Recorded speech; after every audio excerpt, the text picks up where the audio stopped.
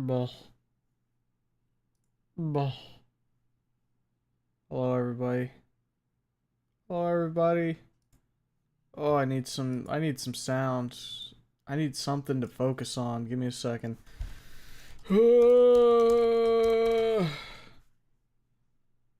I need some sound in the background like a fucking metronome, you know what I mean? Trufo. Yes, will work.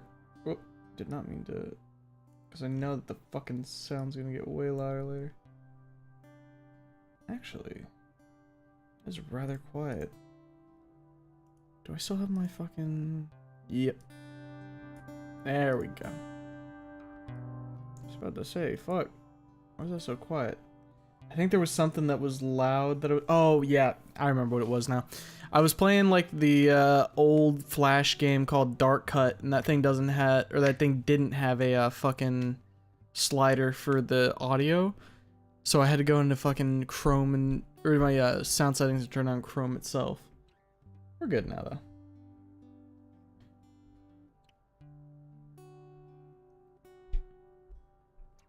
I should make bingo cards for these on the server. Bingo card fun. I was saying that, like, bingo cards for the fucking, the spotlights would be a good idea, because there's just reoccurring bits that come in and just, you know, do their thing. Why is there an ADHD creature at the top right? That's Jake. That's Jake Surfer up there. Oh, Green Bone Man. Yeah, he's the spirit of Halloween. He has been here for quite a while. Nice reading coming. Probably last type of stream I still enjoy. And we gotta read the week 5 submissions. And then we read the Nun in the Chamber. Chapter 28. At least that's the fucking... That's the plan for now. I don't think these submissions should take too long? Question mark? There's one that's pretty long. There is one that's rather long, actually, but that's fine. We'll survive. Oh my god, Mrs. Siri, you can't scare me like that. I actually can, and I will. It is my God-given duty. Evening, everyone. Evening, Grams. I hope you're well. Went deep a bit ago, and I'll probably kill over soon anyway. Listen to the rest tomorrow. Fair enough. Feel like I could use a bit of like a prolonged nap if I'm completely honest. But the stream waits for no man. Except when it does. I don't know what happened yesterday. I'm gonna be real with you guys. It was bad. I slept for 18 hours. And I'm not quite sure why, because it wasn't like I was plagued the past couple days without sleep. It just happened, and I kind of had that sleep inertia where I went to sleep, woke up, and then be like, nah, I'm good, and go back to sleep. So my Sunday just didn't exist. Graham, thank you for your freaking membership. Welcome back to the Bozo tier. Fate has decided you will reach each story submission at 10 words per minute. Man, fuck Fate. That should be rough. Jealous. Happens to me sometimes too. 18 hours is a new one for me. 12 hours is within my wheelhouse, but 18, that was crazy. You overextended, had massive sleep debt? Not really. Actually, no. That week, I did not accrue much sleep debt comparatively to other weeks.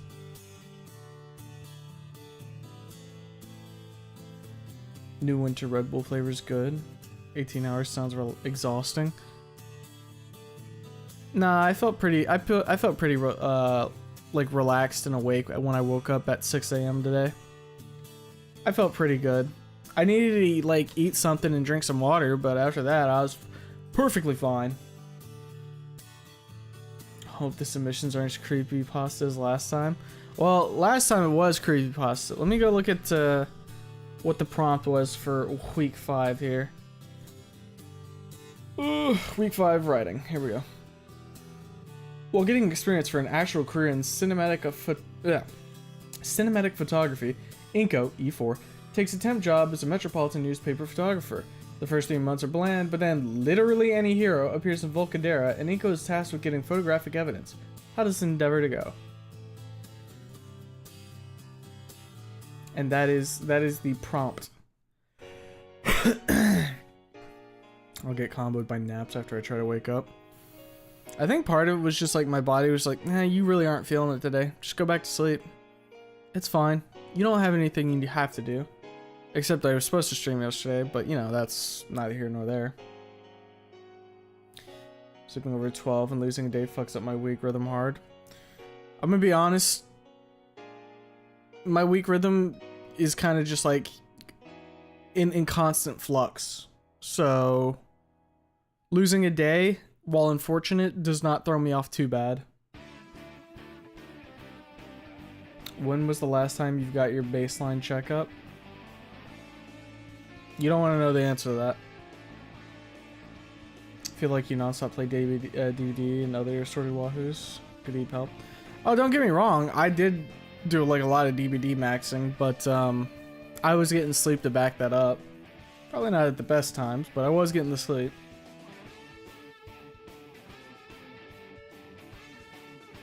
Taking you read Snoot Sonic / Snoot EXE. The Wani EXE, baby. So, did you get a super long dream that you can take control over? No. I had a couple of ones after I woke up the first time that I kind of have vague recollection of. Like, I was on a mountain in like really deep snow, for one, and we were like fucking skiing down on like wakeboards. It was weird. And then there was another one I can't quite remember, and then another one I can't quite remember. So you know, there were dreams, I can tell you that. Yeah, he's superhuman. Superhuman. Stares at you.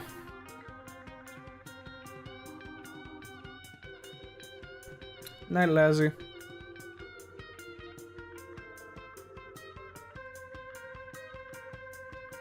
Up until he doesn't wake up because he's been hyperglycemia for past 12 hours. That's a big word. I'm gonna look that word up.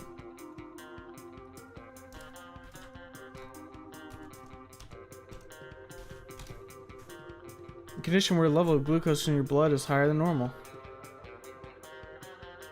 Often associated with diabetes mellitus. Nah, I think I'm good. I don't think my sugar levels are too crazy.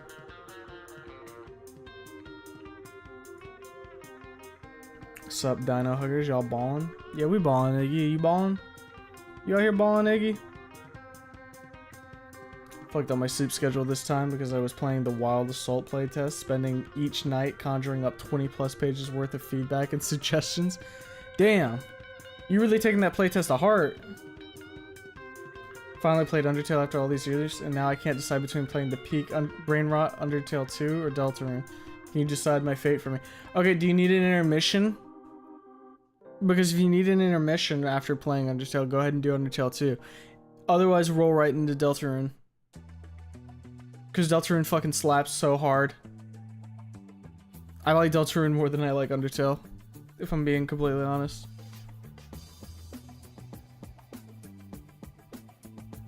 Puts on my old man glasses. Is that Subway Surfers in the corner I see? That's Jake. That's Jake Surfer. Undertale 2 easily more content. I'm not gonna act like that's false. Cause it is true. But Deltarune has Susie, so like what do you want from me? And some people, you know, love Ralzo, so you know, there's that. Bible verse of the day, Isaiah 41:10. So do not fear, for I am with you. Do not be dismayed, for I am your God. I will strengthen you and help you. I will uphold you with my righteous hand. Will that righteous hand also, like, tuck me into bed? Tell me a good night story? Sometimes that's important.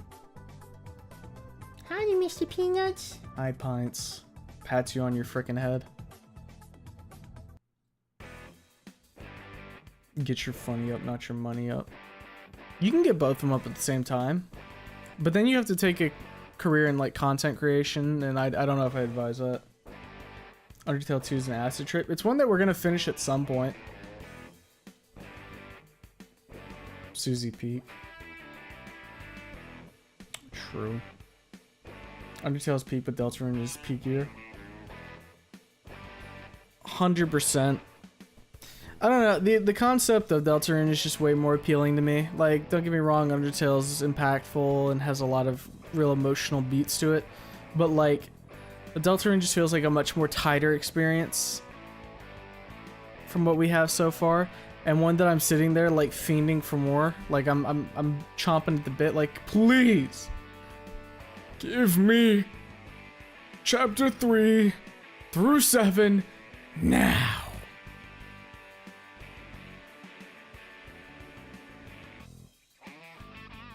Hey Humo, how do you think Ardiv would react to Susie? Would you be comfortable with him fiending over her during the locker scene? I see. Here's the thing. I don't know how Ardiv's gonna react, because I think at first Ardiv might be more into Susie and then get less into Susie. Look, I don't know what his like esoteric tastes are, if you know what I mean. He likes the big, strong, absolutely thrashing him. But Susie's also a character that's very fucking, like, what's the word I'm looking for here? She got layers, dog. And she gets character development, which is more than some characters he likes.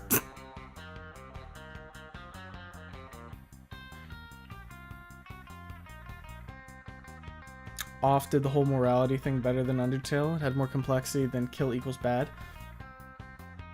Off is one that I want to take a look at some point. I don't know much about it other than, like, that's the guy with, like, the fucking baseball bat, right? I heard that that's really good. Also, thanks for the fucking sub on the Twitch side too, Grams. Urinals is a happy camper now.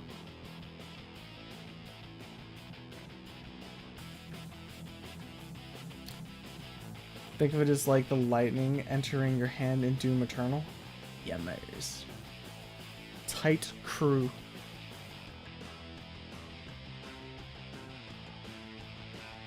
Onion. There is Onion. That is true. Onion is completely missable as well. Off is incredible, not the gameplay though. Ah, I can suffer through gameplay that's bad if the rest of it's peak. Trams is everywhere, system activated.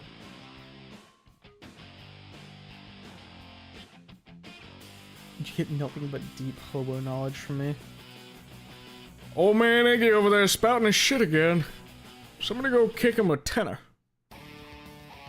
She's like an onion. Deltarune it is then. We got him, boys.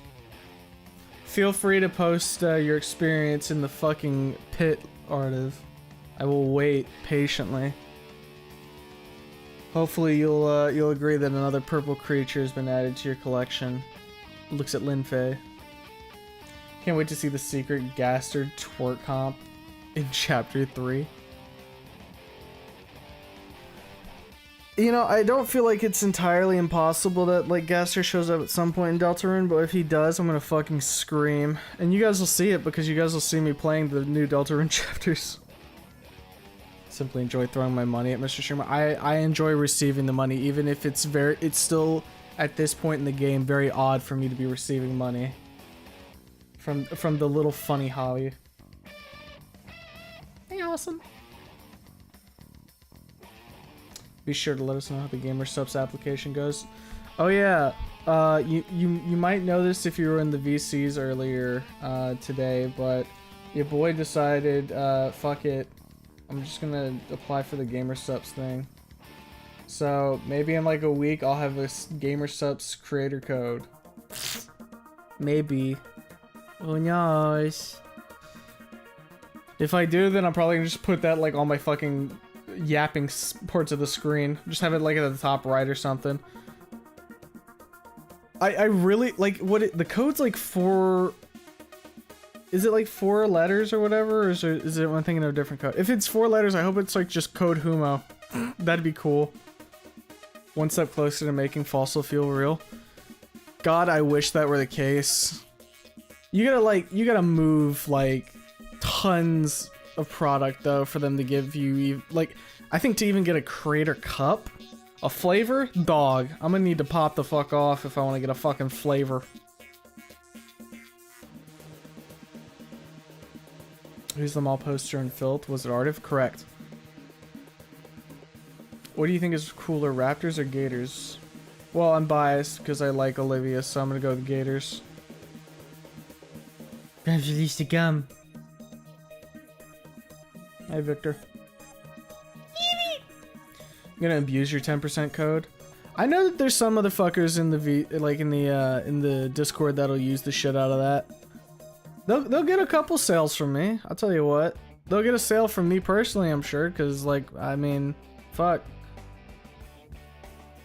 I don't really need more. I still have like some blowhole blast, but if I'm if I'm partnered, I might as well, right? Get a couple other flavors. It's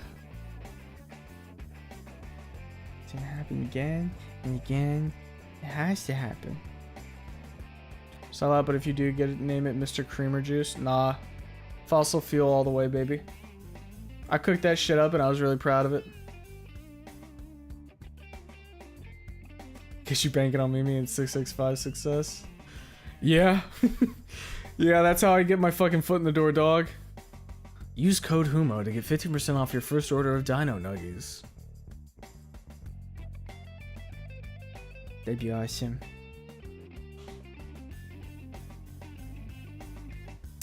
In Retro Stream, in the plush campaigns, he spammed his Discord for those that want to buy any. Yeah, I would have to actually like maybe put in a little legwork with the fucking creator shit.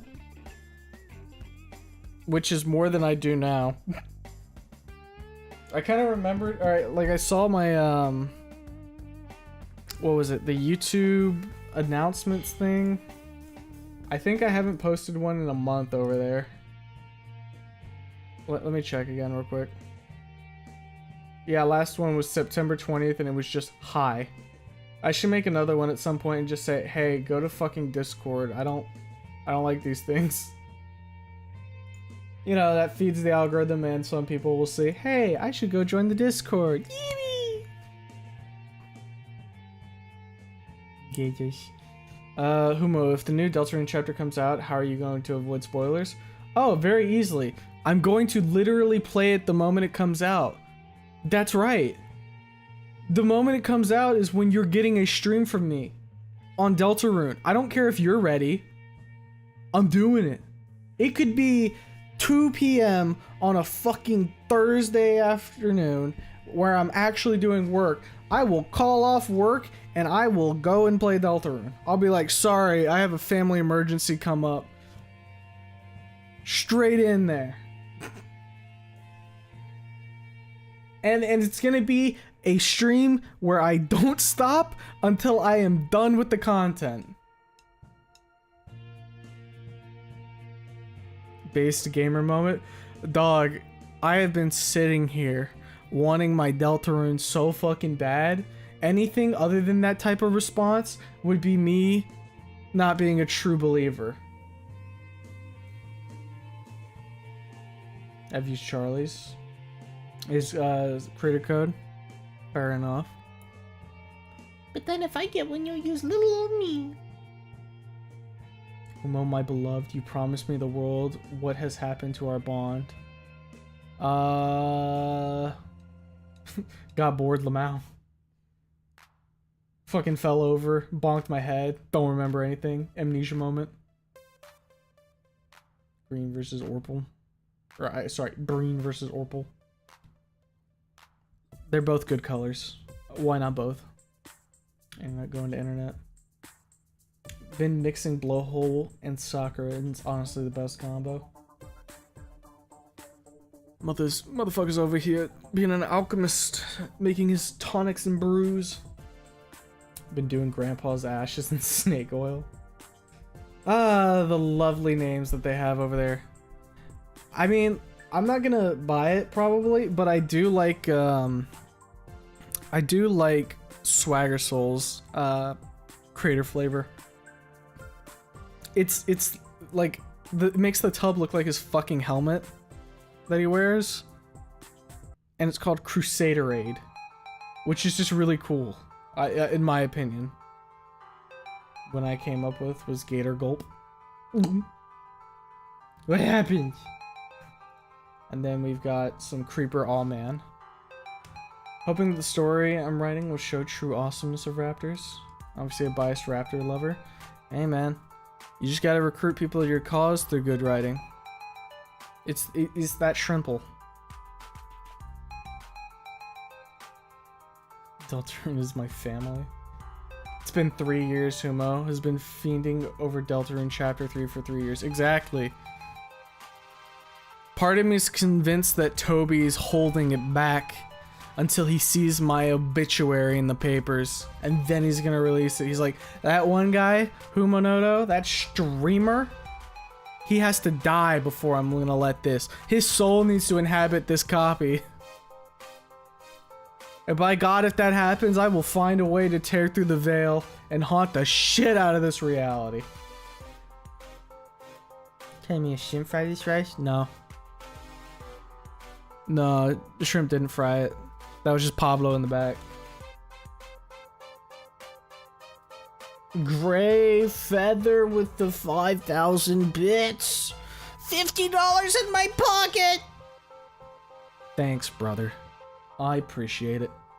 Oh, hey guys, I told Lanny this, and I've mentioned it in a couple of calls, but your boy's gonna be when Cyber Monday rolls around, your boy's gonna go ahead and build a new PC, me think, if I have the patience for then, because I think it's time I go ahead and just juice everything the fuck up and, like, you know, get a good, like, future proofing for 5 years here, just so that way I'm good to go, and then I can use my old PC for server work and everything, and maybe if I'm really feeling like it, figure out how to do a two PC setup for streams.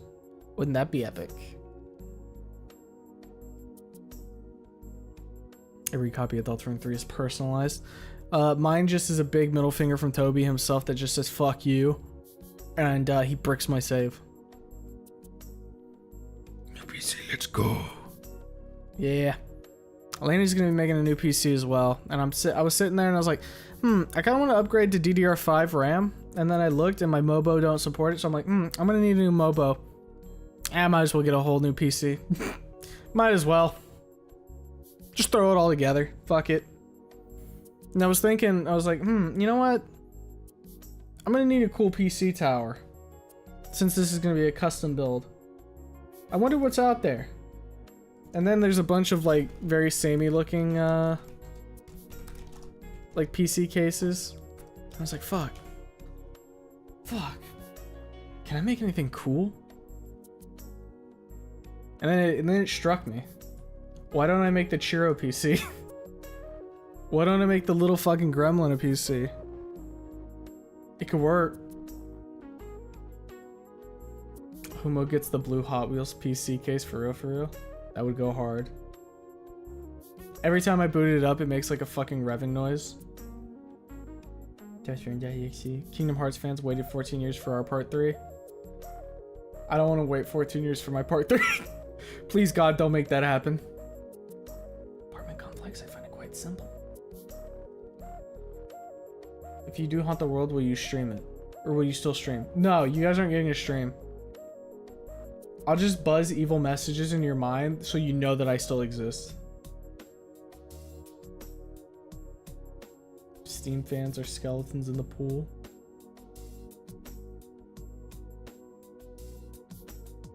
I have Shockwave now. He's currently laying sideways on my desk. Such a cool dude. Deltarune fandom really is just running on hopes and dreams at this point. Yeah. The Deltarune fandom will just occasionally go back and play chapter 1 and 2 in its like entirety, like once every year, to pay homage, pay tribute to what we have lost, and will one day reacquire. Ooh, no PC. I spent a good chunk of my first real paycheck on the on the biggest AM4 CPU I could find. I mean, I was looking at my fucking bank account, and my last paycheck came with my bonus, so I was like, you know what? Yeah, I could definitely do that then. Yeah, that's in the realm of possibility. My buddy has a 2-computer setup for streams, does him wonders. Yeah. I mean, I'm realizing like it'll help out a lot, because if I can get a stream slash server PC, I think I could do some more stuff, which would be kind of cool. More stuff in-house, right? Like the Minecraft streams or the Minecraft stuff that I want to do. A lot of that is like, if you were a part of any of those, you know how bad that server was, and that's just because one, fucking Minecraft sucks at using all of the resources your computer has, and two, I was streaming, hosting, and playing on the same PC, which is not a good combo. But hopefully, having 2 computers, one for gaming, one for, you know, streaming management, will do me a bit more good. And it might help out with situations like we were running into with Silent Hill 2, where my shit just don't be working like it should. Not to mention having some DDR5, probably.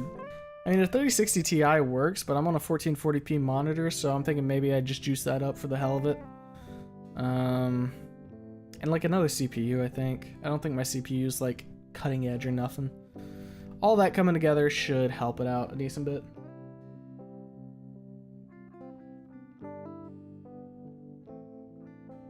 Yeah, okay. Buddy, oh yeah, heard that. Halo / Elder Scroll fans got nothing on Deltarune fans. I'm waiting for a new chapter. Is it going to be AMD or Intel after those degradation news? I don't know. I'm gonna have to do my research, that's for sure, before I start dropping money. I got some time before like sales hit though, so I like my tower minimalist with one color, not lights. Oh, don't get me wrong, I'm not about to go out here and be like super fucking RGB gamer. That aesthetic never really appealed to me. It would be like something a bit more dulled back and chill. Should get a PC case engraved with Dynamo's Pizzeria. One of the fucking CPU fans is just a spinning pizza.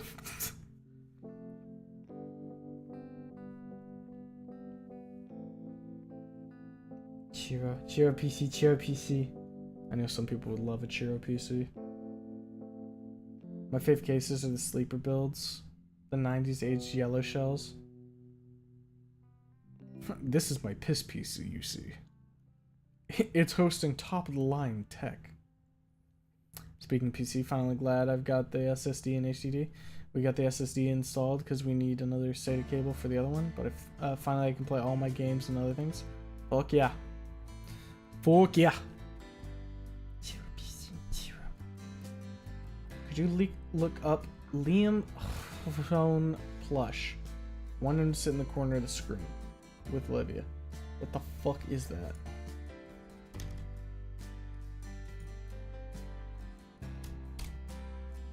Oh, he's like a little backpack creature.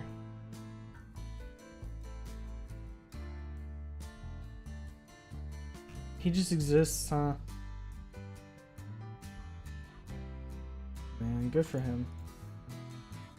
He will not be invading the stream, though. Unfortunately for him.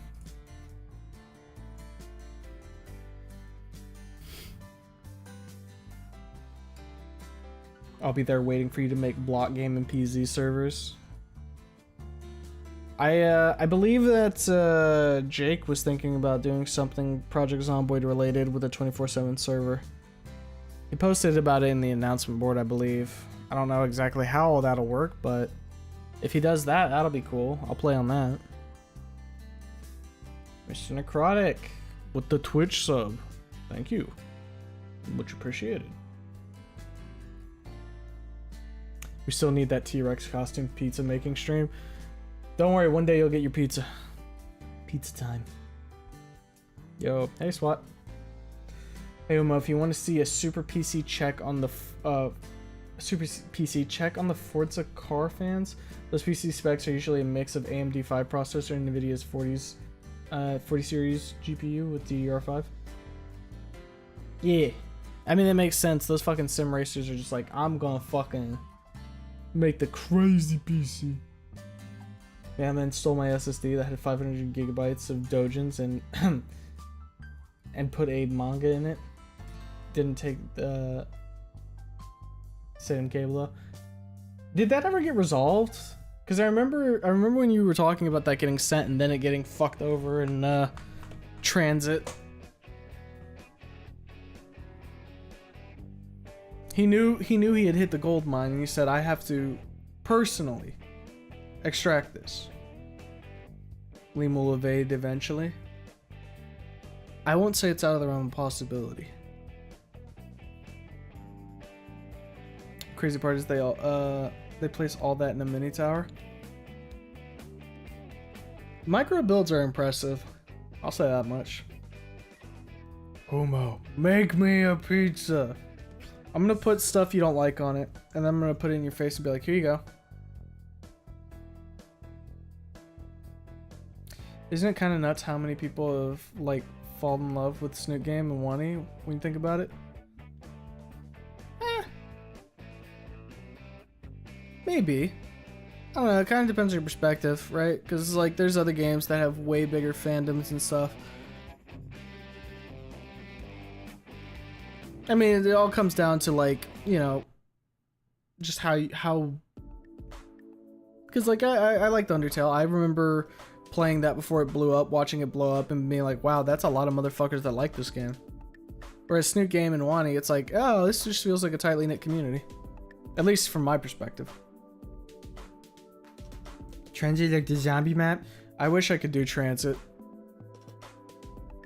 I liked Transit. That was a fun map. Sorry for over-questioning the previous stream. Or you can forgive me. I promise I would never spam again. I mean, it's fine, dog. The creator spotlights, though, we're not, like, reading chat most of the time. Not to mention, usually... And this goes for, like, any streamer. Usually you don't want to spam a question 3 times in a row. That's not gonna really get any streamer jazzed most of the time. No resolution, but my community guy is willing to buy another and mail it again. Told him it's not a big deal. He's trying to get you that fucking reference pack, dog. Transit, like that one obscure transformer. I point to our resident Transformer head. Speak to him. I also point at Scrag, I guess, because Scrag also likes Transformers. We found out on the last Creator Spotlight. Snoot Game X Scooby-Doo.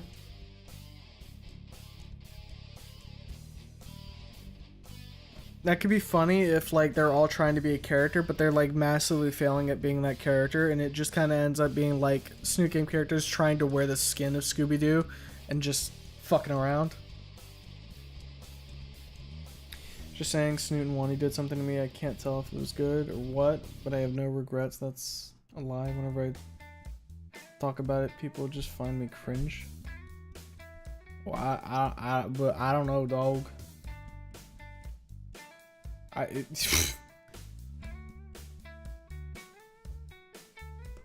Whenever I talk about it, I'm talking about it to people who know what's going on. Or my mom, because I talked to my mom about it when I was doing the fucking Fang cosplay. I think I said it on stream, but I showed my mom the Mimi designs, and that was fun.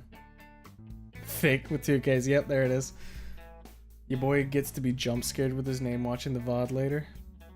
Yeah, you're gonna not expect it, and it's just gonna fucking come out of nowhere and uppercut you. Isn't that gonna be fun? Snoot Game straight up really emboldened my will to become better. Hey, that's the best thing you can get out of a game. It makes you sit there for a second and want to improve. Trisha's Scrappy Doo. Snooty Doo. I for Gore. Transit was a cut character who was cut from the last live-action Transformers film, Rise of the Beasts. There it is, baby. Like you wear some. Your service is appreciated. Also, it would so be called Snooby-Doo. I'll leave it to the writers and the artists to come up with what all that crossover looks like. Which character would be best at jump scares? Reed. I feel like Reed's got like a sixth sense for that type of shit.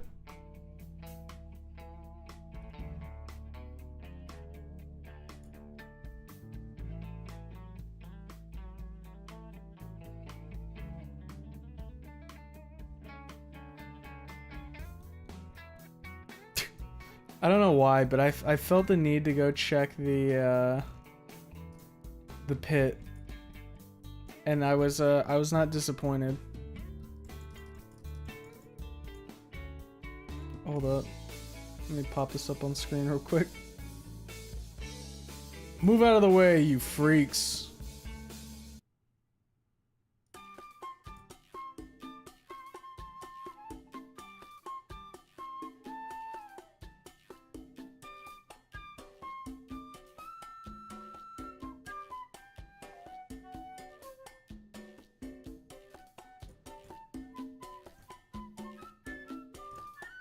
That little guy makes me happy.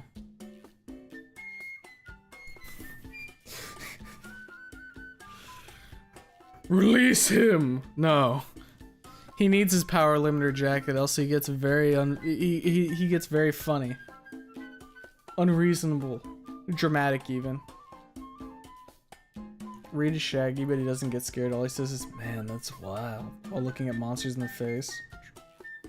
Artiv with the literally me. This prison to hold me. Breaks out. Boss fight engage. Do you think it fits Anon to have a mom that's a simian/ape? I know people have done that, and that's fine. I have no strong opinion on it.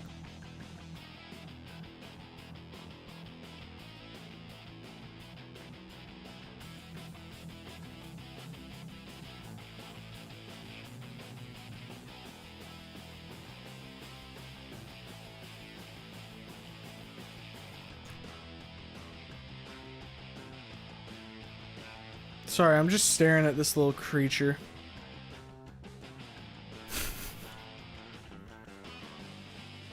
Sometimes that happens. Sometimes I just start staring off into space.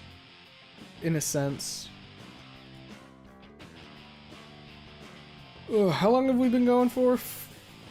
Fuck, it's like 40 minutes. Alright, I think it's time for me to go ahead and start getting this shit working. Bah. I think it's time to go ahead and start reading some shit. What do you guys think? Technically, we are apes. True. Every mystery ends in like the last 15 minutes of Once Upon a Time in Hollywood, with Reed just curb stomping the bougies. All the Snoot Game music makes me yearn for my tarot wife. Don't worry, Iggy. One day, buddy. Apex Legend will be in the same universe. He was supposed to be a Decepticon scout who was sent to find the Autobots hiding on Earth, but he would have been killed by Optimus Prime in a fight that would have been the opening of the film. The Lore Keeper. The robot Lore Keeper. Hope you're well, Humo. I'm good, SWAT. Hope you're good too. But are we ape enough to survive a Planet of the Apes scenario? No. We get owned. Alright. Fucking, do I want to like pop this up on screen? Yeah, we can pop this up on screen. Hold up. Move Skeleton. Skeleton need move. Zoom. There we go. Okay, so let's see here. This one, so we got 4 submissions. Thanks to Kev extending the weekly bounty. We went from no submissions to 4 submissions. So that's where we're at currently. The first submission here will be from this is Peak Pictures from Cars. Again, for those who weren't there earlier when we were talking about the prompt for this, the prompt for this week would have been, while getting experience for an actual career in cinematic photography, Inko, E4, takes a temp job as a metropolitan newspaper photographer. The first 3 months are bland, but then, literally any hero, appears in Volcadera, and Inko is tasked with getting photographic evidence. How does the endeavor go? So that's how it's looking. You know, I'd love to see Chiro and Mo get into an argument in Italian. It'd be pretty good. Though I feel like it might not end well for Chiro. Time for another MLP fic. Ugh. Before you start reading, is the r/Humanoda official or just Lanny being Lanny? It's not official, and I think Rock and Lanny made it. It exists, and I'm not gonna do anything about it. And when you submit, hey, by all means, you can submit for week 6, which I'll go ahead and say right now what week 6 is. Week 6's prompt is a character's child, be it an established fan kid or your OC's kid, tells their parent about their new imaginary friend. Innocent at first, they notice the child's friend knows things they shouldn't, and the child becomes very defensive. One day you overhear the child talking, and the responding voice isn't theirs, but it's one you recognize. You get to write fucking creepy kid shit. Pause. Run that back. Creepy ghosts talking to kids shit. Or, I guess, evil cryptid talking to kids. I don't know. The kid's talking to something it shouldn't. There you go. We got there in the end.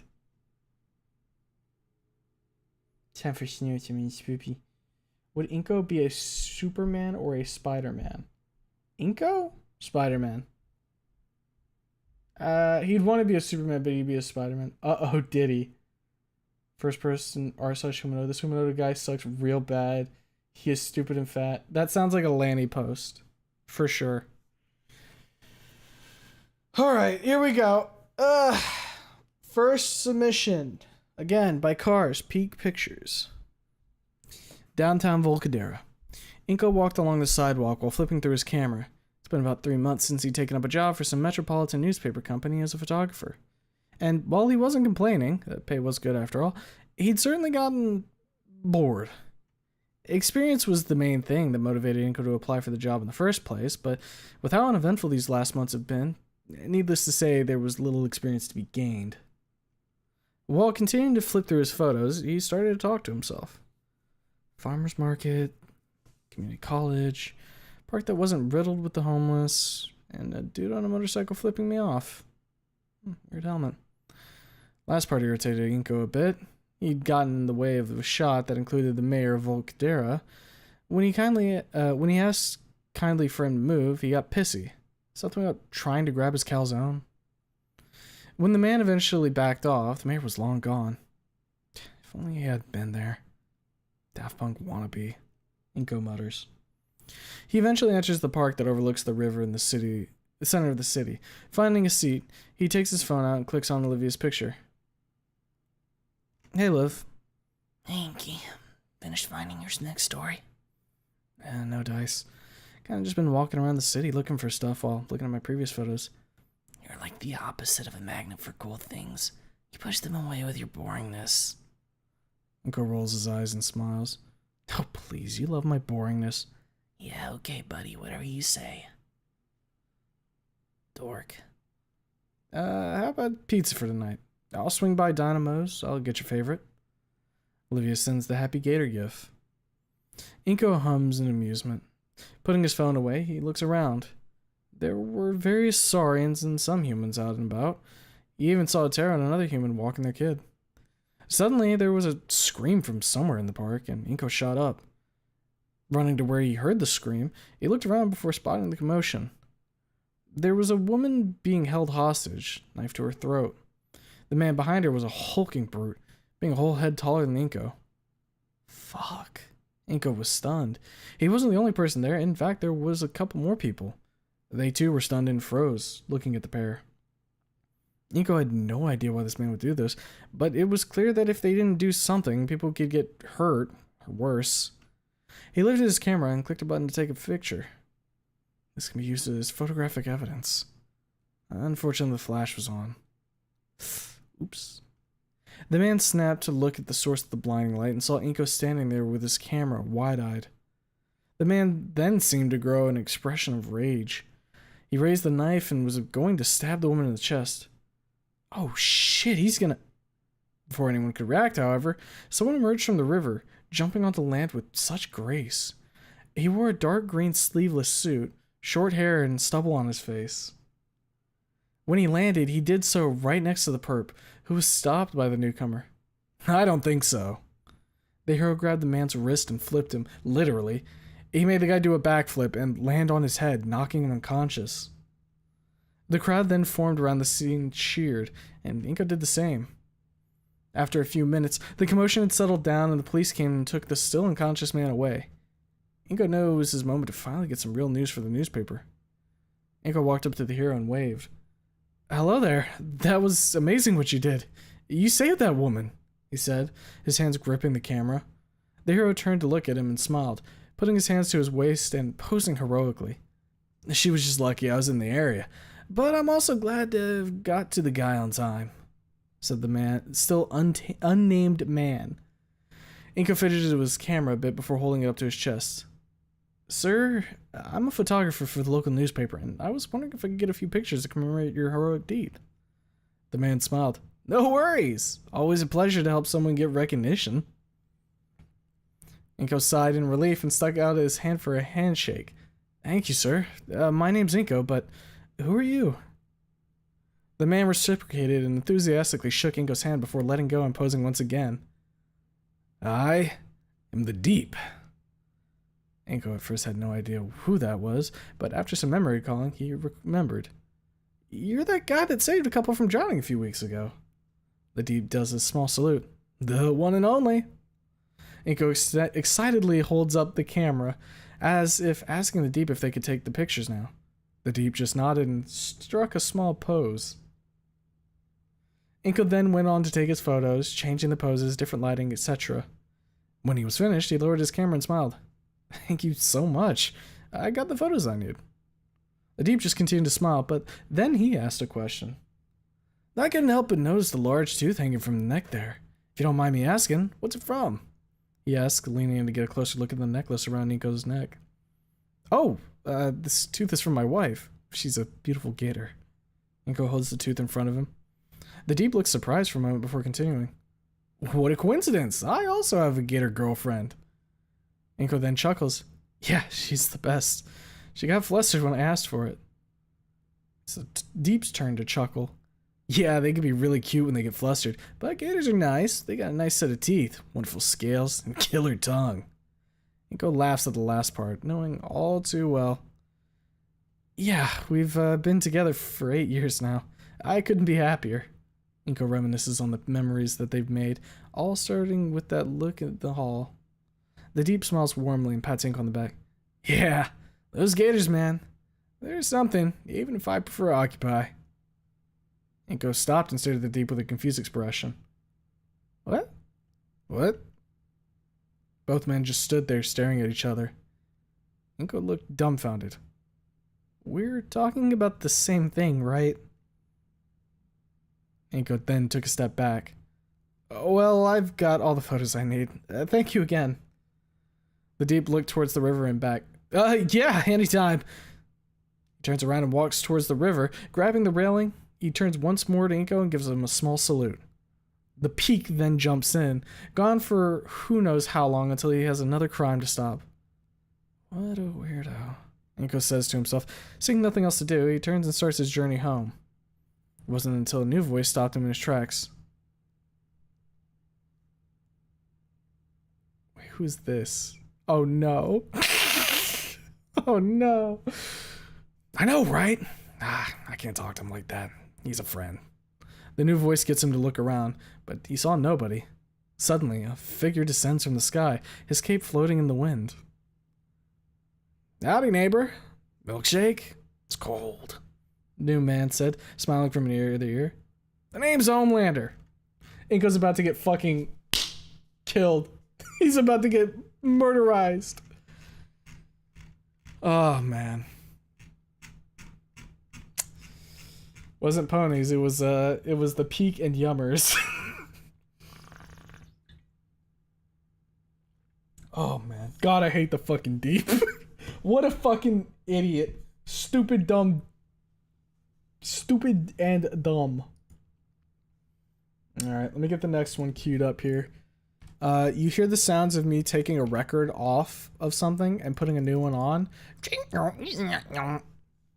And next one is up. So this one is a submission from our lad, Wearisome. This one is titled More Than Meets the Eye. And if you know Wearisome, you know what's going to be in this. So get excited. Here we go. It's been a couple months since I took this temp job as a photographer for the Volcadera Daily. I thought it would be good for building experience, but nothing of note has happened. At least it will fill out my resume. Inko, get in here now. I heard the editor-in-chief yell. You hear about what happened at the power plant outside the city? Some sort of freak accident.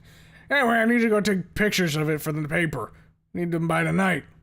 Right away, sir. I responded. Maybe this could be what I was waiting for. When I got to the plant, I realized the whole thing was blocked off by police tape. They must be doing an investigation. I walked up to an officer guarding the entrance. "No citizens allowed past this point," he barked at me. I'm with the Volcadera Daily.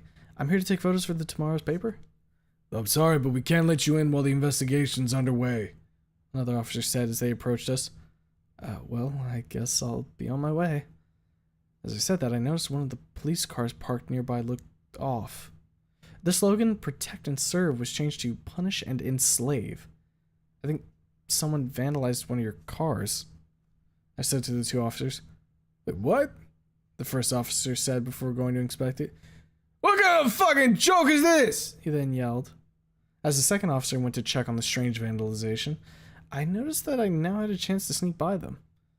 As I got by where the officers were standing, I noticed just how damaged the place was. It looked like a war zone.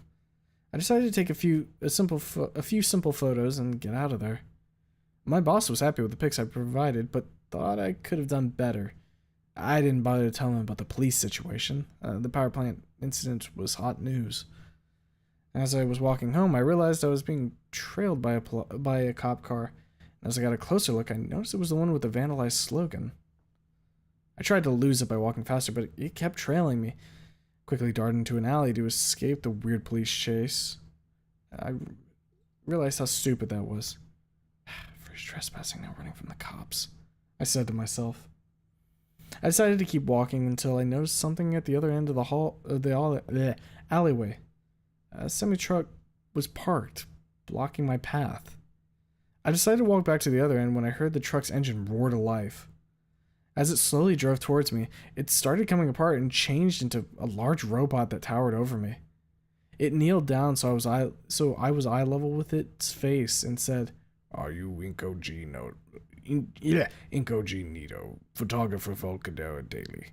Did you take the photographs of the power station 1.2 kilometers beyond the Volcadero Bluff city limits?" I couldn't muster out a response. I was still in shock. "Yes," I barely muttered out. "You are in great danger, Incognito. Those photographs hold evidence of our existence," it said. "Wait, are there more of you?" I asked. "Yes," the thing said. "That police vehicle that was following you is also a transformer." "Is that what you're called?"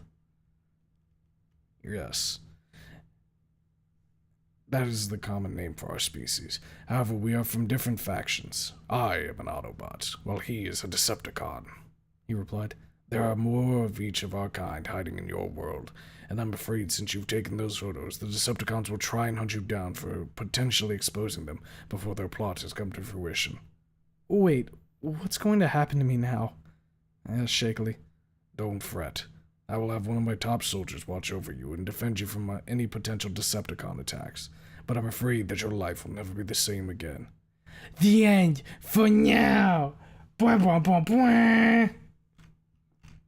Motherfucker shouldn't have taken pictures, idiot. Stupid. That's what you get for being a fucking war photographer. You can go with 20 perception. Speaking error, laugh at this man. You don't even know words, cars. You never heard Kane before. Tried to call me out in the fucking graveyard for that. I remember that, you little shit. Spears the Transformers, Snootobot, and WaniCon. Wani the villain arc. Me when I spread misinformation. You love doing that, don't you, you little bastard? Alright. Now we got our next one here. This one is the 24 pager. So buckle in, motherfucker. This one's gonna be a bit of a walk. This one, I believe, is from shit. I want to say it was Ken. I gotta disable streamer mode. Oh no, this is not Ken. Sorry, I saw the K. This is Kitten Boy Wife number 4. Which is shit. That is a hell of a name, isn't it? Kitten Boy Wife number 4. I'm gonna be honest, I don't even remember seeing that name when I downloaded this. So like I'm kind of sitting here just a little like stun locked.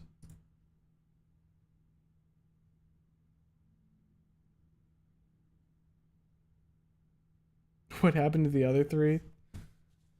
Jake got a hold of him. Jake got him. Fuck, now Inko is voiced by Shy. Actual photographer, Shia LaBeouf. Love You becomes Heinz Doofenshmirtz. Alright, let me get a little sippy here.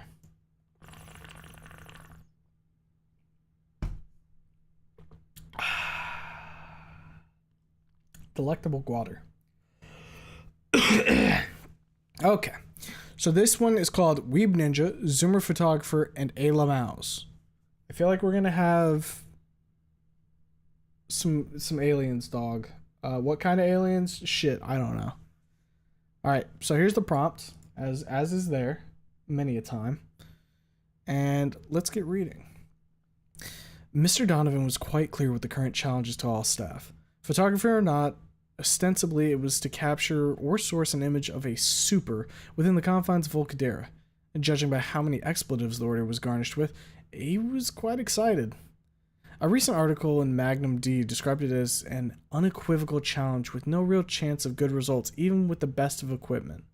But it would propel my career to new highs if I could pull it off. Low light conditions, more than likely I'll be shooting a fast-moving individual. ISO is definitely not ideal for clarity. F-stop is high to avoid the mistake I made last time. The short Sony lens should allow me to take most of the shots, or make the most of the shots. The noise though, ugh. A little post-processing, we can balance that out. It shouldn't take me too long. Which means the shot will rely entirely on composition, position, and whatever lighting I can manage. Speaking of, we have some ambient here. Not enough. Flash would compensate, but might wash out some of that gloom I want to capture. Thankfully, I'm not alone in my endeavor. Although the kind of help I'll receive from my partner, a near tar black Heterodontosaurus, absolutely and perfectly camouflaged in this muck. The only thing I have to go on are the short white flashes of his tusks whenever he speaks. Or, Skinny, get your head down. You might... Wait, what? You might be at home? You might be at home here, but I'm fucked if anyone notices me. I set the flash on full and snap a series of 10 shots, the strobing revealing the flamboyant herbivore as he jumps back a few paces, hissing. I told you not to call me that, especially while I'm doing all the work. Again. Fucking asshole, Skinny! My fucking eyes! I roll my eyes and continue looking for the best spot to catch any stray superhero's mid-flight sprint or something. Metro City, the new Van Hoover commune, Los Angeles, even Rock Bottom have acquired their own flavor of caped crusaders or pretty heroes, along with some less scrupulous individuals who are that much harder to control because of said ability to go fast or throw very heavy objects. Not that I would call them villains. I would be reducing someone's lived experience to... A sharp whistle pulls me from my musings.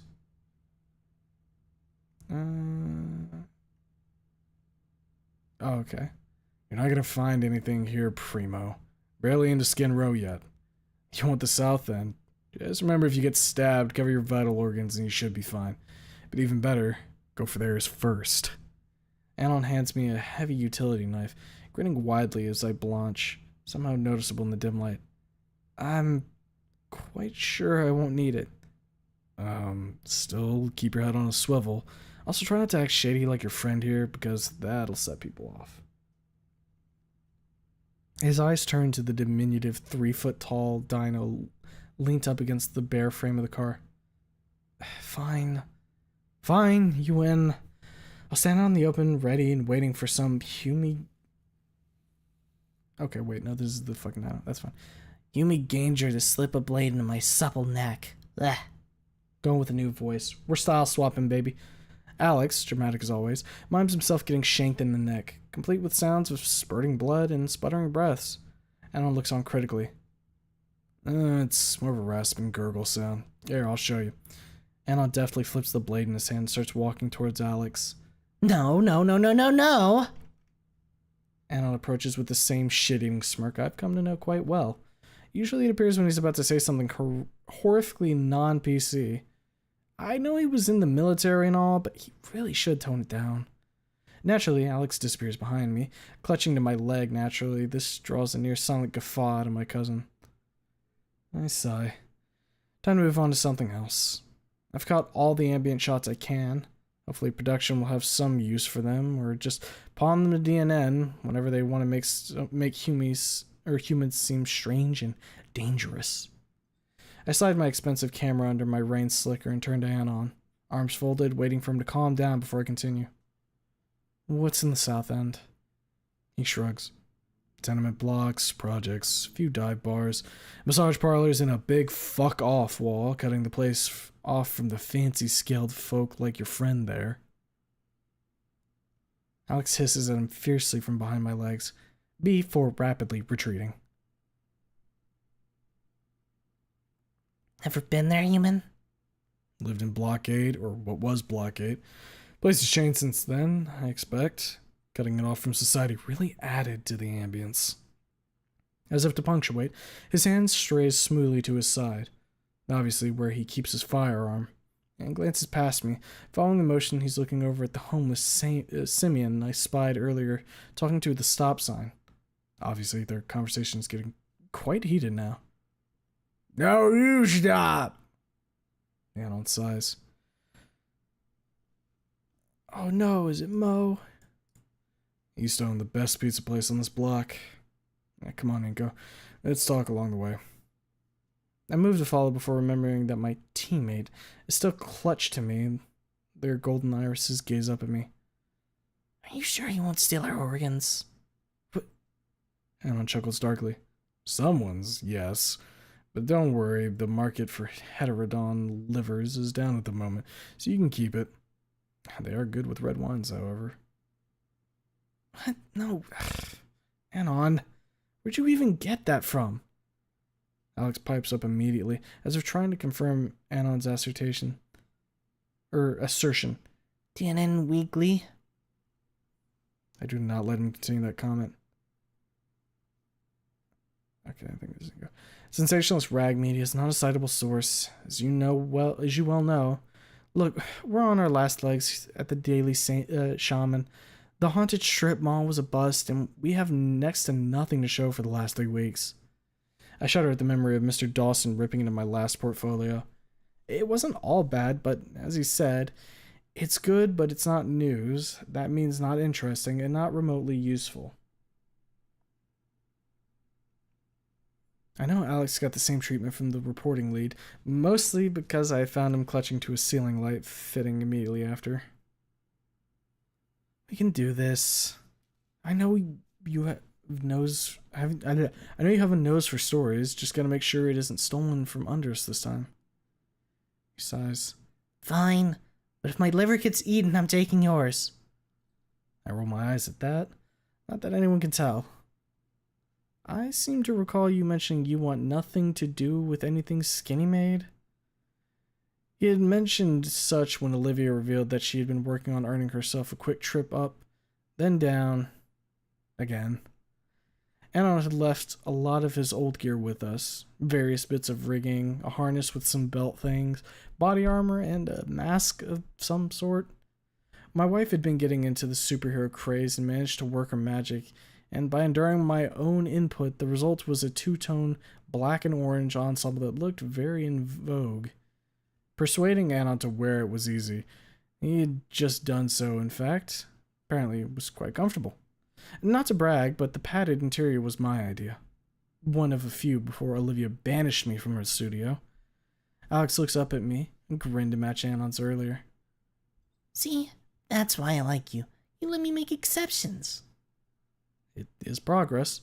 For the first month, he only referred to me as Skinny, and that's only when he absolutely had to acknowledge me, along with any other human in the office. Anon lit up a cigarette, drawing in the foul smoke before producing a perfect ring with his exhale. He looked at it dissipate above him, all prior humor gone, as if it was suddenly drained from him. It's only for a moment, though. It returns when he sees Alex scuttling just to keep up with Anon's fast-walking gait. Come on, Shadow the Hedgehog. I'm on your meteoriter 2 blocks away. You want your story, and I want to see you hustle. Human, please, you would just stop walking so fast.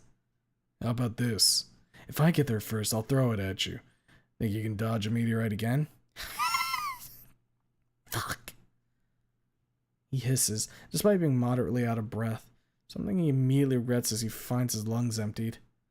Now rapidly hyperventilating and sputtering. Seriously, I know he's a bit of a homebody, but this is ridiculous. Anon, of course, laughs at his expense. Seriously, man, I know about 5 good gyms, not 10 minutes from the Daily Shaman. If you want to be a war correspondent someday, you're gonna have to keep up with people far fitter than me. Later. Now, small town reporting. Need sponsor first. Gonna be tragic when you hold up an entire unit because you can't walk, trot. Shame I'm not gonna be the one to see you get fragged. Yeah. Fuck you, too. Naturally, his attitude blew up in his face when he wrongfully accused me of stealing his salad and decided that haranguing me in public continually was the best way to express his displeasure. I could have diffused the situation, but he chose of all things to interrupt date night, which was something Olivia had different thoughts on.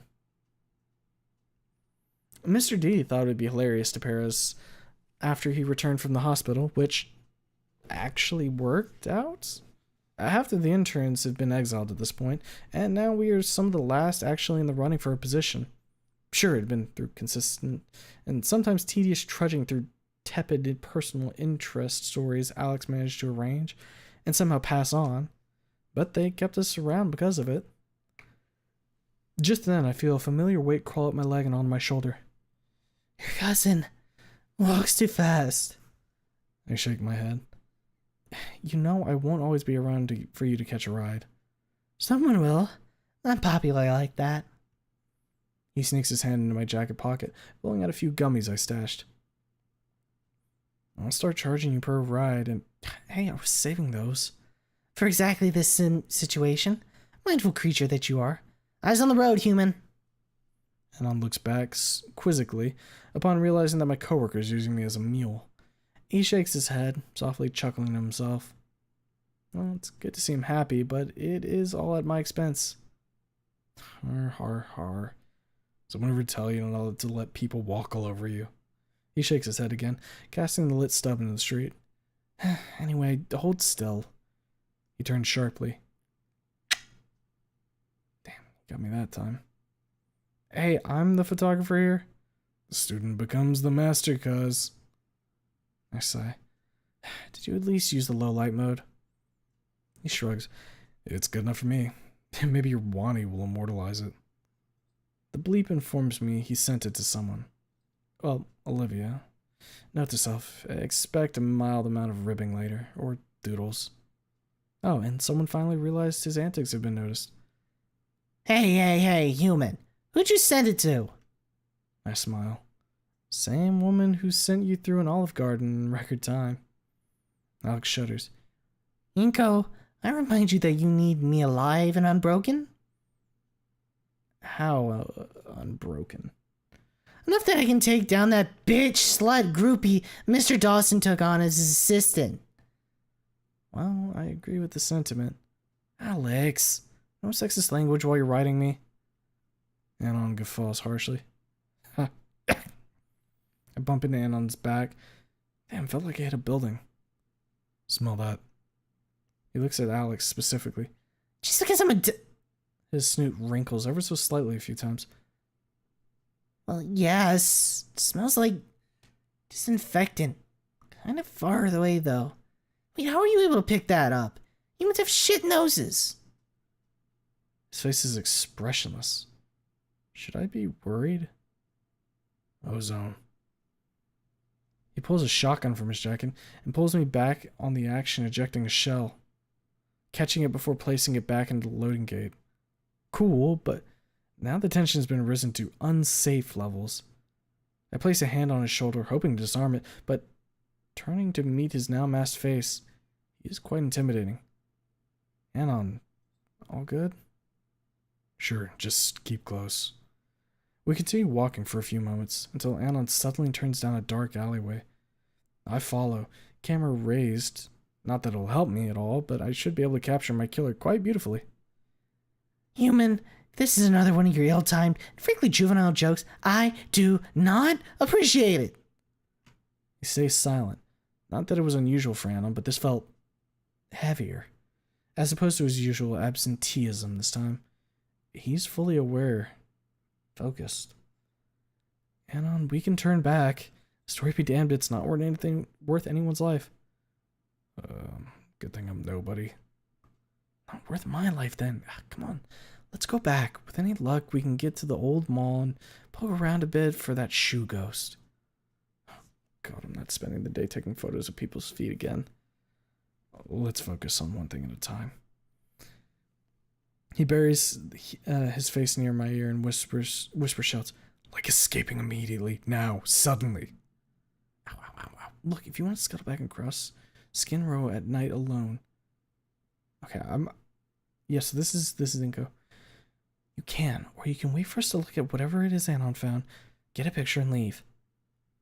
Fine, but in and out, or I'm going to miss having a liver.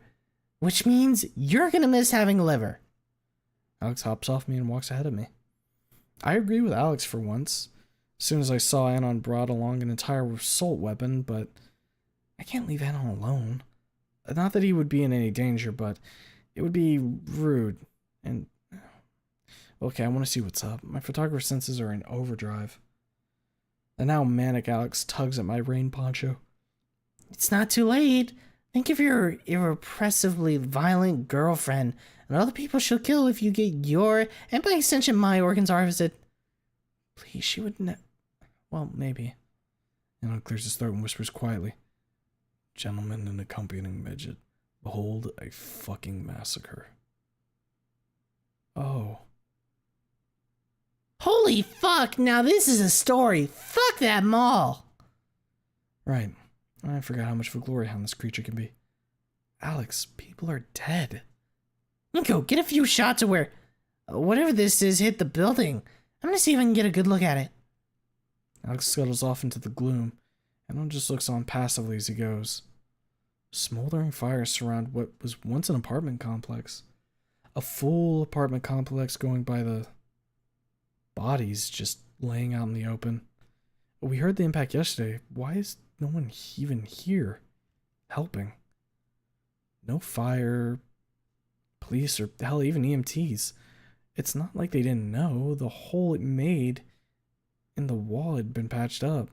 Someone must have looked through it at some point and wondered, gee, someone might need help. Welcome to Skin Row, Inko. He hands me something small yet heavy. A gun. Know how to use it? No, only in video games. Good start. Here. He pulls on the top part, the slide, and shows me the round. Chamber the round. When you run out, change the magazine. 17 shots in total. He presses a button on the side of the handle, and the magazine drops out, which he proceeds to ram back in and racks a new round, catching the ejected one deftly between his ring and forefinger. I assume you know how to fire them. It's a bit different to video games. Hold it with a firm grip, otherwise the slide will jam. I'm not expecting you to kill anyone with it, but be prepared. And remember, only point it at someone if you absolutely must. One breath before you fire if you can. He places it into a holster and pushes it into my hands. Slips under the belt. Don't wander off without me.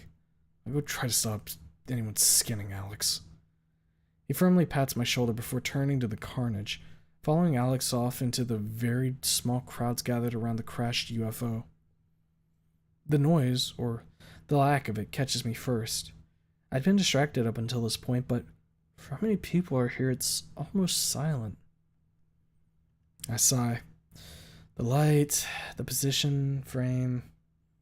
Capture the moment, focus. I pull my camera up, changing the preset to one I used for ambient shots, adjusting the ISO to accommodate the new light sources and increase the exposure. Perfect. The most noteworthy feature, at least to me, is the damage the craft caused. The framing's tricky, but I capture the image of 10 people, scattered across what was a parking lot. Men, women, children, framed by the now slumped ruin of the tenement. One of the bodies was clutching something. Someone small. Focus. I continue adjusting focus to the wall, newly patched with unmarked segments surrounded by rubble, concrete, asphalt, twisted rebar pushed aside. 4 people are also in this shot, hit by debris. The results are smashed across the cold ground like someone smashed eggs. I turn. The smoking crater reveals a partially buried metallic mass, about a quarter the size of the tenement. Sorry. Alex and Anon seem to be mingling with a few others scattered about. Some look like gang members, heads covered by various colored rags and chromed pistols poking out from their clothing. Some bloodied residents form a line leading from the ruin, conga lining bits of rubble away in addition to a few vagrants. Others look on, seemingly stunned by the absurdity, while a few others take advantage of the fires that surround it to warm themselves. I capture a set of 20 images, trying to pull some kind of feeling of grief from it, but that's the thing. Even in the people pulling rubble out, they keep their faces blank, hiding any true emotion. Most of the onlookers are more interested in either the craft of recovering, maybe looting whatever they can from the surrounding rubble. Apathy and amazement in one place. I should have expected that. Death happens near every day here. People here are used to seeing violence. The only thing that's new, interesting, is the UFO. At least immediately. With all the bodies and people searching, it'll happen. Will it be a body pulled from the rubble? Will a family rush to their loved one? Will they have to live with that moment immortalized on a newspaper? Focus, Inko. I pull back on the human in me and focus on getting the most newsworthy image. Walking astride it, I try to capture the full scope of the damage framed by the newly repaired wall. I get a view of the UFO itself and the damage to its superstructure. Unfortunately, I can't seem to find a way to capture both it and the repaired segment of the wall in one, even with the wide angle. A large-toothed Neanderthal approaches me. I notice the chromed handle of a pistol poking out the side of his pants. Hey, reporter guy. Photographer. Whatever, man. Look, you know what's happening at all. No one but the locals been around. At the moment, you probably know more than me. Barely a whisper. Only that we had to go on. Only that we had to go on was a construction crew was pulling on short notice to patch the wall. That's why we're here. For real? Shit. His hands fall to his side. Them scaly motherfuckers, man, I tell you. Just want skin row gone, humans and all. I look at him. His eyes, red and bloodshot with large bags under them. His mouth is downturned, almost quivering. His hands are white with dust and his vest is covered in sweat patches despite the intermittent rain. He's searching for someone. No, the powder on his hands is wet. The rain washing most of it away. He's grieving. I found my shot. I can't just snap one here.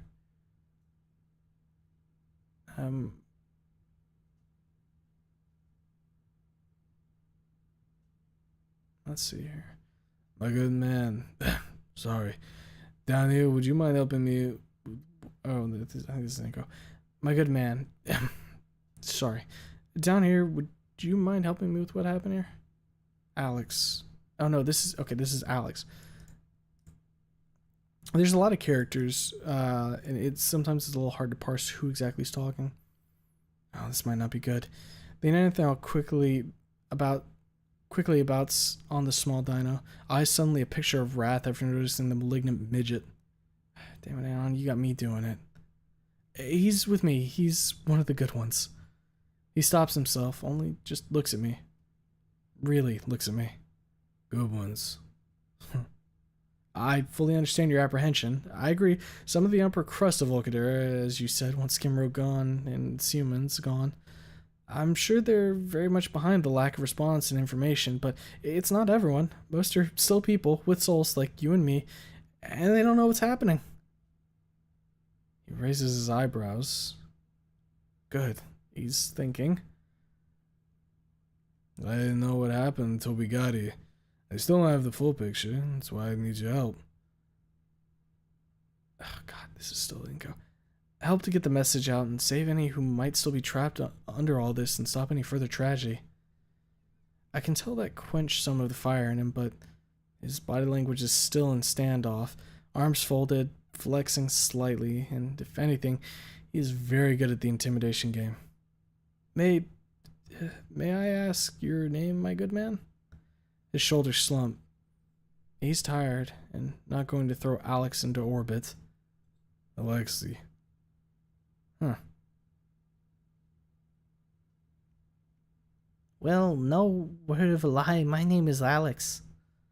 I leave Alex to his work. If anything, he can be remarkably amiable whenever he chooses to be. I follow around the structure of the makeshift triage. Very makeshift. Bits of old sofa and broken up car seats make up the beds the injured lie on.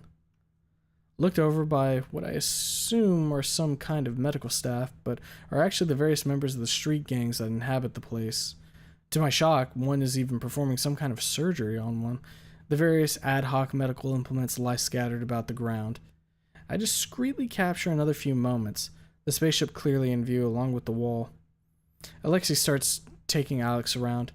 I catch a bit of what they're talking about. Maybe I'll get a better idea of the situation. We set this up about 5 hours after. We thought the place would be swarmed by police after the fact, so most of our boys are in the lefties. That's the guys in green scattered. To punctuate the sentence, the 8 or so green-clad men and women made some form of hand gesture, if they could. The one arm deep in another's guts just nodded.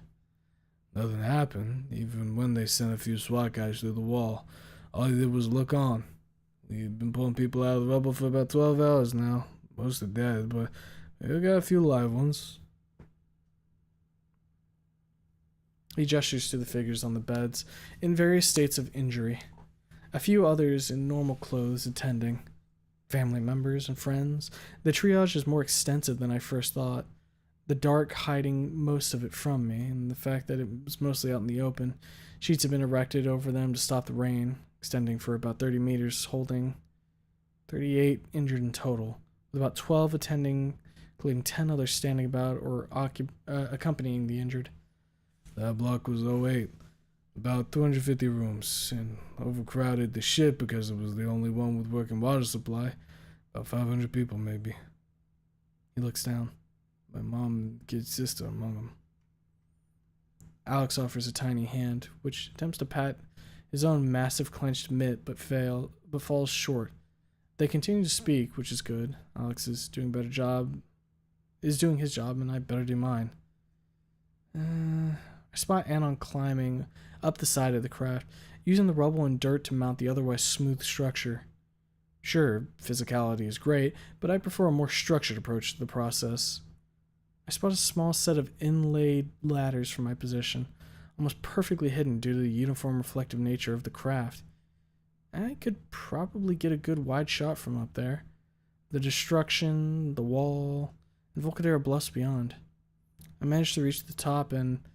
Primo, what the fuck? How did you beat me? Ladder. What? Yeah, by the triage. There's like a ladder.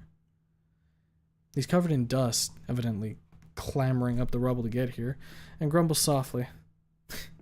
All about the process, cuz. Well, good eye. You see a hatch or something anywhere? About 3 meters to my right, a small round shape evidently raised slightly higher than the rest of the plating. Might be that thing. Kind of small, though. Could be for tiny aliens. That would be cute. I point, which sets him on the right path. As he pushes down on it, I realize it's a cover for a handle, which Anon tests, and then pulls upwards sharply, a large section of the plating rising up and out, revealing what was very obviously a hatch. Ever read Arthur C. Cleric Rendezvous with Remy? I'm too preoccupied taking pictures of the process. This metal or material is far more exotic than I could have imagined. I hope it translates to the photos. Good read. Remind me to... Or when I experience the real thing. Come on. Sure enough, there are 4 handles equidistant from the center, which seem like a design flaw, honestly, but maybe these aliens have 4 arms. And go. Okay, got it. I mimicked the pulling motion Anon did prior, and it worked. The airlock slides open ever so slightly, revealing a revolting stench. I retch immediately, thankfully keeping Olivia's homemade spaghetti fucking meatballs down.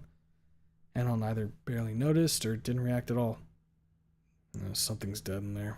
Smells like 3 weeks. He immediately pulls out a pry bar from his harness and jams it through the hatch, pulling it open fully. The faint glow coming from the hole is ominous.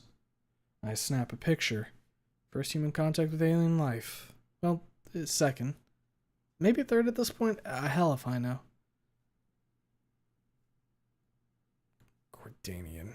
Great. Fucking slavers. What? Nothing. I'm going in. If I'm not out in an hour, close the hatch.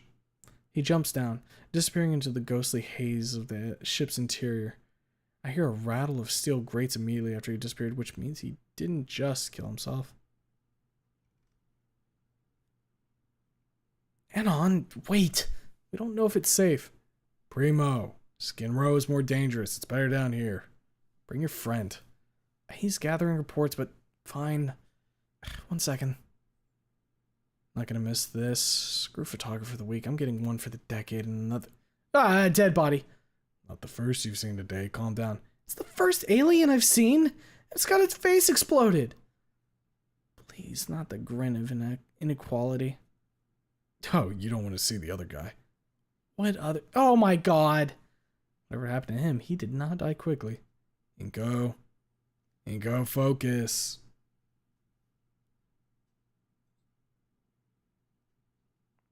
Anon shakes me violently, tapping me on the head until I look at him.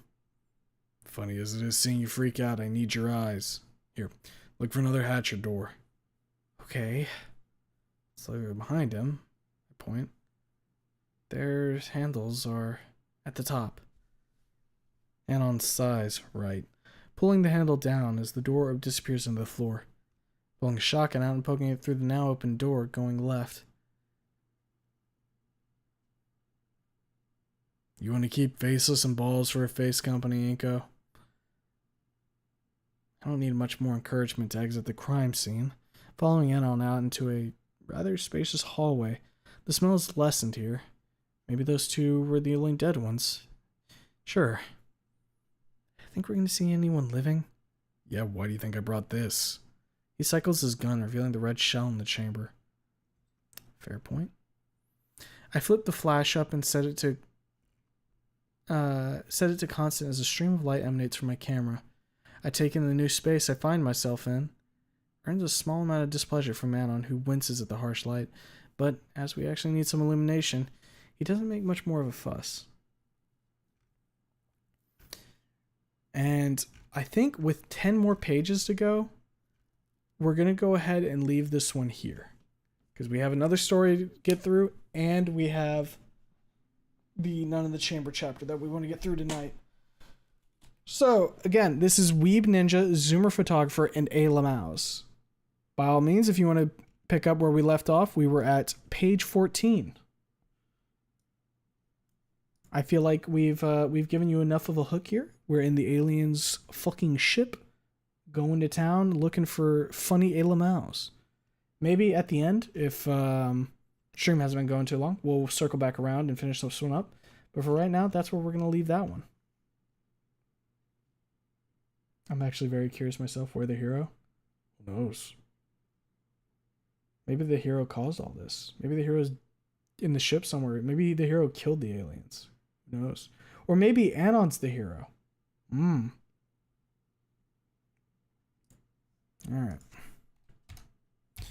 Bink, bink, bink. And we have our last one, which was thrown in last minute, like actually 10 minutes before stream started today, by Fuser. Alright. Let me get everything settled here. Anon kills a fucking xenomorph. Feels like they could have gotten to that point, honestly. They got me to drink. Back, what did I miss? We just got through most of the way on the third submission. We're now moving on to the fourth submission. And then after this, we'll roll over to None in the Chamber.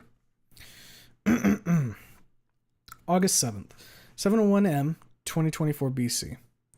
Just one more month before college starts for me and Olivia. We're planning to rent a place closer to the college for convenience sake, so I found myself working a nice little temp job for the city paper to raise some extra money. Not that we exactly need it, or because this is something I'm particularly interested in doing long term, but because she suggested it would look good on my CV, and I'm inclined to agree with her. Plus, it's valuable experience for any future prospects I actually might be interested in. Though the 3 months I've worked here seem like a bit of a dry spell for any exciting opportunities to catch anything interesting on camera, honestly, it's been a kind of disappointing experience. Though the most recent assignment my boss has given me, however, does seem exciting on the surface, even if it'll likely amount to nothing. Apparently, there's been sightings of a flaming skeleton on a motorcycle across or around Volcadera, with the most recent one being around Skin Row. Given the claim, I'm almost certain this is just someone's latest attempt at a popular folk tale to drum up tourism, though the only other notable story lately is the increase of homicides around the area. Most suspected drug dealers or ex-cons, all found either burned to a crisp or completely unresponsive. though I haven't really read into this stuff enough to really talk about it, nor do I really want to. I'm really interested in getting up close and personal to murder victims. So, given all that, I wasn't really thrilled to be going to Skid Row looking for what may or may not be scorch marks left by a demon skeleton. Not that the thought of going to Skid Row on a regular day is really any better. At least I'm not alone on this endeavor, though. After telling the others about this assignment, they were rightly worried about the idea of me going to Skid Row alone, and since I don't have my license yet, I couldn't even have a car to take refuge in. So, to my surprise, Liz actually offered to take me down after her shift. Sucks that it has to be after dark, but that's just how it worked out. So, that takes us to now, with me holding and adjusting my camera in the front seat. This will probably be the only time I'll ever be able to kill a shotgun in Liz's car, so I try to enjoy it best I can. Liz is quiet, though. No doubt due to our current surroundings not looking the friendliest. It's a shame Damien couldn't come along. His uncanny ability to lighten the mood could do wonders right now. Hey, Inko. Liz turns her head towards me, and I feel the car come to a stop. Is this the place your boss said to look? I take a moment and scan our surroundings. After spotting a street sign for Daniel's Way, I'm confident we're at the right place. Yeah, Liz, this should be it. Don't worry, I'll be just a second, then we can go home. Liz nods at my statement before turning her head towards me.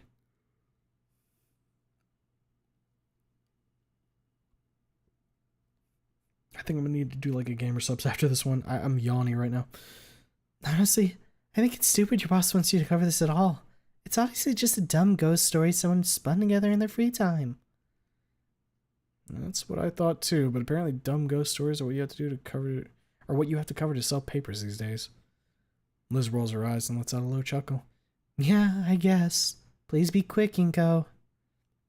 Without wasting any more time, I exit Liz's car and make my way down the street looking for anything that could pass as evidence of this ghost rider's existence. After walking around the corner and taking a look around the area, I'm mostly catching odd looks from the inhabitants as opposed to any evidence of the supernatural.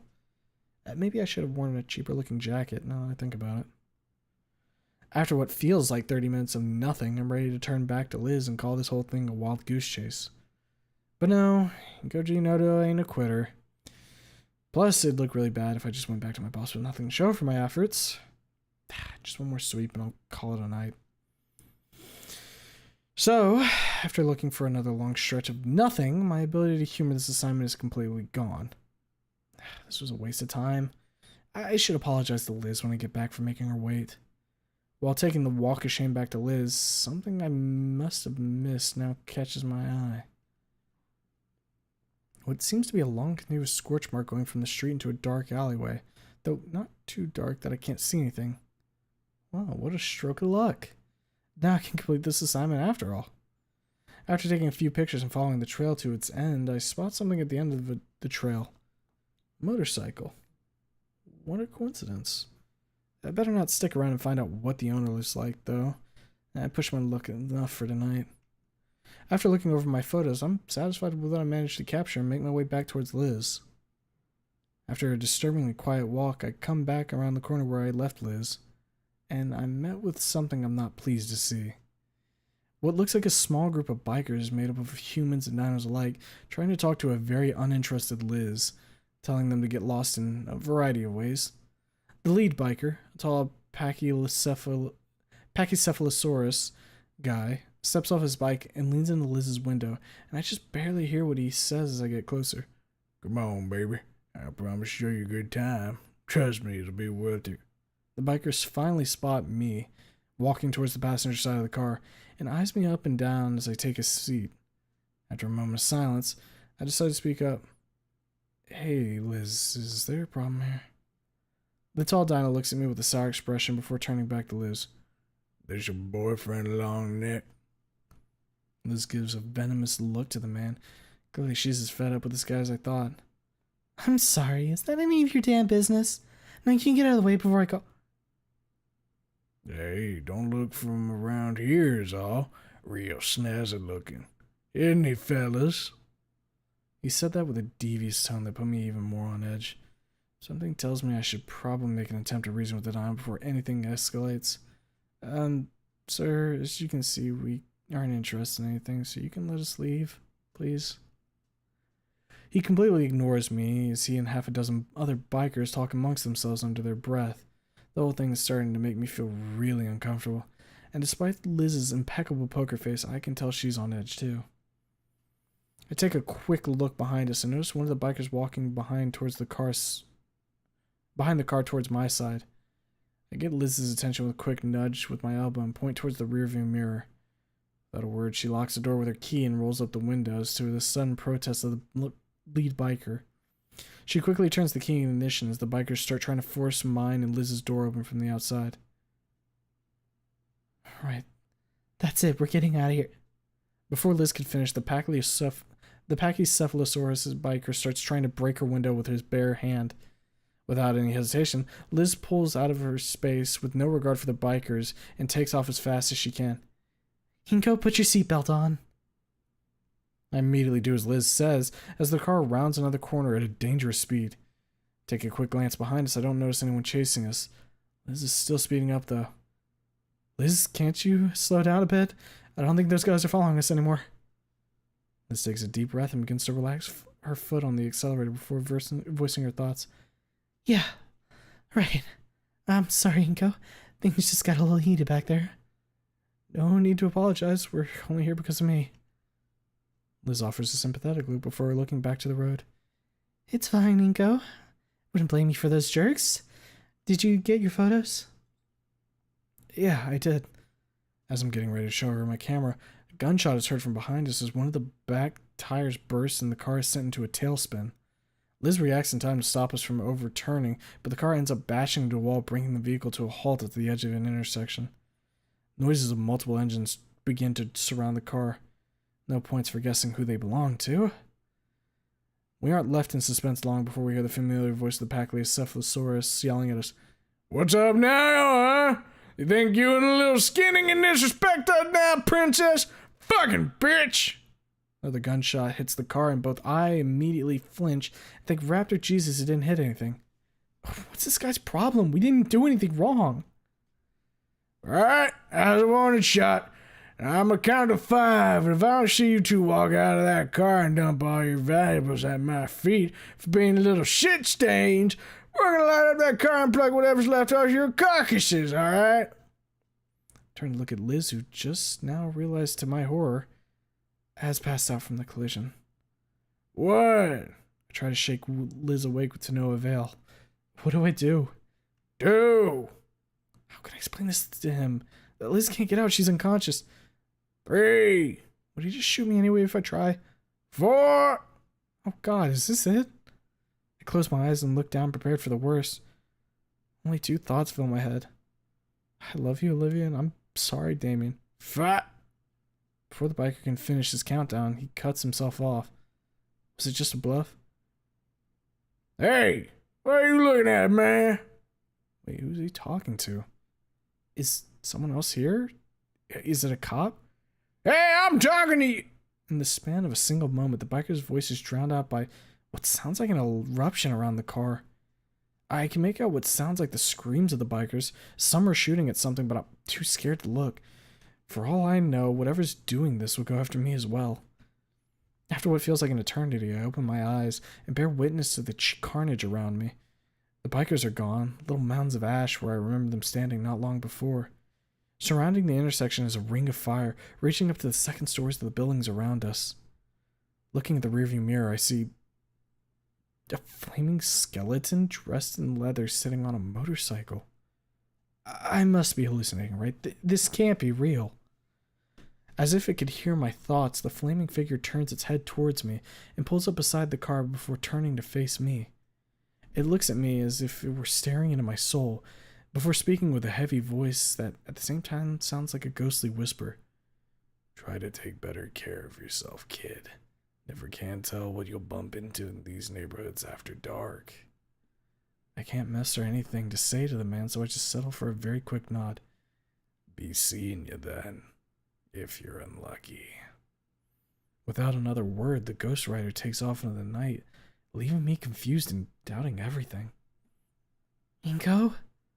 Liz finally awakes, hand on her head, no doubt nursing a massive headache. What happened? Are they gone? How do I explain what just happened to Liz without sounding crazy? Maybe some things are better left unsaid. I don't know, Liz. I just woke up myself. I guess they thought they heard the VPD coming and just ran for it. Liz gives me a quizzical look. Without their bikes? Yes.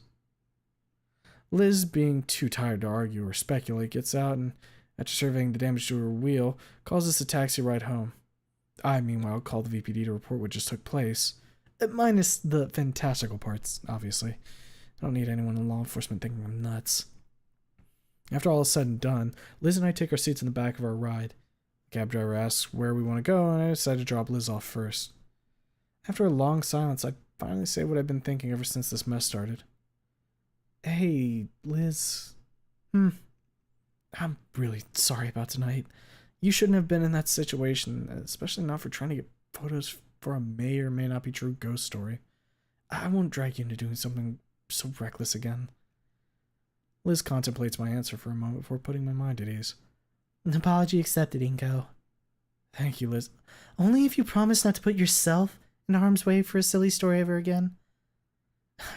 Comforting Damien is not an experience I would look forward to. Let alone Olivia, alright? We all care about you, so no more of this kind of nonsense, okay? Okay, Liz. I promise. Good. Then let's put tonight behind us. We pull up beside Liz's house, and I run around the taxi to open the door for her. After helping her out, I take her aside, asking the driver to wait a moment. Oh? Is there something else, Inko? Yes. Here. I take Liz's hand and place all the money I had in my wallet into it, saving just enough for a ride home. Should be enough to cover for the repairs to the car, isn't it? Yeah, it does look like it, but Inko, I can't take all of this. I don't need it, Liz, and you deserve it for all the stress you received tonight. I guess tonight to put some things into perspective, and I want to pay that good fortune forward. Please, it's the least I can do for you. With a look of reluctance, Liz puts the money in her pocket and gives me a hug before wishing me goodbye as I re-enter the taxi. The next day, I go into work and show the picture of the scorch marks in the alley to my boss, and he's more than happy with them considering what I went through to get them. Not the most exciting thing I could have captured on camera that night, but I'm just happy to be here. And that was the 4th submission, Vicious Cycle. We got some motherfucking Ghost Rider, dog. He eviscerated some damn bikers for jumping our boy. Isn't that great? Isn't that great, fellas? Now I gotta go pull up None in the Chamber. Due to the incredible support of the community, we've welcomed 6,020 new and renewing members and raised $214,000 during this drive. Thank you so much. Hey, good for AO3. They done got that. They done got the money to pay for everything.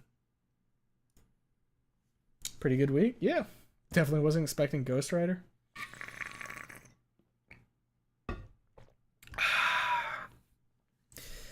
I wasn't expecting the Deep, but I guess I should have expected somebody to do the Peak. I like to imagine all he saw was Nicolas Cage being himself. True.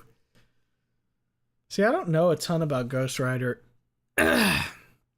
other than like his general concept. Now that makes sense. Vengeance always existing. Back work died down. Welcome back. You're back for the motherfucking None in the Chamber we're going to be reading here in a minute. Let me see. I need to get the fucking desktop thing. So how long in the stream are we? About an hour 50. Yeah, I think we can get like one chapter in tonight, and probably after that I will like fucking turn off my brain and like just stare at the ceiling for a little bit. Like I said, though, I do need to go grab something for my yawning. God damn. I don't even know why I'm, like, yawning so much. I took, like, a little bit of a nap earlier.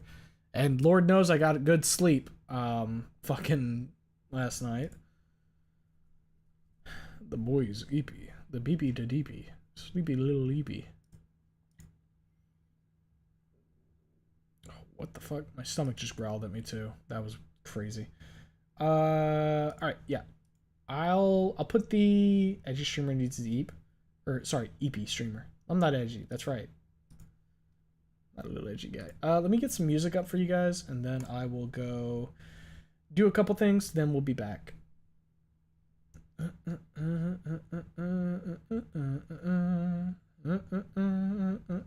Why am I sitting here not typing? Shit.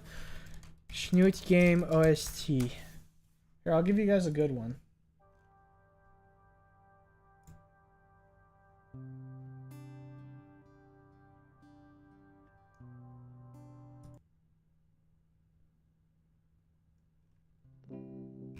Here you go. Amberlight Brilliance for you fellas. Alright, be back in a couple minutes.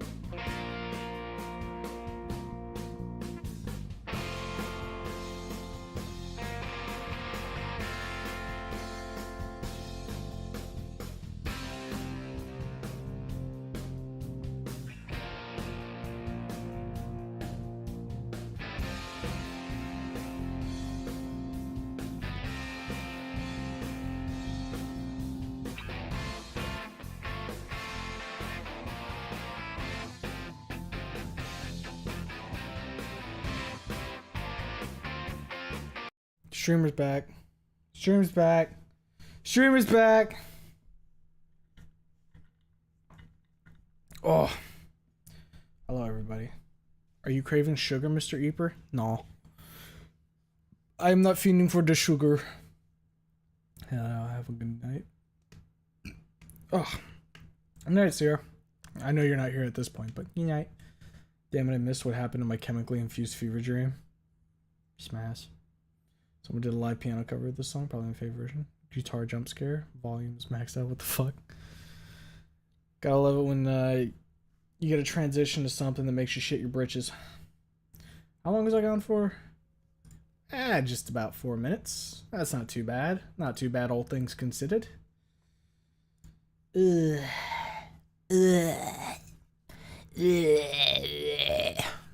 I think we're on chapter 28 now, right? Yeah. Okay. Yeah. This is the correct chapter. Alright, let me pop up the screen. We're also gonna clean up the screen now. Move all this shit off. Get out of here, little freaks.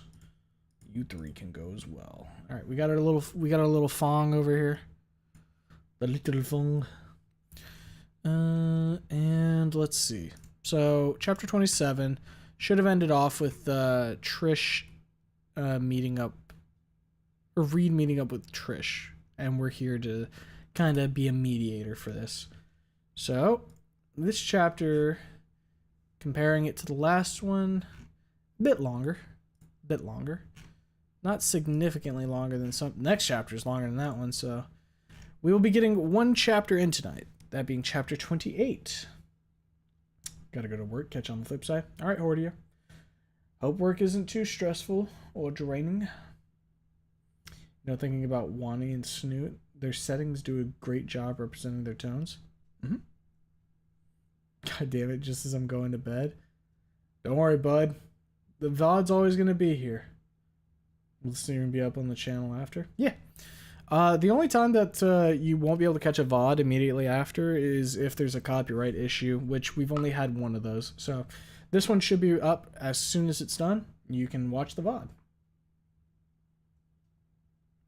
$5 that someone, Anon, gets hurt. Nah, Anon's... They wouldn't jump Anon here, I don't think. Both Trish and Reed are cool with Anon. We could also take a quick peek here, because chapter 28 will have a total of 5 more chapters to go. And it's been a hot minute since it's been updated, too. So that's one thing to consider. God, fuck me. Over the course of like a year, it's 400,000 words. It's crazy. Baby Mozart? Yeah, baby Mozart. Gotta have baby Mozart. This news set in the public school, more crude and crass, with people coming from wider spectrums of home life. Hold up, do I got... Alright, cool. I just like full fucking sent it. I should be careful. I popped up Discord real quick and I couldn't remember where I was.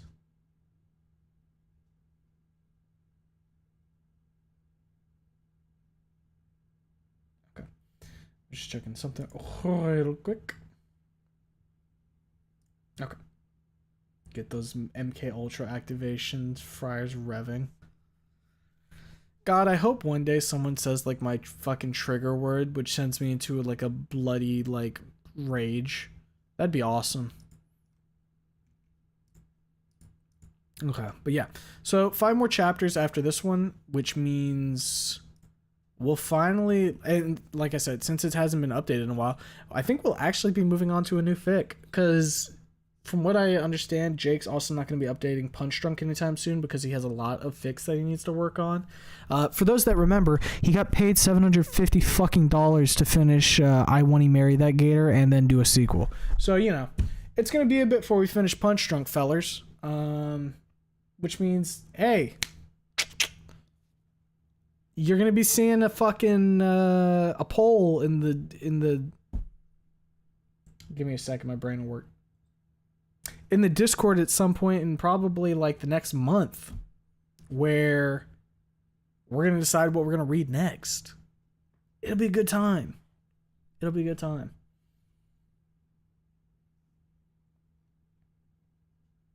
Yes, but since he's mediating, if a fight were to break out, he would stop and get in the middle of the fight, thus he could get hurt. I guess in that instance. I just watched the beginning of the stream, the one with the boys universe. What, you mean with the peak? I'm on time. You're on time for the Nun in the Chamber. That much is very true, yes. Is that trigger word Ben? No. I had a moment where I thought, do I want to like ape out for this? And I decided no. You know what that means? Big. Good for Jake, though. Yeah, absolutely. Schmoopy's wallet's screaming at him, but, you know. So that's what the $1,000 donation was for? $1,000? Wait, what? Wait, what? I know Jake got paid $750. Was there more money? There's been a lot of money getting thrown around recently, if I'm honest. Like, fucking Vice just, like, bought Jake Sparking Zero. Not to you, didn't Jake got paid $1,000? No, he... Wait, there was that... Ooh, I don't remember if that ever went through. I think I know what you're talking about, Artiv. I don't think that ever, like, went through, though. All I know is that Schmoopy is, like, paid the motherfucker $750. And that's, like, one of his biggest paychecks he's received yet. Waiting for cars to shell out $5K for that Lanny X Humo, X Jake's sandwich fic. It would be horrendous, but, like, you know, like, good on Jake for getting that bag if that were to happen. Schmoopy's down horrendous for new fic content. Absolutely. I like surprising people with things that are offhand comments. It's my favorite bit to do. One of these days, Vice, I'm going to get you. You're going to get got, and it's going to be glorious. I got to write. Dog, a lot of people got to write. Looks at myself. I have to write. Look, I threw my hat in the ring, and I drew. I think it's time for me to throw my hat in the ring and write. Speaking of which, for those not in the know, I pinned up with some tape the Chiro I drew onto the wall to the left of me. So anytime, like, I have to put up with, like, Lanny and Jake, or, like, I start to lose the will to go on, all I have to do is just pan left and just look at Chiro offering me Wemdies. And suddenly all of my all of my worries wash away. I'm reinvigorated. I just reach over and go, lovingly pat the picture. Came in and talked about having to tone down E1 for Steam, but I feel is the most sensible conclusion for how things can go the worst for Inko and Olivia. I wonder how they would have made it worse. I forgot how you write. Wrong. I saw last week's submission. Write a bite. Working on my GVH fic as we speak. 5K? Shit, 1K I'll write that sandwich fic. Don't do that! Actually, you know what, Kev? Get your bag too. Proud of you, Hoomers.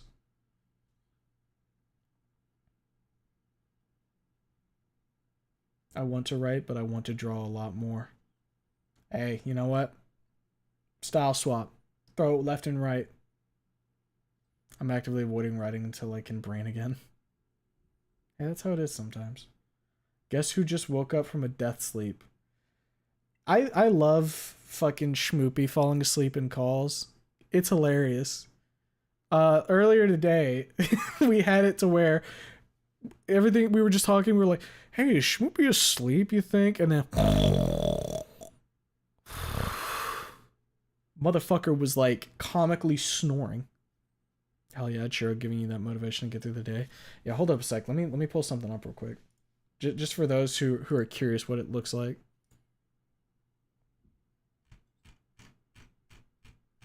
I've got a picture here somewhere. Here it is. Oh god, it's so freaking zoomed in. Stop! Stop! There we go.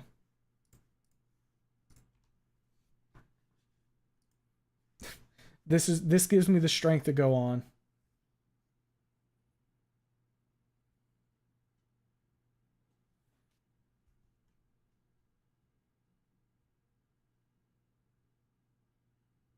I gotta draw more Chiro, absolutely. Not gonna lie, Humo, you should totally draw more though. Trad artists bros unite. I mean, so like the reason I did it with like just pencils because my ass was not about to try and draw with my offhand using a mouse when I don't have like a drawing app. I was like, fuck that. That sounds like shit. I don't know. Like this took me like fucking 4 hours to do.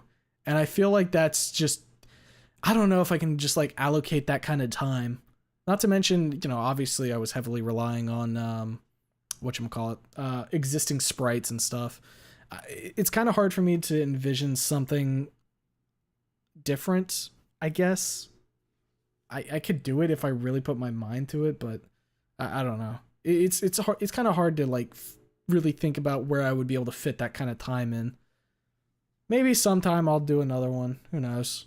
I'm happy with how it turned out. I'm not gonna sit here and be like, Oh, I'm not good at it. It was just a little thing. like it was just a little thing, but at the same time, hey man, this thing kind of fucking rocks. This thing's kind of cool. I love the little Chiro. Plus, I always yell at other people whenever they start putting themselves down for their creative pursuits, so it would be hypocritical for me to do the same. You draw good, Humo. Thank you, Iron. I don't want to know the E1 made me feel dead enough inside. True as fuck. I short 2 chapters for 2 stories. Now I'm writing another story. Help me. Dog, that sounds like self-imposed. I can't help you. Slowly but surely, need to make proper outline soon. Chapter 2 is like half finished though. Yippers. It looks good. Thank you, Smurpy. 10 out of 10 would smooch the snoot. I want to pick her up. Put her on my shoulders. Let her see the clouds for once. Even though I'm not cloud height.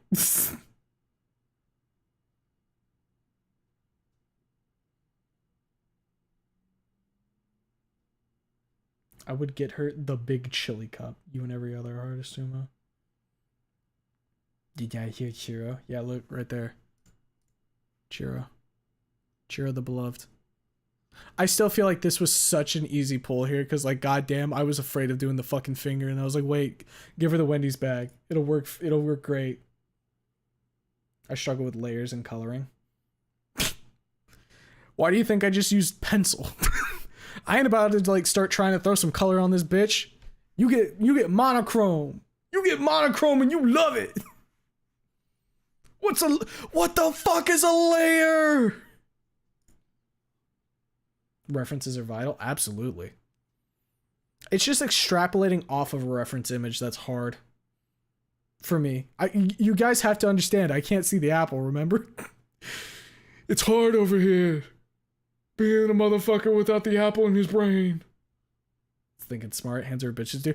Well, okay, so the original idea was I was going to have the hand be out like waving, and there was going to be like a ring on her finger, and it was going to be like a little, oh, look, it's your little trash wife.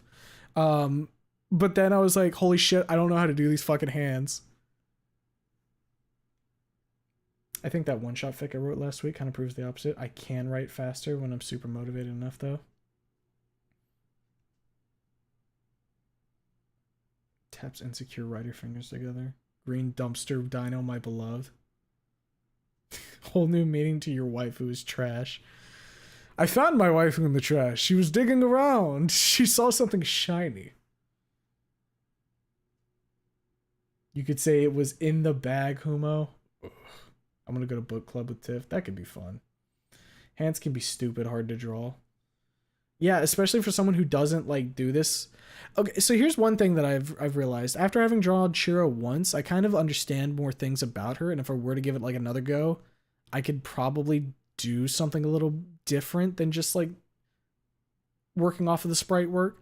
But at the same time, I mean, like with any type of art, it's fucking whatchamacallit. Any type of art, it's a practice type deal. You have to do it multiple times to really get good at it. I rack discipline, you see. Mr. Jar and his monochromatic brilliance. Exactly. I only paint digitals solely for layers. I understand like the appeal of layers, and by God, it would be nice to have them, but I don't. When I found E1 for one, it would have been R-rated levels of shit.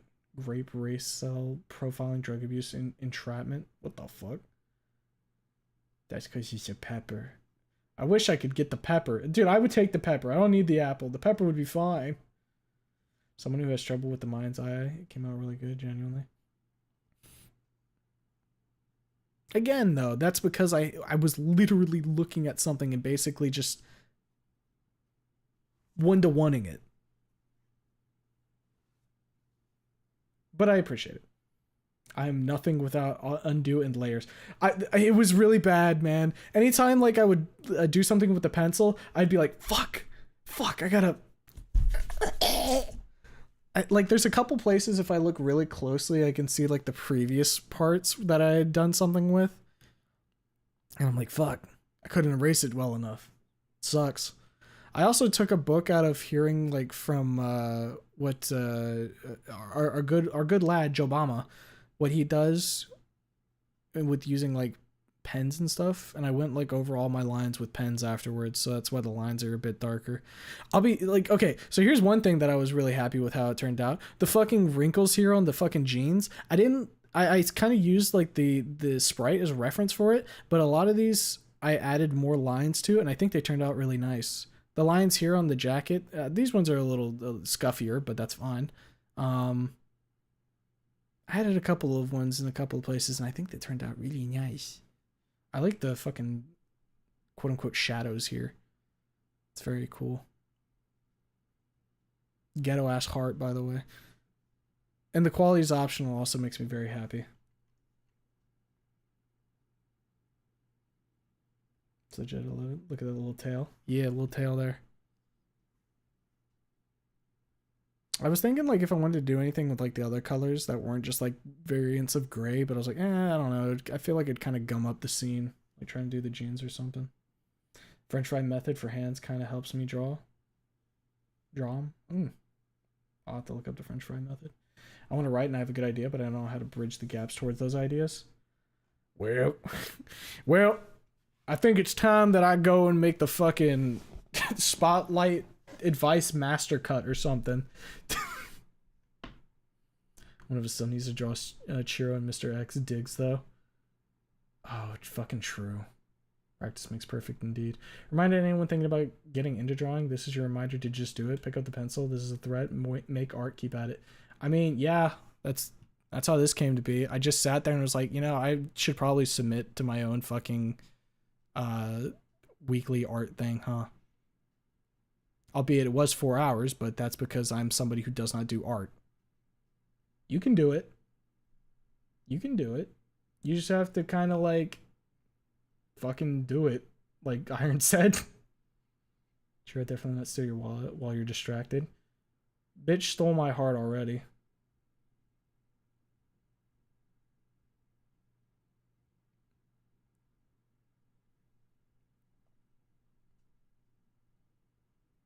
I'd look down at her and call her my little treasure. Like a writer's advice master cut would slap though. I honestly could do it. We have enough backlog of stuff. I'm gonna jot that one down. Hold up. Goes over to like my personal Discord that I use for keeping track of things. Art and writing advice master cut. Easy. Easy shit. Tries not to be self-deprecating about his art, fails. You know how it is. I'm not trying to walk in here and say it's shit. I just know that this is like a first time in like fucking years that I've done anything. Love this work, my man. Hope to see more. Maybe if I can get myself to get off my ass. What was the prompt for this week? Hey, so everybody knows, the prompt for this week with the art is waddles over to where the fucking prompt is. From meme to meme. Recreate any meme with an OC or Snoot character. We don't want to box anyone into just Snoot, so if you have a character you'd like to show, here's a good opportunity. Maybe I'll pull some inspiration from Jake's stuff and do something.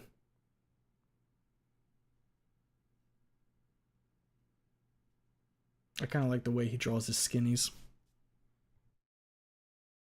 Unironically really smart. Have all the tips and advice in one spot, and it can apply outside the current fandom. Oh boy. She's even snooty one didn't dive into those subjects you just read out. Yeah. For reason our favorite kleptomaniac. Chiro pocket size, loves shiny things, hide in the dark, gross places, guards loot, has skills. That's a motherfucking dragon. If only she could breathe fire. Just jot down your ideas, you can refine it later, but get the worms out of your head. True enough. Cobalt? If you ever need help, we at Brainstorm can help. Yeah, we got all these channels in the fucking Discord after all. Share your stories, brainstorming, the fridges. Know what? Fuck it. I'm gonna go right while listening to this. Hell yeah.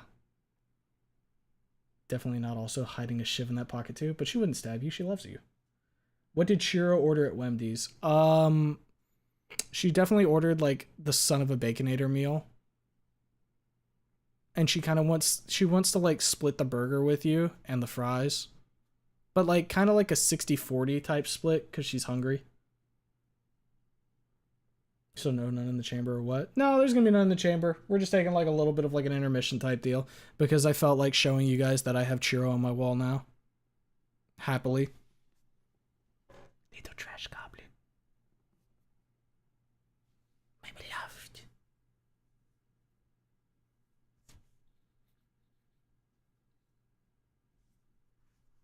Wendy's nuts. Uh-oh. Don't do that to us. We love our creators. We love them. Mm-hmm. Hey, this fucking Discord wouldn't be, like, as fucking rad as it is without the creators.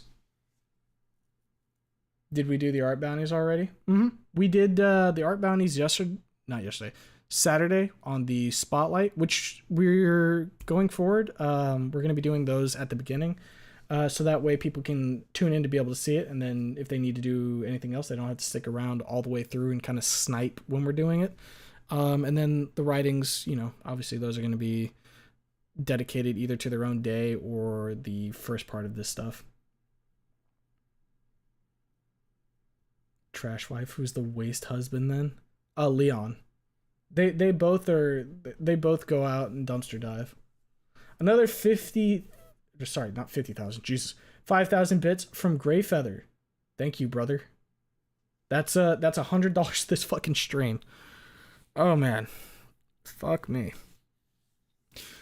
You know what, I'm gonna like fucking push that one over towards whatchamacallit, the buy a better camera fund for whenever we do another cooking stream or whatever. Cause I'm gonna be real, that camera was pretty dog shit quality. That was not a good one. Classic Gray. Gray just be dropping money on me. I don't really know what to do. Can Chiro crip walk? Me don't know. Roach, can you confirm if Chiro can crip walk? I remember the 4-for-4 combo when it didn't cost more than $10 to eat a combo. What does America come to? Wouldn't Son of a Baconator just be a Baconator? True. What box? The box. The box? Wait, what box are we talking about? Aw, you got me fucked up now.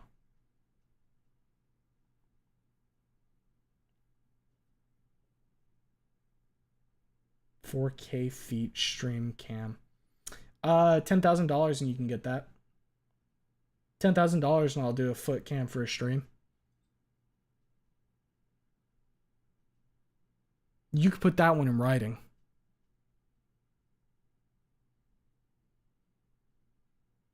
But Homo, don't show your tootsies. For $10,000? You kidding me, dog? Do you know how much shit I could do with $10,000? That'd be awesome. I could have like giveaways in the Discord and shit. We could have like we could have prize pools for shit. That'd be awesome. All day I gotta put out my grippers? That's fine. I'll even go the full 9 miles on it. I'll get them nice and good looking. I'll get them painted. It'll be beautiful. Then I'll mute the Discord probably for like the next 3 days. at least. Let everybody that needs to get shot in the fucking head get executed by the mods, and then I'll come back. I'll do like a 3-day vacation. That way I can just step away from the internet.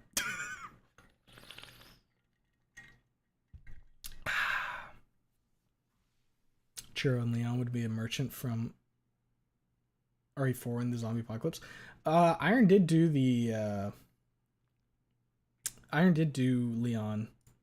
as the RE4 merchant in last week's art bounty, I believe. Let me pull it up real quick. Yeah. Yeah. Right here. See? Leon. And then there's some Chiro all by herself in another picture, so that one's cool.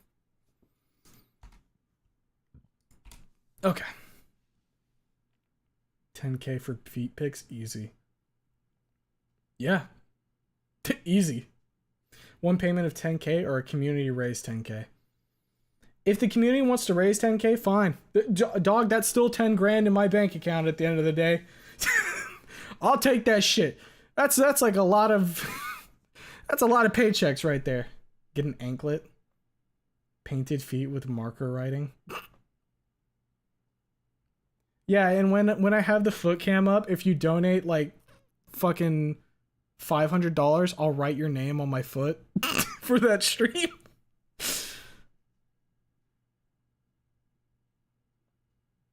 I hope there's this Chiro route and hold on to me. Yeah, I do too. I know that like there's been like some talk of a Chiro route, but I think you're gonna be getting the Taffy route before you get the Chiro route. Unfortunately. Well, not unfortunately. Unfortunate for us Chiro appreciators, but like Taffy's good too. You know how many burgers you can get with 10K? A lot of burgers. Oh man, I was talking to Blue. He had a proposition made to him for $50. And I was like, hey, think about it for a minute. That's like 3 Baconator meals. And he's like, or I was like, that's 3 Baconators. And he's like, well, I'm not some cheap broad. I'm like, okay, well, fine. Combo meals for the Baconator. He's like, thank you.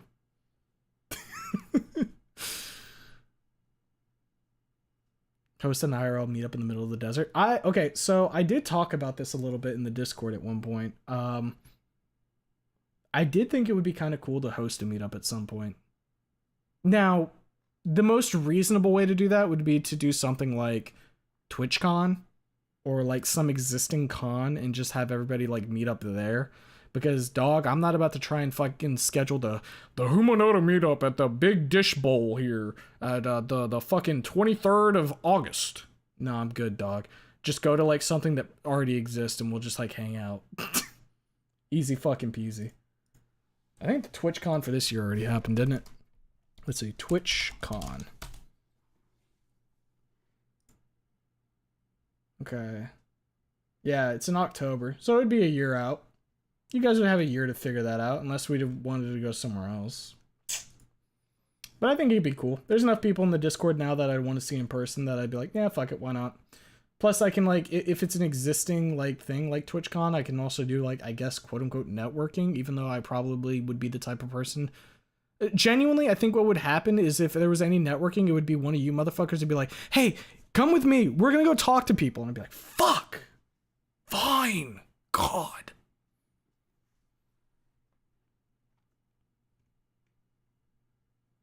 I'll do it for the Humo army. Heard it here first, Jen. Wondering which character is a bigger stoner in any fic or game. Shruggies. Donates right Andy at the bottom of your feet. And then do I gotta like smudge it too? Taffy.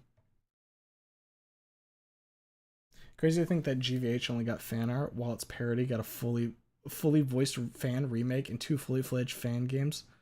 3. It's getting 3 right now, I believe, right? It's Hold On To Me, Megalomania, and Devlog. And then I think that there's other things that are worked on, but aren't like super public. And probably more. I'm gonna hit Roach with 1K with a Ko-fi tip and with the threat of churro route or death. I feel like I just have to like give like Roach like my big gay eyes, and he might be willing to bend. Love the big dish bowl here, best restaurant on the Citadel.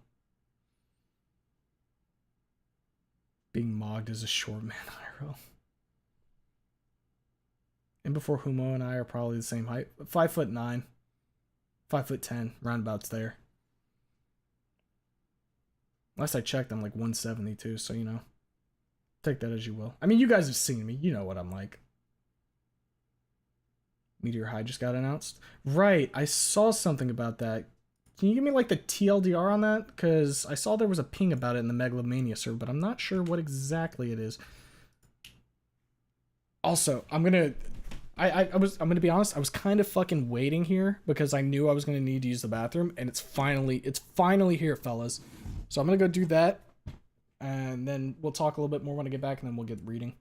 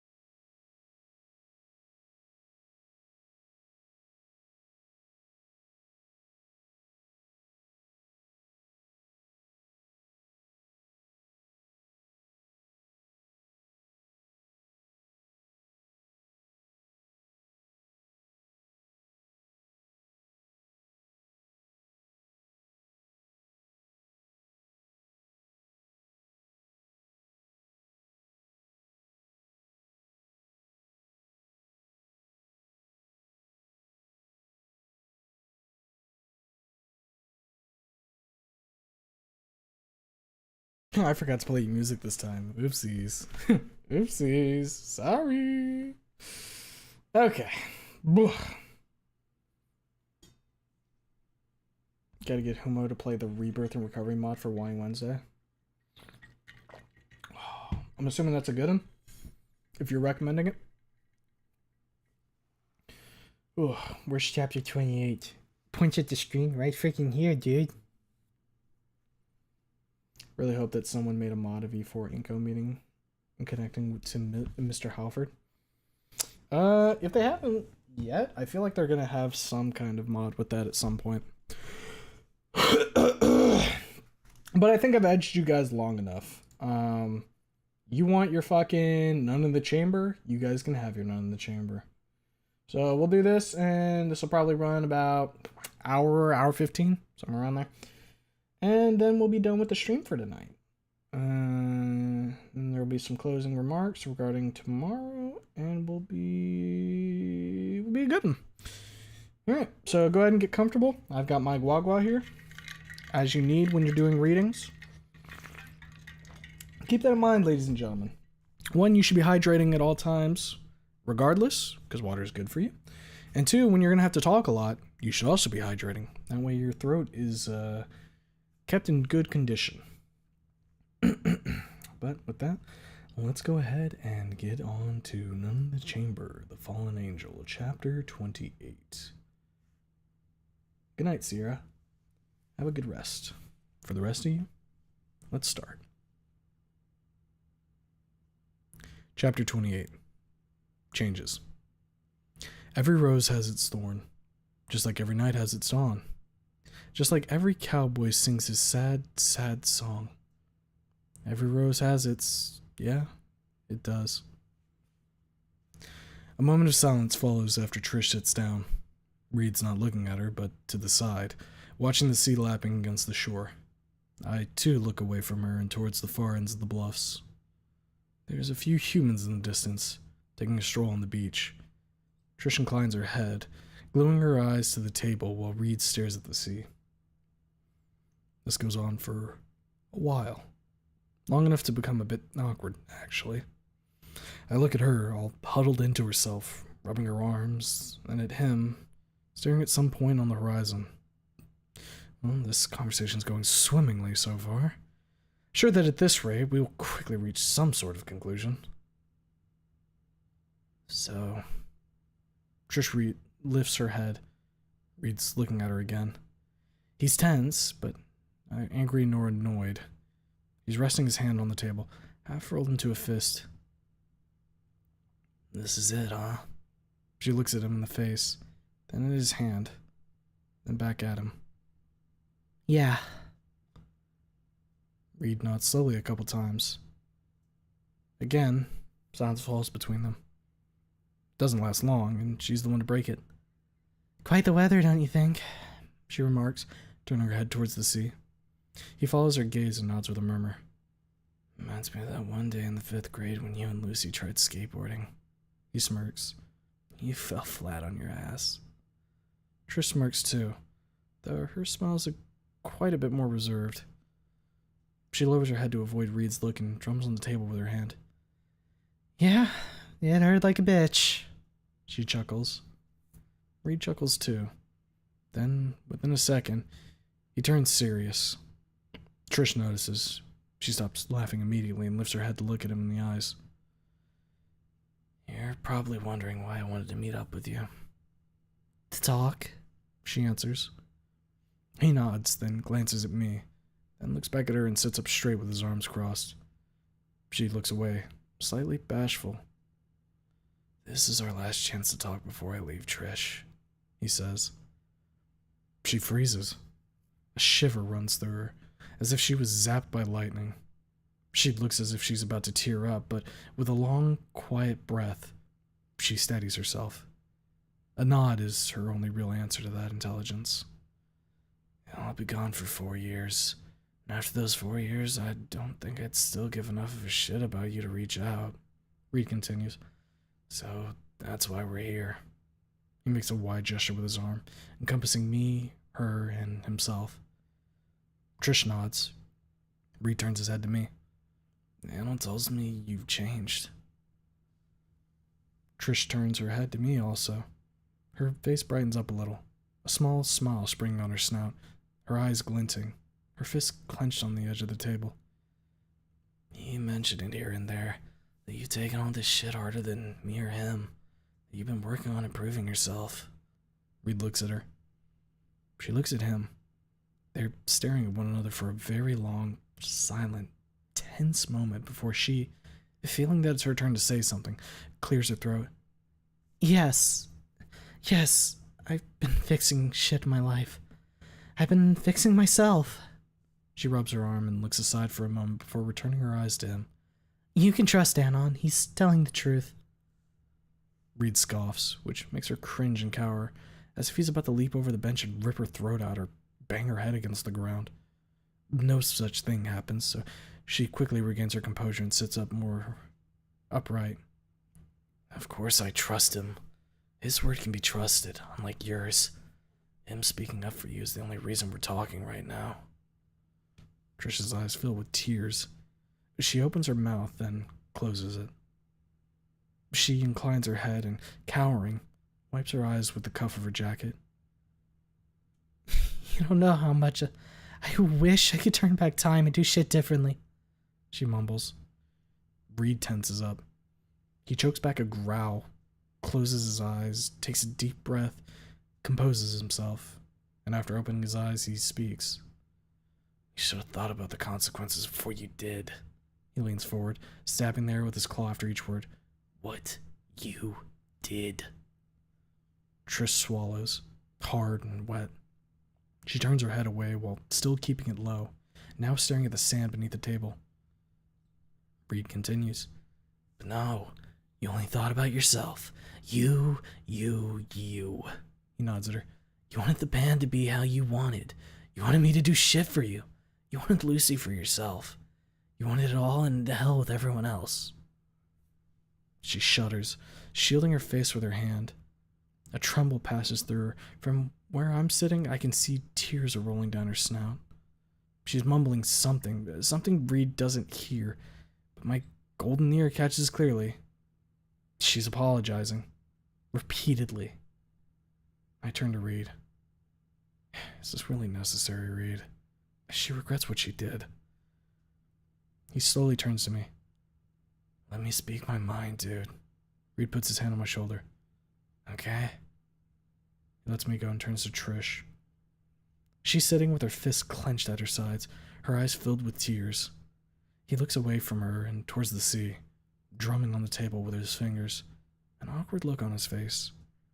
She puts her hand on the table and looks the other way, towards the city, clenching and unfurling her fist at a slow, steady rhythm. Her jacket's hood had slipped off her head, and her curls slipped out from under the hood of her blouse. She looks so pathetic. And I don't mean that in a mean sense. She's like a tiny animal lost in a storm, confused and unsure about where to go. It's been rough, Reed, she tells him. This past couple months. She swallows, shutting her eyes for a moment. She clenches her fist. I could have been gone for good. I suppose you'd be better for it. Reed shakes his head, which makes her pause and open her eyes a bit wider. Look, I've been thinking a lot since that day. He rubs his jaw with a grimace. I asked myself, why did you do it? Why not let her get her comeuppance? He pauses and turns his head back to her. Before that, shortly after it all went to shit, I sometimes wished you were among... He cuts himself off with a low growl and tosses his head to the side. She cowers, her face tightens. Her eyes again fill with tears, and she turns away from him fully. His fist is clenched hard now. So hard, in fact, that her nails are digging into her palm. He curses at himself, smacking the table. Sorry. Let's get back on track. He takes a deep breath and composes himself. She nods slowly and turns back to him, blinking and wiping her eyes. I hated you. Yes, at times I wanted you dead.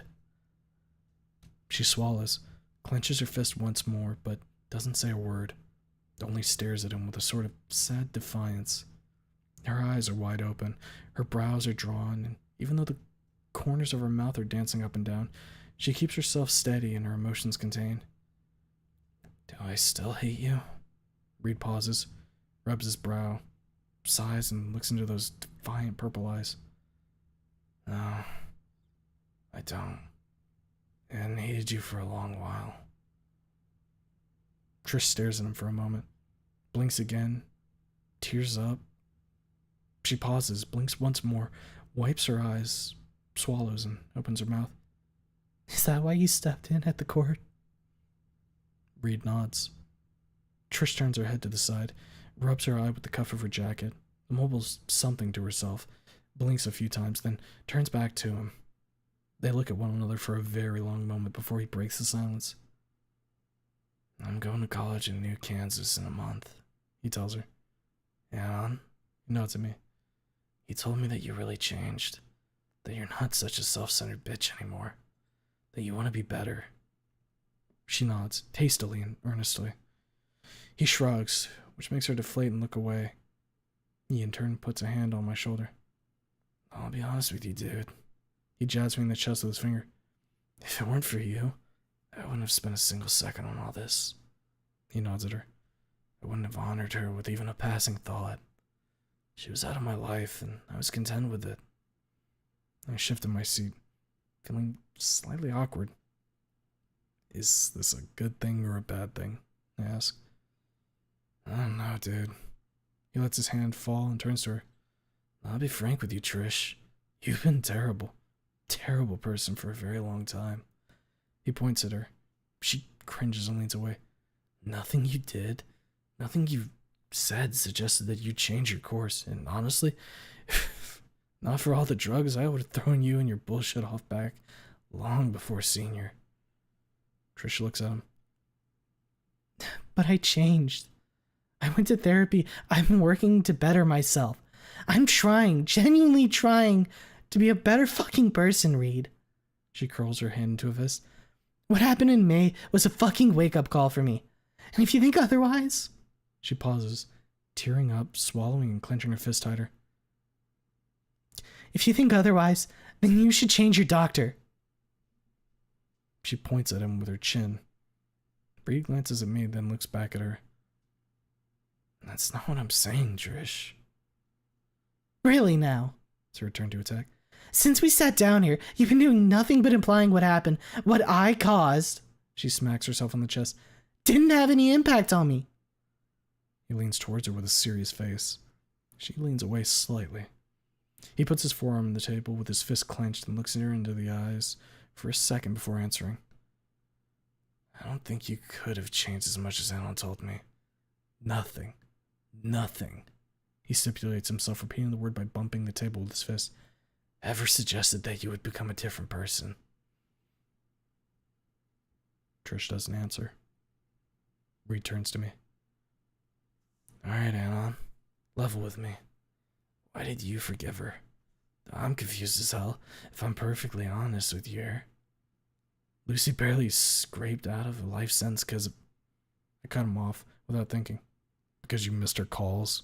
Because I told her nothing mattered? In the scheme of things, a broken string is the least sinister of the shit that happened. He frowns and turns to me fully, ignoring Trish's glare. I'm not talking about that goddamn string. I'm talking about her. He points at Trish with an open hand. She planned it all, he says. Planned it. Who gives a rat's ass about some string? It's the intent, the maliciousness, dude. You're talking about it as if she knew that it would lead to all the dead bodies, man. I made him stare for stare. None of us knew the fucking consequences. Are you hearing yourself, dude? He asked in disbelief. Yes, I was a coward. Yes, I was a drugged up fuckwad.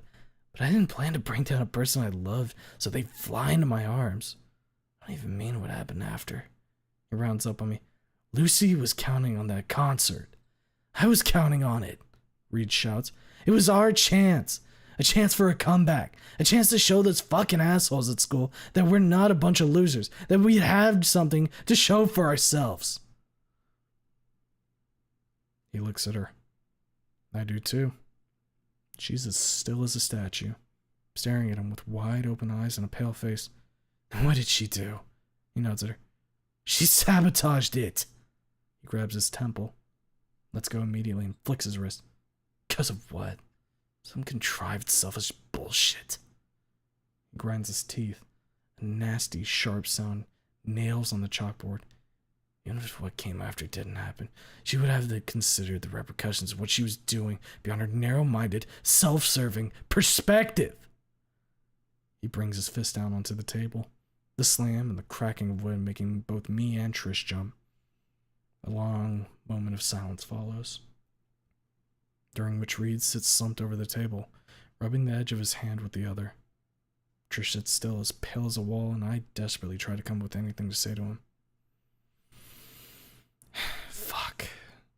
This reminds me of that day on the beach, when him and I had a similar conversation.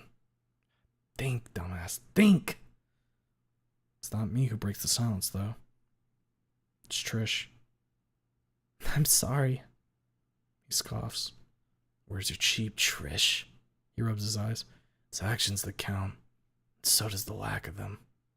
He grabs his knee and holds it down for a moment before his leg settles down. I fucked up massively. As bad as Anon, maybe even more. I pipe up. Come on, dude. You know I did. We both do. He cuts me off. He looks at Trish. If only I was sober, He closes his eyes, sighs softly, shakily, growls at himself with a toss of his head. He opens his eyes. He looks so fucking sad, so dejected and downcast. I make a move to reach out and reassure him somehow, do anything to cheer him up or at least calm his nerves, but he lifts his hand and shakes his head, then looks back at her and clenches his raised hand into a fist. For a moment, I'm scared that he's going to clock her in the jaw, but seeing him uncurling his fingers checks my fear. He extends his hand to Trish. Her eyes shoot wide open, her jaw dropping slightly. She looks down at his hand, then looks him in the face, then at his hand again. Look, he begins. I'm here. I've done my own fair share of thinking. I get it. Neither of us are fucking innocent. I get it. Trish blinks, then nods. Completely silent and still. Reed continues. If Anon can try and forgive Ripley for what he's done, or at least have some sympathy for him, He pauses, swallows and composes himself. I realize that anything less from me would be hypocrisy.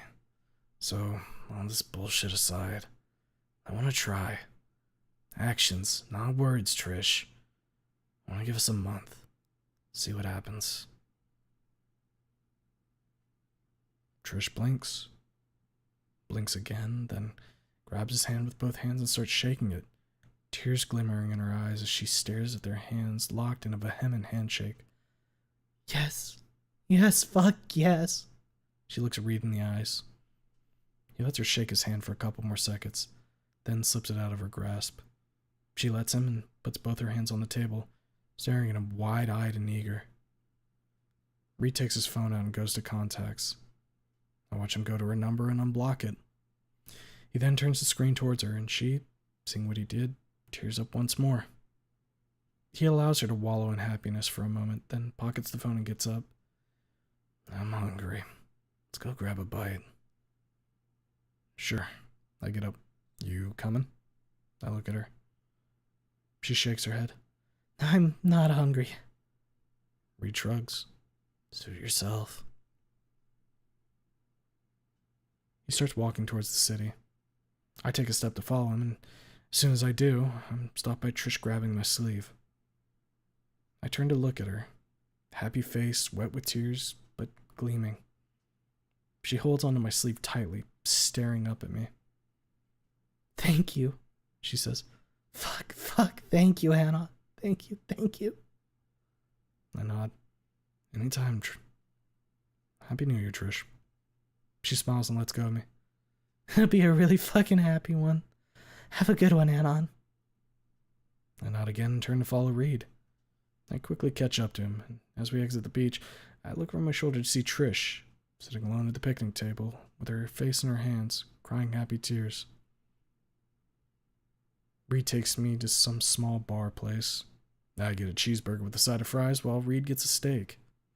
We eat in silence, Reed slowly chewing, staring at his plate with a pensive look. I observe him. Seems like he's not entirely satisfied with how the conversation went. Something tells me that he wanted to chew Trish out more, and me stepping in ruined his plans. Head on.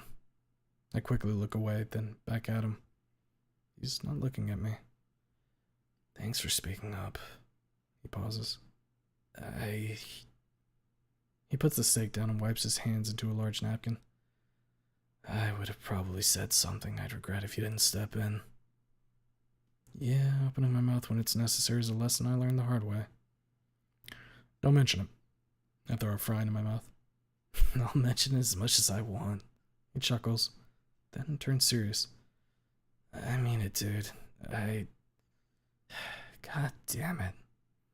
He slumps, hangs his head low, and with a growl, grabs the steak and tears into it so viciously that I stop chewing and watch him eat for a minute or two. He's biting down hard, tossing his head from side to side like a dog, tearing huge chunks out of the meat with his teeth, the sound being enough to make my skin crawl. He's growling all the while, sounding more like a car engine than any living creature, which adds to that unpleasant, disturbing impression. At one point, when he's busy swallowing the meat, I venture to ask, "Are you angry?" Somehow, I'm not freaking out despite the mixture of sauce and meat juices dripping from his fangs, making him look like a predator having a feast. I should be freaking out. Hell, a few months back, I was having episodes when someone raised their voice at me, but he's my friend. He won't hurt me. He pauses and takes the napkin, then wipes both his face and his hands, after which he holds it in his clenched hand. Yes. He stares at it, his eyes narrowed. I'm pissed off. At myself, mind you. He looks up from it to me. He does look angry. His brows are drawn, he's tensed up, and from where I'm sitting, I can see the tip of his tail flicking randomly, the bunch of feathers at the tip sweeping the floor. He pauses, clenching his hand tighter, making his claws pierce the towel in his hand. I was gonna go off at her like I did the last time we spoke to one another. I look away for a second. The stairs. A throaty, low growl from Reed. Trish huddled into a corner, trembling, crying from fear. Thanks for having my back, Reed sighs. Who knows how that meeting would have gone without you there? I nod and take a sizable bite out of my burger to busy myself with chewing to calm my nerves. I give a thumbs up, nod a couple times, swallow, and down the burger with a bit of water. Say, I turn to Reed, when are you going to hang out with Trish now? He rubs the tip of his snout with his fingers and shrugs. It's tomorrow, I guess, or the day after. She can text me whenever she wants now, so... He shrugs again and digs into his meal. We hastily finish our food, pay the bill, and head out. It's getting dark, thankfully. There are no clouds, so the risk of rain is rather low. We don't speak much on our way to the bus stop. Actually, we don't speak at all. Both of us busy mulling over the meeting on the beach. I glance at Reed from time to time. He's slumping forward, eyes on the ground with both hands in his pockets. He's frowning, and there's that same pensive, self-reproachful look on his face, like the one I saw in the restaurant. He's still angry at himself, which, fair, he did go off at her and me quite a bit. I try to start a conversation a couple times, but each time I find that I have nothing to say. I just open my mouth breathe for a couple of seconds like a dumbass, and shut my trap again, without uttering a single syllable. What could I say to improve his mood anyway?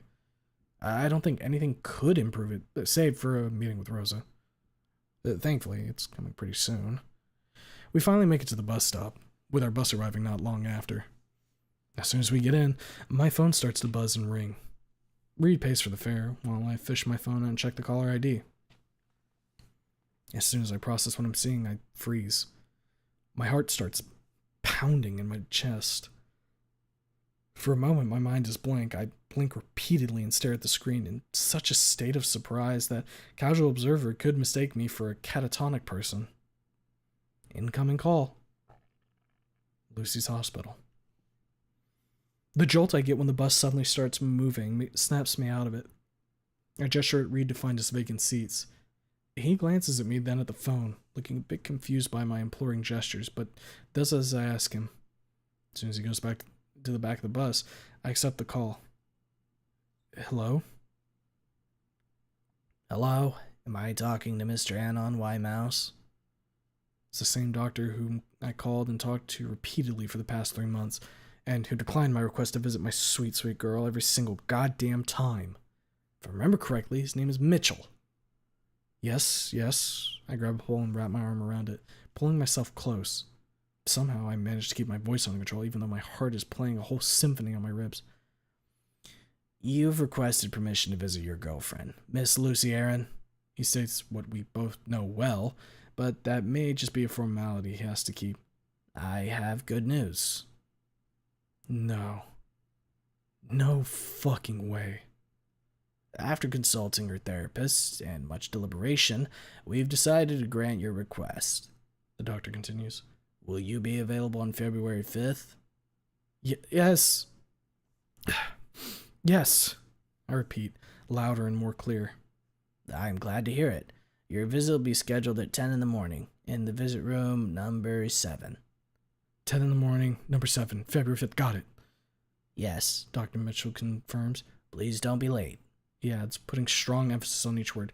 Schedules of our patients are very tight. Of course, I won't be late.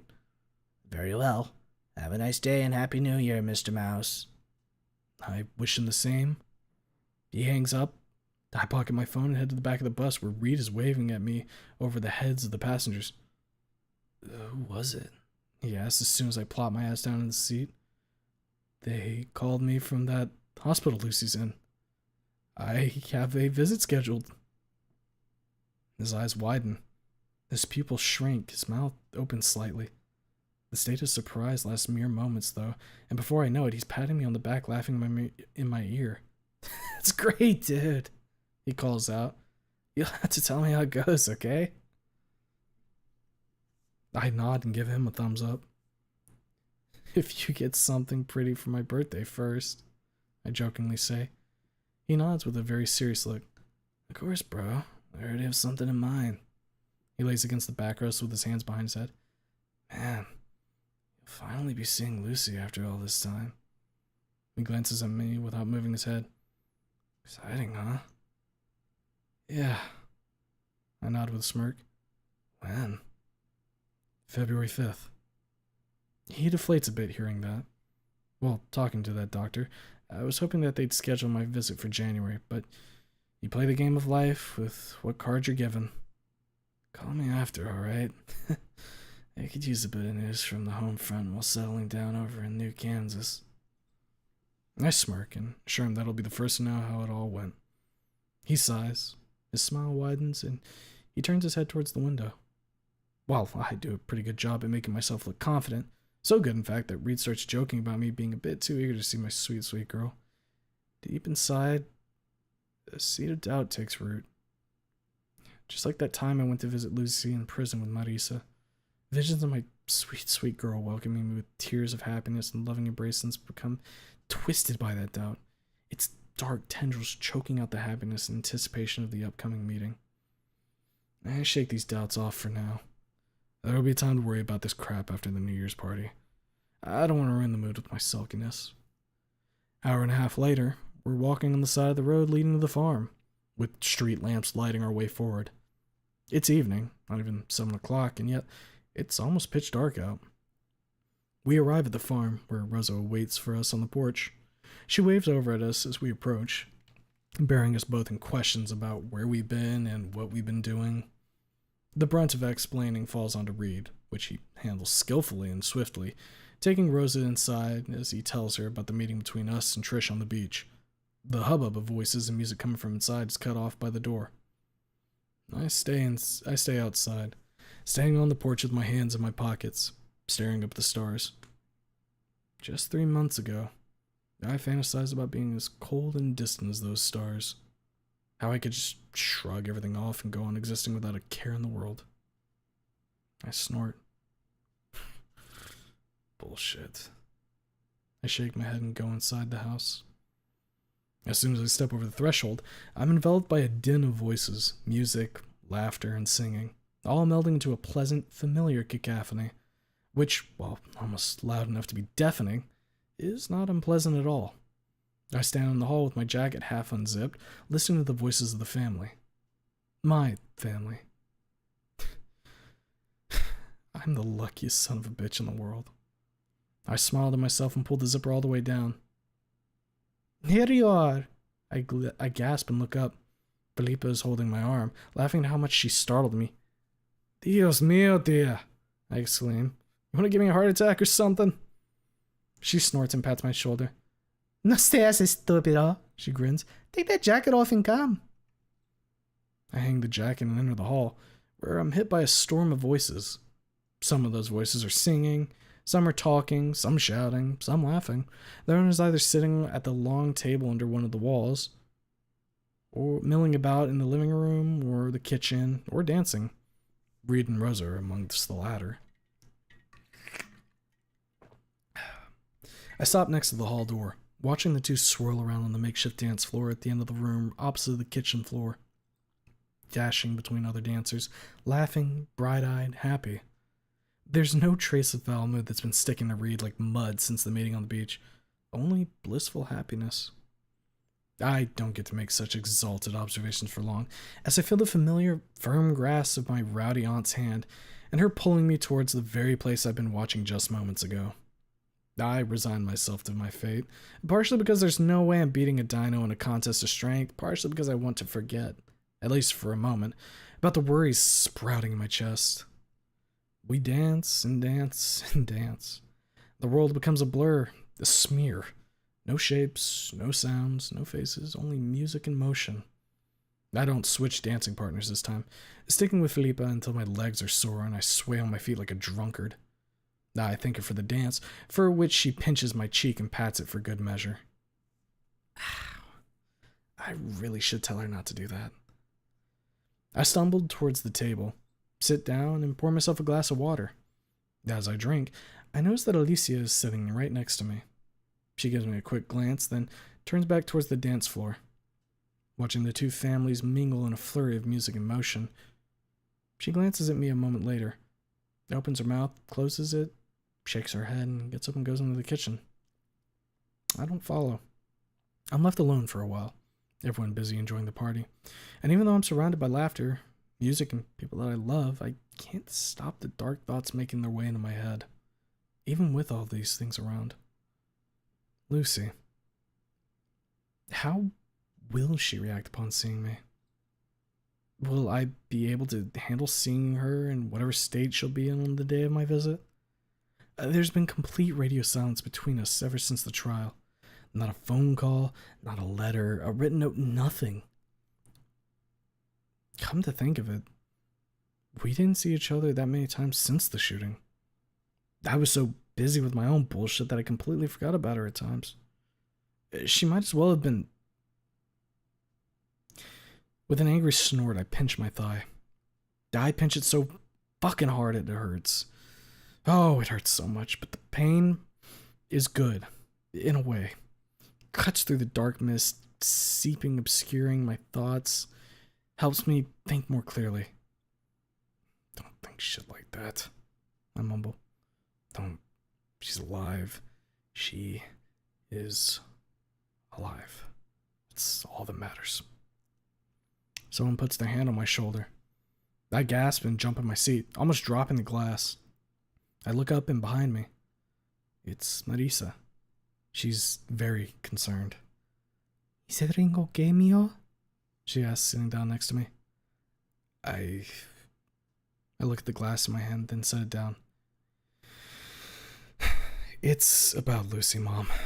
I'll be visiting her in the hospital next month. Her face brightens at first, but then, when she sees me still being in a brooding mood, it falls. She takes my hand and squeezes it. You don't look happy about it. I look into her eyes, so similar to Rosa's. I'm scared, kind of. What will she do? I didn't tell her the truth about her brother, and I turn my head away from her, clenching my fist and punching my thigh again. Fuck. I've been a shitty person, Larissa. She again squeezes my hand. I look back at her. She's frowning slightly, her face set. No, no, no. Don't worry us. She shakes her head. You have been a good young man this whole time we've known you. You haven't seen her in court. When she learned about...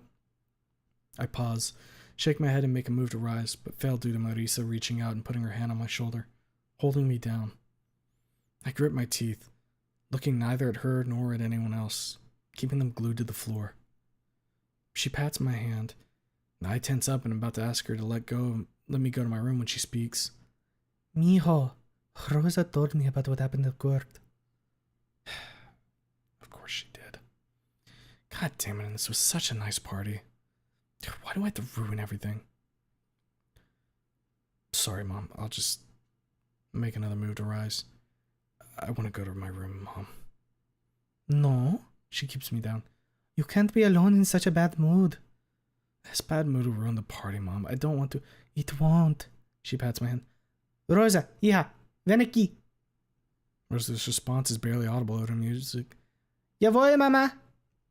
I look over my shoulder and see her leaving Reed on the dance floor, where he is immediately swept up by one of Rosa's innumerable cousins. She approaches us. When she sees my mom's sour face, her smile falters. What's wrong? She sits on my side. It's about Lucy. I tell her. I got a call from the hospital, and I briefly relay the call I got from the hospital to both of them. They listen very attentively, both very much affected. Oh, Dios mío. Rosa wraps her arm around my head and pulls me in for a hug. I'm sure it'll be alright, Anon. I don't know about that, sis. I mumble, my face pressed against her shoulder. After what went down at the court. She shakes her head, squeezing me tighter. No, no, no, Anon. She lets go of me and pats me on the shoulder. It'll be alright. You've made mistakes, yes, but you worked hard. Really hard to make amends. I look at her. You visited her as often as you could. You talked to her over the phone every day. She grabs my shoulder again and softly shakes me. You went out of your way to make her feel better. Everything will be alright. I smile a little. There's a sliver of warmth in my chest, like a minuscule bonfire. Maybe you're right. I rub my nose. Maybe I'm just overthinking it. Marisa leans in and puts her shoulder around me and squeezes me against herself. You are mijo, she says. Listen to Rosa. She's the smartest of our children. Rosa snorts, mutters something in Spanish, chuckles and pats my back. Vamos, Anon. She points at the dance floor. Enough sadness, let's have some fun. She gets up from her seat and yanks me on the shoulder. Come on. My legs hurt, hermana. I laugh, but get up and follow her. I allow myself to become lost in the music, in the motion, in the noise, in the happy, cheerful atmosphere. The next hour, 2 hours, maybe 3, I like one long, pleasant dream. I don't remember much from it, not because I was drunk or something. I didn't drink a drop of booze, but because so much was going on that I found it hard to concentrate on any one thing. I remember dancing, singing, eating, enjoying the company of those kind-hearted, generous people who took me in as their own without a second thought, and them enjoying mine. I remember Alicia watching me both closely and discreetly the whole evening. I remember sitting with her, watching others dance. I remember Alicia opening her mouth to speak a couple times, but stopping herself at the cusp of uttering a sentence each time. I didn't try to get a convo going, but at times such as those, I wondered just how much I reminded her of her own son. I remember distinctly 5 minutes before midnight. We pile out of the house. Julio and Serafin, the second oldest of Simone's brothers, approach the assortment of fireworks, carefully and meticulously set up to be ready for the big moment. The two brothers bicker and banter in a familiar, warm manner, full of smiles and jokes, with zero hostility. After the last firework goes out, I grab a glass of alcohol-free champagne from a tray carried around by Marisa and raise my glass. For the new year, I call it to the others. May it be better than the last. The family disperses to their homes on the second day of the new year. I spent the next week after working, listening to the advice of every single female member of Rosa's family had for me regarding childcare and keeping an eye on Reed and Trish. The first of those 3 things is nothing to comment on. I fall into the usual routine, which, while dull, greatly helps me with getting over the surprise which the sudden prospect of meeting with my sweet, sweet girl is. Not long after my birthday, I find myself sitting on the familiar couch in Doc Violet's office. The good doctor is watching me over the document pad, tapping her snout with the tip of her pen. So your friends have decided to finally reconcile. I scratch my nose. Yeah, I wouldn't actually call it that, Doc. I reply after a long pause. Reed and Trish are getting along somewhat well, with somewhat being the key word here. I relay one of their meetings to Doc Violet, which happened 3 days ago. She listens to me without interrupting, only noting things down here and there. You see, Doc, I say after a moment's pause once my take is concluded. Reed's trying his best to be nice and open-minded to her, but I rub my jaw with the edge of my palm. Well, he still has his moments where his emotions get the best of him. She nods and notes something down. It's understandable given what occurred between you three last year, the Parasaur doctor says, as she slightly inclines her head towards me. I nod, mulling over what I've witnessed 3 days ago, in the arcade. I didn't witness shit, and I heard them screaming at one another in the entry area. The noise at the arcade was too much for me to clearly hear what they were shouting about, and besides, I was busy sucking ass in King of Fighters 98. Fuck you, Bernstein. It was something about her. Him shouting about how she fucked everything up, her shouting about how he was no better. I almost expected them to start shouting at me, calling me out. I wouldn't take that, I'd retaliate. I called myself out enough, no need for someone else to join in on it. They went back inside not long after I heard them screaming, both looking pretty spent. Neither mentioned that spat. There was an argument between them afterwards, a bit of harsh banter teetering on the edge of a fight, but they stopped before things went too far. Still, they're trying to make it all work out, you know. I know, I'm still a bit moody. I hope it all works out between them. Seeing my friends fight is... I pause, shielding my eyes for a moment. I shiver. Stairs, Reed growling, Trish crying, huddled into a corner. Me stopping Reed before he does something he'd regret. Reed growling at me in a way that makes my skin crawl. My heart starts doing jumping jacks and my stomach drops into my shoes. It's not something I want to see again. Ever. She knows what I'm talking about. I mentioned the whole meeting between Reed and Trish on the staircase to her a couple times. She never pressed me for details, but gradually, over the course of multiple therapy sessions, I relayed the whole story to her. Have you thought about your other friend, Stella? Stella. The Stego oddball. The one whose name is a cursed one in the sacred halls of the Gazella household, especially in the most sacred grounds of Rosa's own room. It's not that bad, actually. Rosa just doesn't talk about her. She doesn't go into a fit when someone mentions her, but otherwise doesn't want to talk about her. I thought about her, yes, since that meeting before Christmas. She nods, murmuring to herself. Did you reach any sort of conclusion? I want to talk to her, I tell her, rubbing my forehead. Talk it over like adults. She didn't answer my calls, but she didn't block my number. It's odd. Doc Violet lowers her pad and leans forward slightly, smiling encouragingly at me. Maybe you should go and visit her, she proposes. You could take your stepsister with you. Kill 2 birds with 1 stone. I think those 2 birds would kill me instead, Doc. I chuckle unsurely. Rosa doesn't talk about Stella, Doc. She doesn't want to. I know that Stella had good intentions, but she didn't choose the best way of expressing them. Violet rubs the tip of her snout with her pen and hems briefly. She pushes her glasses up with her pen and looks me in the eyes. Does Rosa know what you think of all of it? I sigh, nodding. Of course she does. Problem is that she and Stella have become sworn enemies overnight. Can you imagine throwing years of friendship away over a single incident? Violet rubs her snout with her pen, giving me a very analytical and intent look. It's so intent, in fact, that I feel like a bug pierced by a pin on someone's bug display case. I even wriggle a bit like one, too. Are you certain that it's how Rosa feels? I shrug. Seems like it. When I ask her about Stella, what she says doesn't make me optimistic about their friendship. I rub my nose, looking aside to escape her gaze. Why are you asking me all that crap? I thought we were here to talk about me. She smiles and nods. Of course. Did anything happen to you lately? I want to tell her about the call, but I stop myself. Instead, I tell her about my birthday party and show her the lighter I got from Reed. I asked for the party to be small, very homely. Only me, the family, and Reed.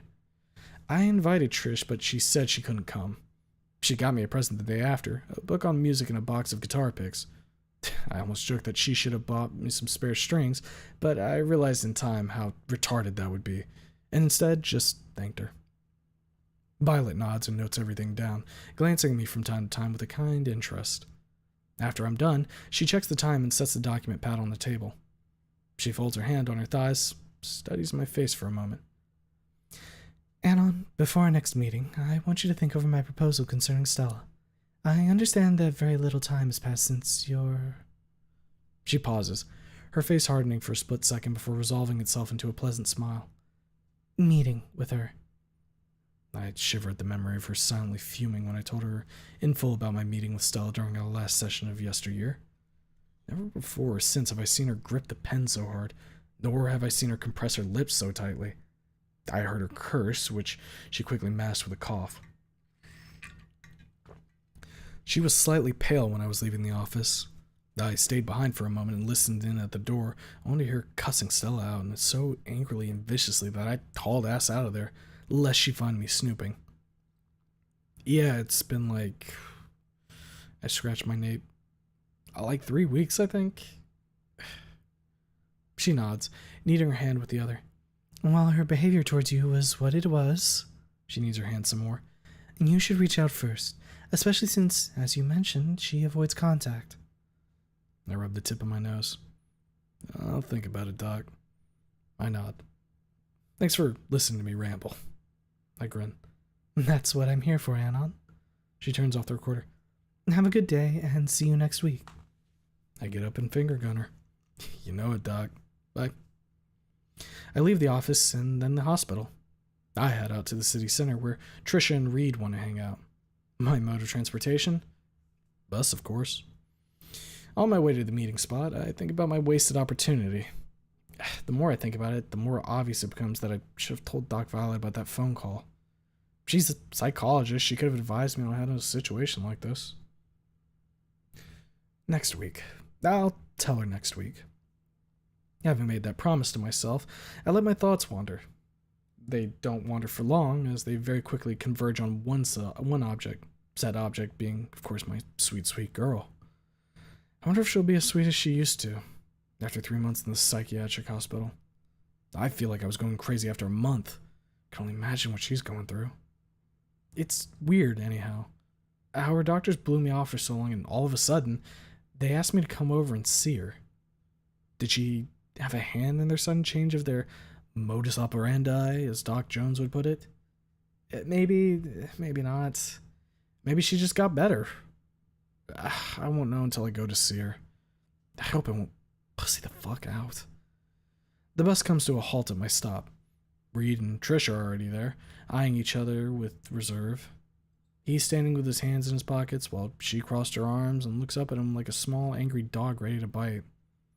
They've been arguing again. You can't work out a way forward in their situation without cracking a couple of eggs. As soon as I step out onto the wet pavement, their mutual attention breaks up and shifts from each other to me. Reed approaches me with a smile and wide open arms, which he closes around me in a tight, manly hug. Trish follows hot on his heels with a smirk and a handshake. So, what are we going to be doing? I ask, putting up my hood. Arcade again? They both stare at me for a moment. Trish completely unamused, Reed slightly embarrassed and annoyed. He shakes his head and rubs his snout. Let's grab a bite. Bickering with you makes me hungry. He looks down at Trish. She looks up at him. The feeling's mutual, you know. She flips him off. Glad we're on the same page then. He grins crookedly. Let's go. I know a place not far from here. Around 20 minutes later, we're sitting at a table in a small, bar-like place. Reed and I are browsing the menu while Trish stands at the counter. being extremely picky, changing her mind on what she wants with a frequency that would make St. Peter himself lose his temper. The guy behind the counter ain't St. Peter, and he shows it by giving the little trig nasty looks when her head is turned. Reed glares at her, then turns to me, drumming on the cheap table with his fingers as Trish continues studying the menu with annoying thoroughness. I tell you, it sucks that I won't be able to see you for 4 damn years, dude. He sighs, tapping his foot on the floor with a steady rhythm. There's summer break and winter break. I pat him on the shoulder. Don't worry, dude. We'll be seeing each other plenty. I looked over at Trish. She turns and walks up to us. The dino behind the counter gives her this side eye and whips out his phone. Take this one, guys. She pointed at one of the dishes. It's pretty good. Reed growls, tossing his head. How about you let me make my own choice, Trish? I stare at him. Trish takes a step back, turns pale, tears starting in her eyes. She turns away from him with her jaw quivering. Fucking hell, he knows how to hit so it hurts. Christ, dude, it's only food. He blinks once, twice, and then, as if realizing what he's doing, looks at her, clenches his fist and curses at himself under his breath, shutting his eyes and tossing his head forward. I'm sorry, he says. I'm sorry, Trish. It's been a crazy week. Had a fight with Rosa, their first real argument, you know. Been on the edge for the past few days. I'm sorry. She turns back to him. She's not pale anymore, though there are still tears in her eyes. It's fine. You worry about shit, it's fine. She raises her arms. I talk shit to you, too, remember? She smirks, hastily wiping her eyes. 2 weeks ago at the arcade. That was gamer talk. I mean, before we played that game. Reed's face darkens slightly. It brightens after a moment. I guess you're right. Alright, Alan, what are you getting? I'd choose something random. A burger of some sort. I'm less interested in the food and more of how quickly they moved on from that little incident. Before our food arrives, they're back at chatting up as if nothing had happened. He's joking with her, she's laughing, they seem like the best of friends. Looks can be pretty deceiving, something I've learned the hard way back in school. Following that principle, I observed the two very carefully for the remainder of our meal. Very quickly, I noticed that Trish's laugh rings kind of hollow. It sounds forced. Reed's jokes seem half-hearted, even though it would be clear to even the most casual of observers that he's trying his best. That little exchange put them both on edge, and while I hate seeing mutual reserve, I don't step in. Their friendship is their business. Sure, they both put great trust in me, but I can't stick my nose into their affairs every single time they have a slip-up. Their cautious attitude towards one another continues after we leave the bar and head into the city to walk Trish home. They chat and they laugh, sometimes I chime in, but for the most part of the walk home, I stay quiet and continue my observation. They gradually warm up to one another. Trish's laughs start to sound more genuine. Reed's smirks and grins don't look so damn forced. They both relax and even start enjoying each other's company for a change. And it's a change I welcome wholeheartedly. When we finally leave Trish behind, Reed's actually smiling. Who knows? Maybe my doubts are completely unfounded. A few days later, in the second half of January, Reed invites me so we can hang out like in the good old days. Just chill out, play video games, and talk about him leaving for college, as well as some minute things. My phone starts buzzing. I take it out, and seeing the call is coming from the hospital, I excuse myself and leave the room. After a moment of standing in the hallway, I decide to head outside and sit in the chairs before accepting the call. Hello, Mr. Mouse. It's me, Dr. Mitchell. We spoke on New Year's Eve. Good afternoon, Doctor. I sit down on the stair step. Did something happen to Lucy? He assures me that nothing bad had happened. I'm calling to inform you that you may expect to receive calls from her after your visit. My heart jumps. Despite the doubts tearing at my heart, I can't help but smile a wide smile of a dumbass. That's great news, Doc. However, his tone doesn't change. My happiness is immediately checked. I compose myself and wait for him to continue, which he promptly does. However, it will depend on the outcome of your visit. You see, Mr. Mouse, my patient is very eager to talk to you. A long pause. I want to see how this conversation resolves itself. If the result shall not be to my satisfaction, you will receive no calls from her, nor further permissions to visit. Do you understand? Of course. I nod. Is there anything I should know before my visit? Another long pause. Rustling of scales, quiet mumbling, then the sound of drinking. I'd give a lot to see a Diplodocus drink. What if he wears a helmet with holsters and straws like football pros do during big games? We only recently managed to stabilize Miss Erin's mood, he tells me. Be very, very careful about what you say to her. Another long pause. Do not, He puts very strong emphasis on these two words, reference any past events unless she does it herself. Keep the conversation in the present moment. Can you do that for me, Mr. Mouse? Of course, I say. I've been in a ward myself for a short time, and I know how bad things can get. He's silent for a long moment, mumbles something to himself, or slurping and gulping. I'm glad we understand one another. One more thing. I sit at attention, the sudden hardness in a voice making me feel as if he was staring me down across the desk. If the meeting does not go the way I hope it does, you will be escorted out. Understood. Splendid. Have a good day, Mr. Mouse. He hangs up without waiting for my answer. I stare at the phone for a moment, then get up and go back into the apartment.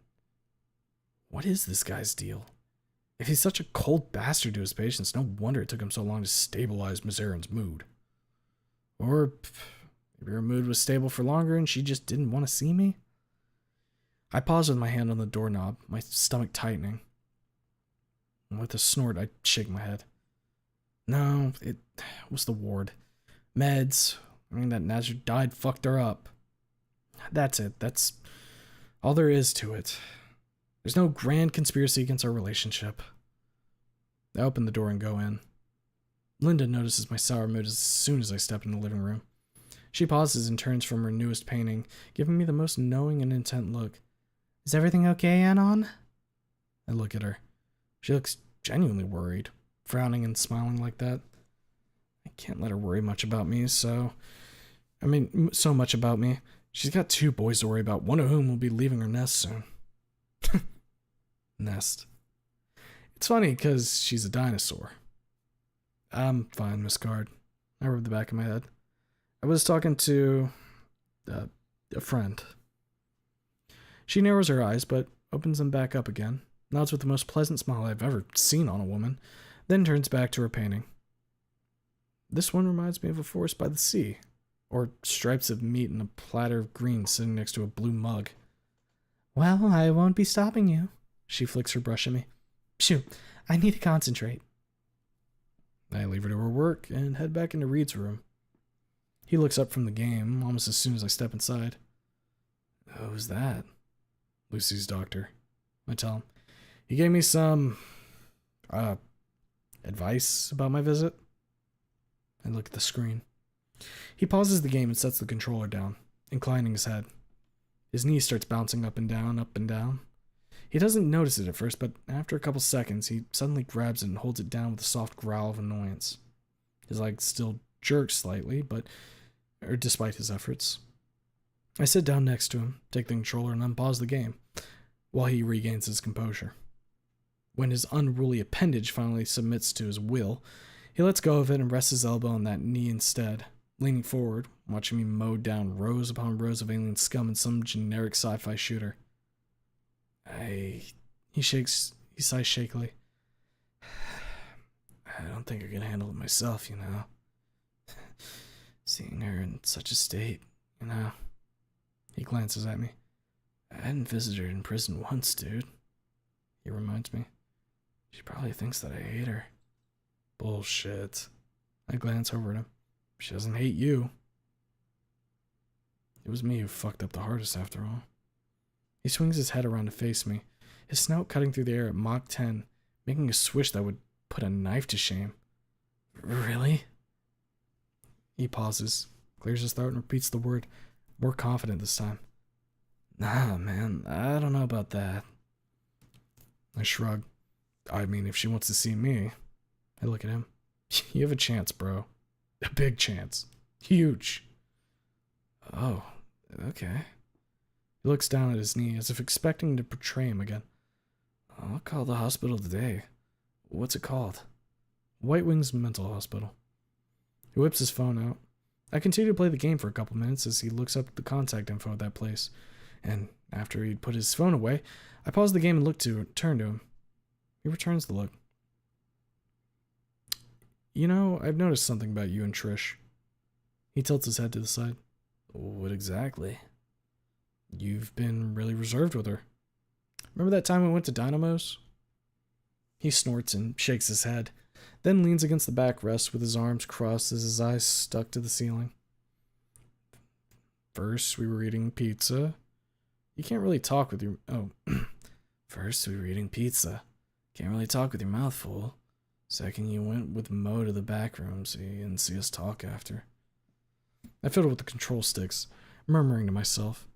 He's somewhat right. Still, he and she didn't talk much on our way there. Or maybe I didn't notice since I've been talking with Lucy over the phone and kept my distance so my girl wouldn't accidentally hear the trigger's voice. What about the time we went to the arcade? Have you ever played Metal Slug? He chuckles. It requires focus, bro. Especially with the difficulty level jacked up so high. He turns his head to me. You've been busy, dude. With life and stuff. Lucy and your child. He smirks. Trish and I have been busy too. I nod, keeping my face straight. So, how's things between you two? From what I've seen, you're not making much progress. He snorts and rolls his eyes, then rests his head against the wall, staring at the ceiling. If you think that I'm still treating Trish like an enemy, he looks at me without moving his head. You should open your eyes. He sighs with great annoyance. I'm playing my cards carefully. That's literally all there is to it. She fucked up all our lives with her stupid bullshit. I'm sure that won't happen again. I rub my jaw. You'd need more than a month of casual hangouts to evaluate that properly, I think. I know. You say that I'm reserved. He points at me. I say that I'm cautious. He jabs himself in the chest with his thumb. Besides, the ringing of the doorbell interrupts him and makes him start. He hops off the couch and leaves the room, and judging from the sound of his footsteps, he nearly races his mother to the door. Her calling out at him to be careful confirms my suspicions. What the hell is up with him? Did he order a pizza or something and doesn't want anyone to get it before him? I shake my head with a smirk, unpause the game, and continue my rampage against the alien menace. Said rampage soon comes to a screeching halt, however, as Reed comes back, and he's not alone, no. He brought Trish. The trigger herself. I almost dropped the controller seeing her there. I stare at her, completely fucking dumbfounded, eyes wide open, mouth slightly ajar. She looks back at me with a mixture of anxiety and amusement, the two emotions twisting on her face in an odd expression, combining a smile, a frown, and a grimace. Trish? I stammer out, blinking repeatedly. What are you doing here? Reed invited me? She shrugs. Yeah. Reed looks over her head at me, his arms crossed. A gesture of goodwill? He puts strong emphasis on the last two words, staring straight at my face as he says them. Trish blinks, frowns, and with a confused look, turns her head to Reed. He ignores her, keeps his eyes on me instead.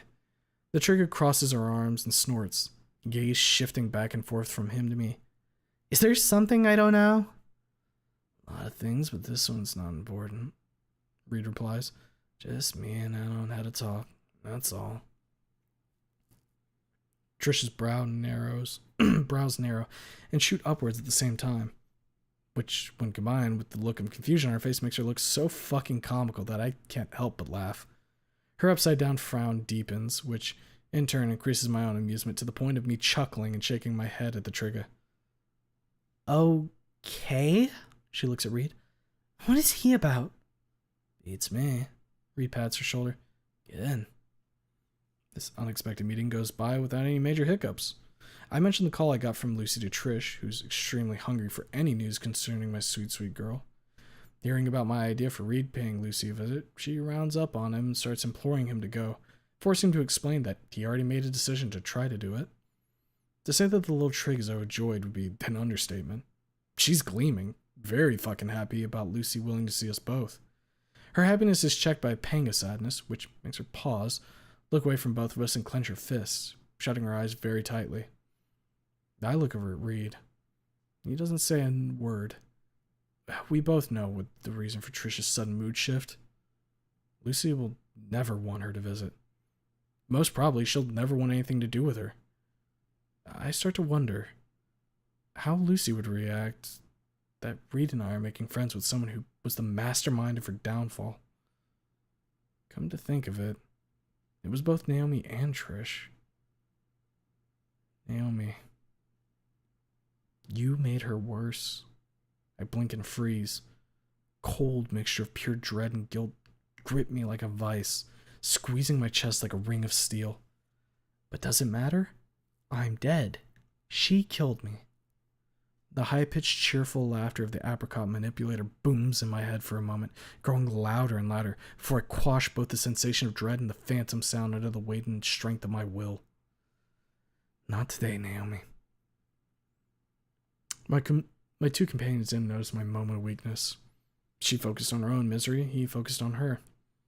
I catch a glimpse of vicious satisfaction in Reed's eyes. It doesn't last more than a second, and is supplanted by self-reproach and anger. Anger not aimed at her, but at himself, to which he gives vent by tossing his head aside and growling softly. She twitches, her head shooting up and turning to him. When he doesn't react, she turns to me with a confused look. Give him a moment, I tell her. The moment passes. He turns back to us, as relaxed as ever. He leans towards me with a grin. Enough sulking. Let's chill out. He takes the control from me. Say, Trish. He nods at the aliens waiting for their turn in the meat grinding game. What are those bugs? Trish's face lights up. Within moments, she's in her element, ranting about all kinds of arthropods, theorizing how they're related to the aliens in game with great enthusiasm. Reed looks at me over her head and smirks. Who knows? Maybe those two won't end up estranged after all. A few days passed since Trish and I hung out at Reed's. Since then, he's been slowly packing up his stuff and sending it over to the college. I visited him during those couple days, separating us from the end of the month, helping him with preparations. Trish helps too, and from what I learned from Reed, she comes over almost daily. Gradually, with our help, his room is emptied. As a reward for our efforts, his parents invited us to a party in celebration of him leaving for college. On the day of the party, I leave the farm with Rosa, both of us dressed very officially. I saved up a pretty sum of money from the wages Simone's been paying me, for which I bought a pretty fancy suit. The one my old man sent me for the prom had ended up in a Goodwill a long time ago. Will it be a big party? I ask Rosa as I strap in. No, she shakes her head. He asked them to keep it cameral. Besides, his mama, papa, and his brother. And there will only be me and you. And Trish, I say, nestling in the seat. And Trish, she nods. You know, I wasn't sure about how Reed went about this whole making up business, but... She starts the engine. It worked out in the end, no? I rub my jaw. Fuck, I forgot to shave. I guess it did work out. She backs out of the garage and drives out of the farmyard. What do you mean, I guess? She glances over me. Trisha has been much happier since the month started. And she's been. I can't argue with that. There have been ups and downs, but for the most part, January has been on an upward curve. Well, it's been on an upward curve for some, and a downward spiral for others. Which one of those am I? Stella pops into my head. Was this month an upward curve or downward spiral for the Stego? I told Doc Violet that I'll rethink her proposition about visiting the pair oddball, and yet I still hadn't given my answer despite the month ending literally tomorrow. Hell, I didn't even raise the matter with Rosa yet. Maybe the latter's for the better, though. I've seen enough of her worrying about her separation from Reed to know better than add more to her pile of worries. We arrive at the Card household around an hour and a half later. Trish is already there.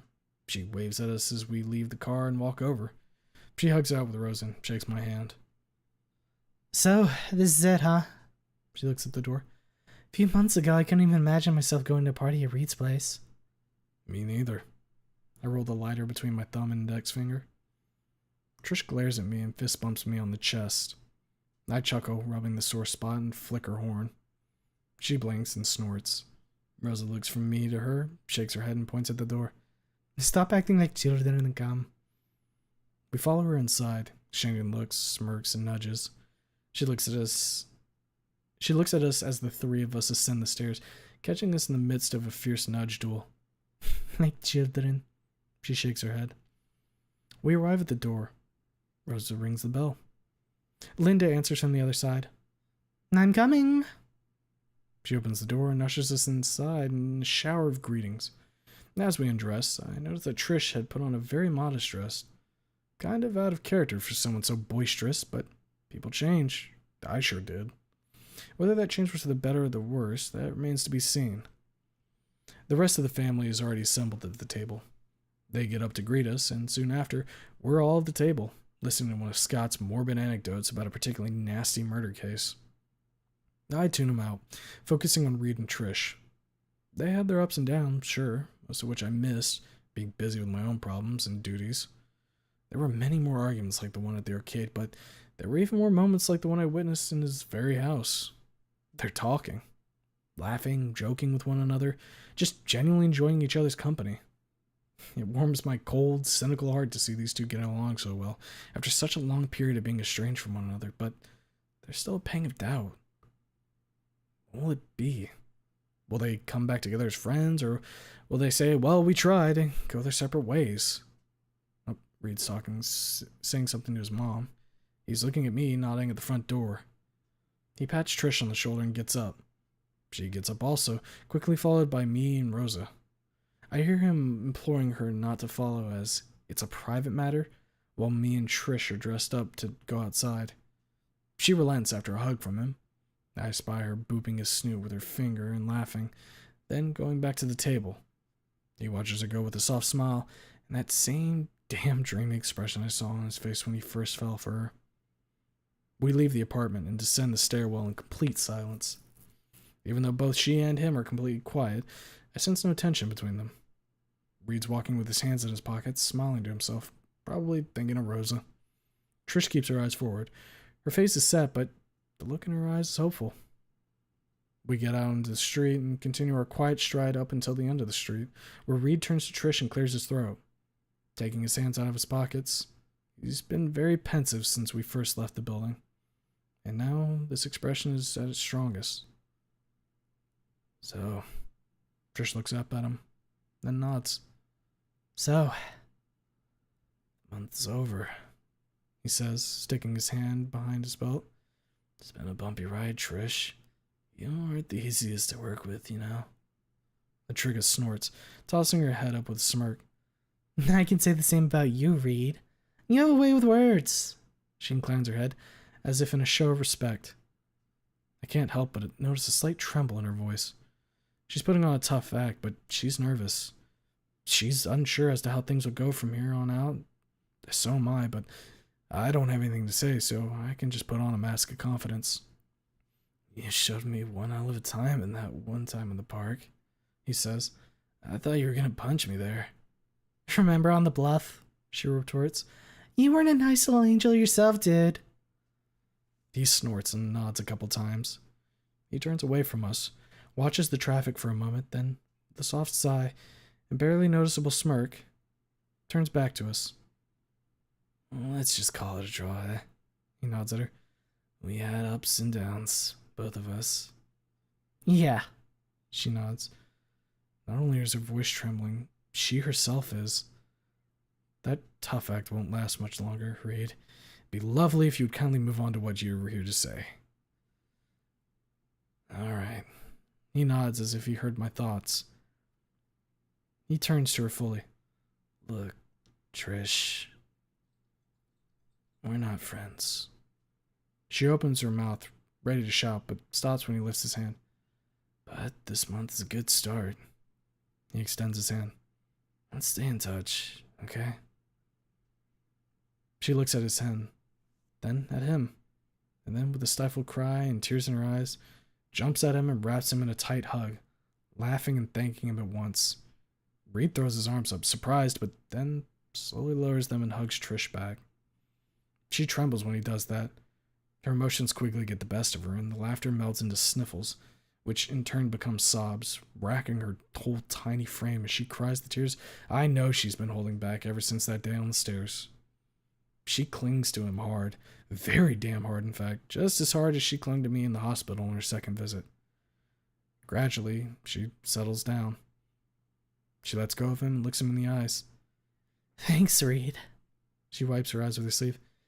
And thanks to you, Anon. She looks over her shoulder at me. Yeah, thanks, dude. Reed looks at me over Trish's head. Don't mention it. I smirk. Just don't leave each other hanging, alright? We go back to the condo. While me and Trish sit down at the table, Reed takes Rosa to the side and tells her what went down. She gleams for a moment, then crushes him in the tightest hug I've ever seen anyone give. So tight that he's actually struggling to breathe. Scott watches them for a moment, then clears his throat. They separate and look at him. Reed, come over. Come. I have a few words to say. Scott gestures at them to come over. They do as he implores and take their seats. Scott gets up from his chair, glass in hand. Reed? He looks down at his son. From the day you were born, I kept telling your mother that boy will do great things in his life, and she agreed, the smart and kind woman that she is. He turns a loving eye to the lady of the house, who looks extremely flattered by his kindness. She nods at him with a blush and a smile.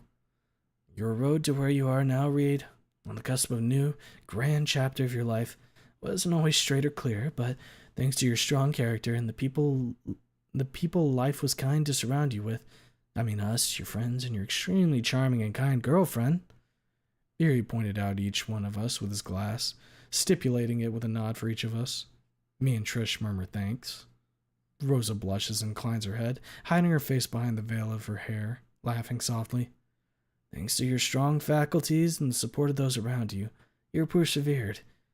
You stand on the beginning of a great journey, son, and I'll be watching you traverse the paths of life with great interest and pleasure. Scott raises his glass.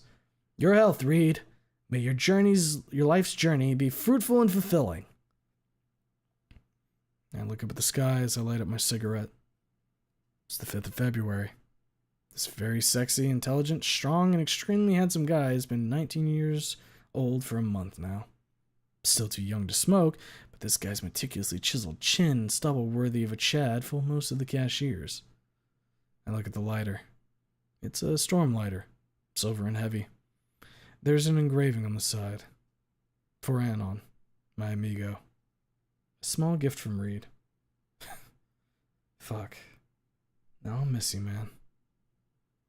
I put the lighter away and take a drag on the cigarette, still looking up at the sky. I pull it out from between my teeth and look at the front door of the White Wings Mental Hospital. It's a large, clean, 4-story building, painted bright white, with a large parking lot in the back. I've been in and out of this place many times over the past few months, trying to get a visit scheduled since November, but to no avail.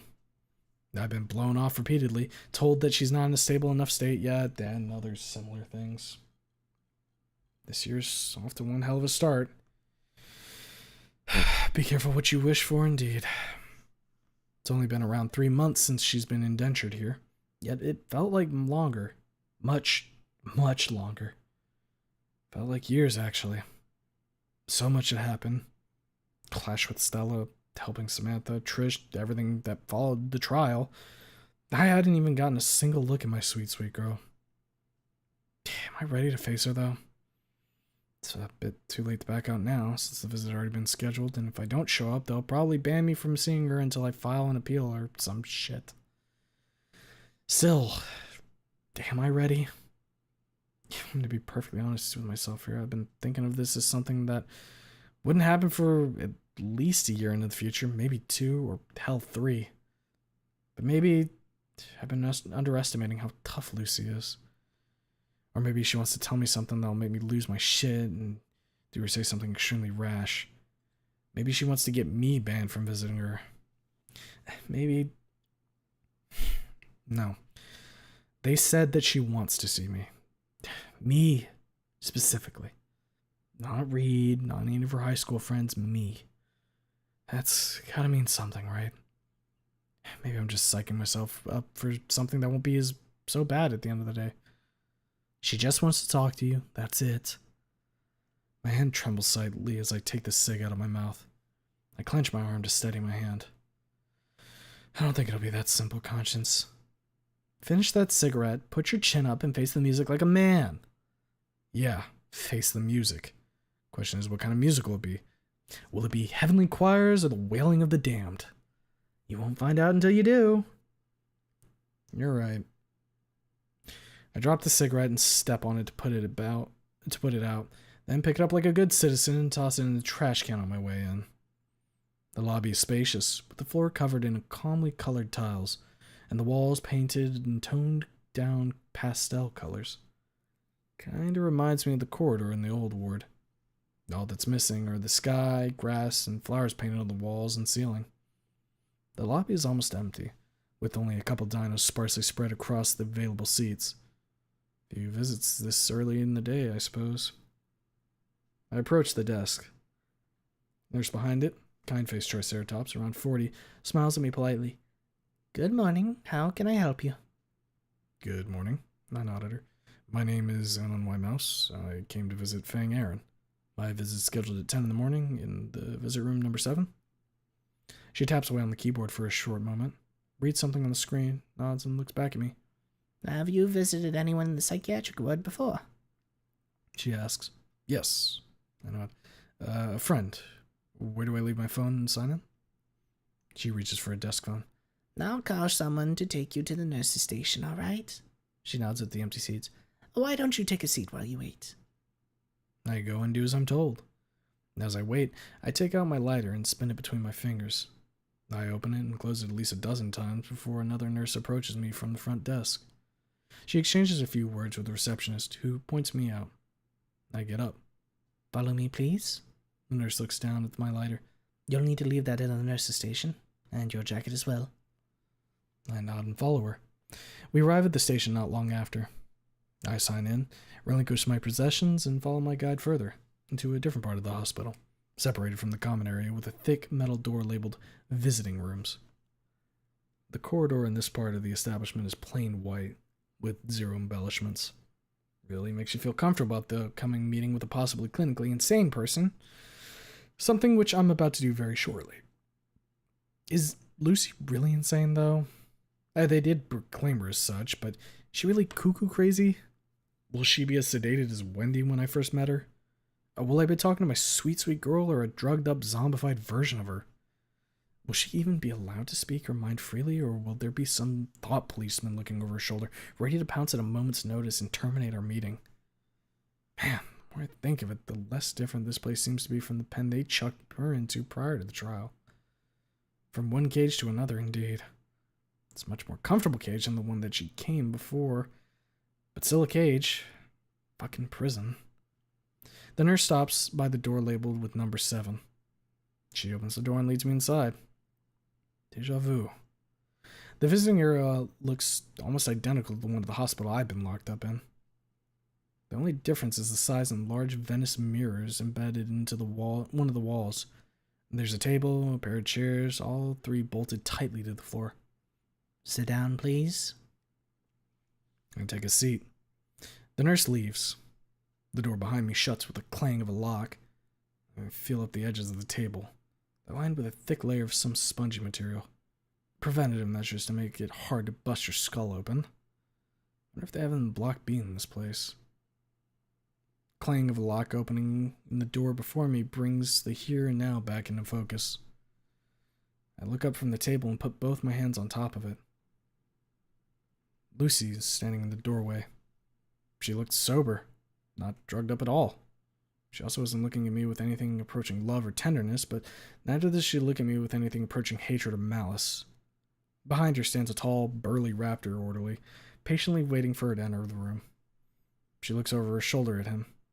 He points at me and mutters something I don't catch. She nods, then steps inside. He follows her and locks the door with a card key dangling from his neck. I don't look at him. I look at her. She's gotten slightly thinner. If you ignore the obvious pregnant belly, her hair is cut short, even shorter than it had been in prison. She kind of looks like a guy with this haircut, actually. Her eyes are wide open and lucid, her pupils shrinking and dilating to the rhythm of her breathing. One of her hands is resting on her belly, while the other is clenched into a fist by her side. We look at one another for a very long moment, but with nothing but tense, awkward silence. The orderly clears his throat. She looks at him over her shoulder. He points at the empty chair. She nods and slowly sits down. She sits for a moment, bent slightly forward, her eyes stuck to the table. I open my mouth to greet her when she lifts her head and looks at me straight in the eyes. You fucking reek. I blink. Have you been smoking? She asks. Yes. I nod. I won't have hurt my child. Our child. I correct her gently. My child? She doesn't raise her voice. Living with a smoker. I say nothing. Don't be confrontational. Don't upset her. Remember, she's in a delicate state of mind. She's also pregnant. So keep that in mind before you speak, little man. I'll stop. I promise her. You fucking better, she says in a low voice. There's another long moment of awkward, tense silence between us before I muster up enough will to break it. So, how have you been? She closes her eyes, inhales slowly, calmly, exhales and opens her eyes and stares dead at me. No, I've been just fucking swell. She leans forward, resting her jaw on her hand. I've been so fucked up on meds for the first month that I barely remember anything from it. She snorts. You know, the usual shit for a crazy bitch like me. Therapy, drugs, therapy, drugs. She tilts her head from side to side like a metronome. I hesitate. She doesn't continue. I have to say something. We can't just sit in silence, staring at each other like a pair of lunatics. You don't seem happy to see me. Well, ain't you just the brightest fucking guy? She chuckles humorously. Bravo. Maybe if you were that bright back when it was of use, I wouldn't be rotting here. If you don't want to. I asked them to let me see you. She cuts me off.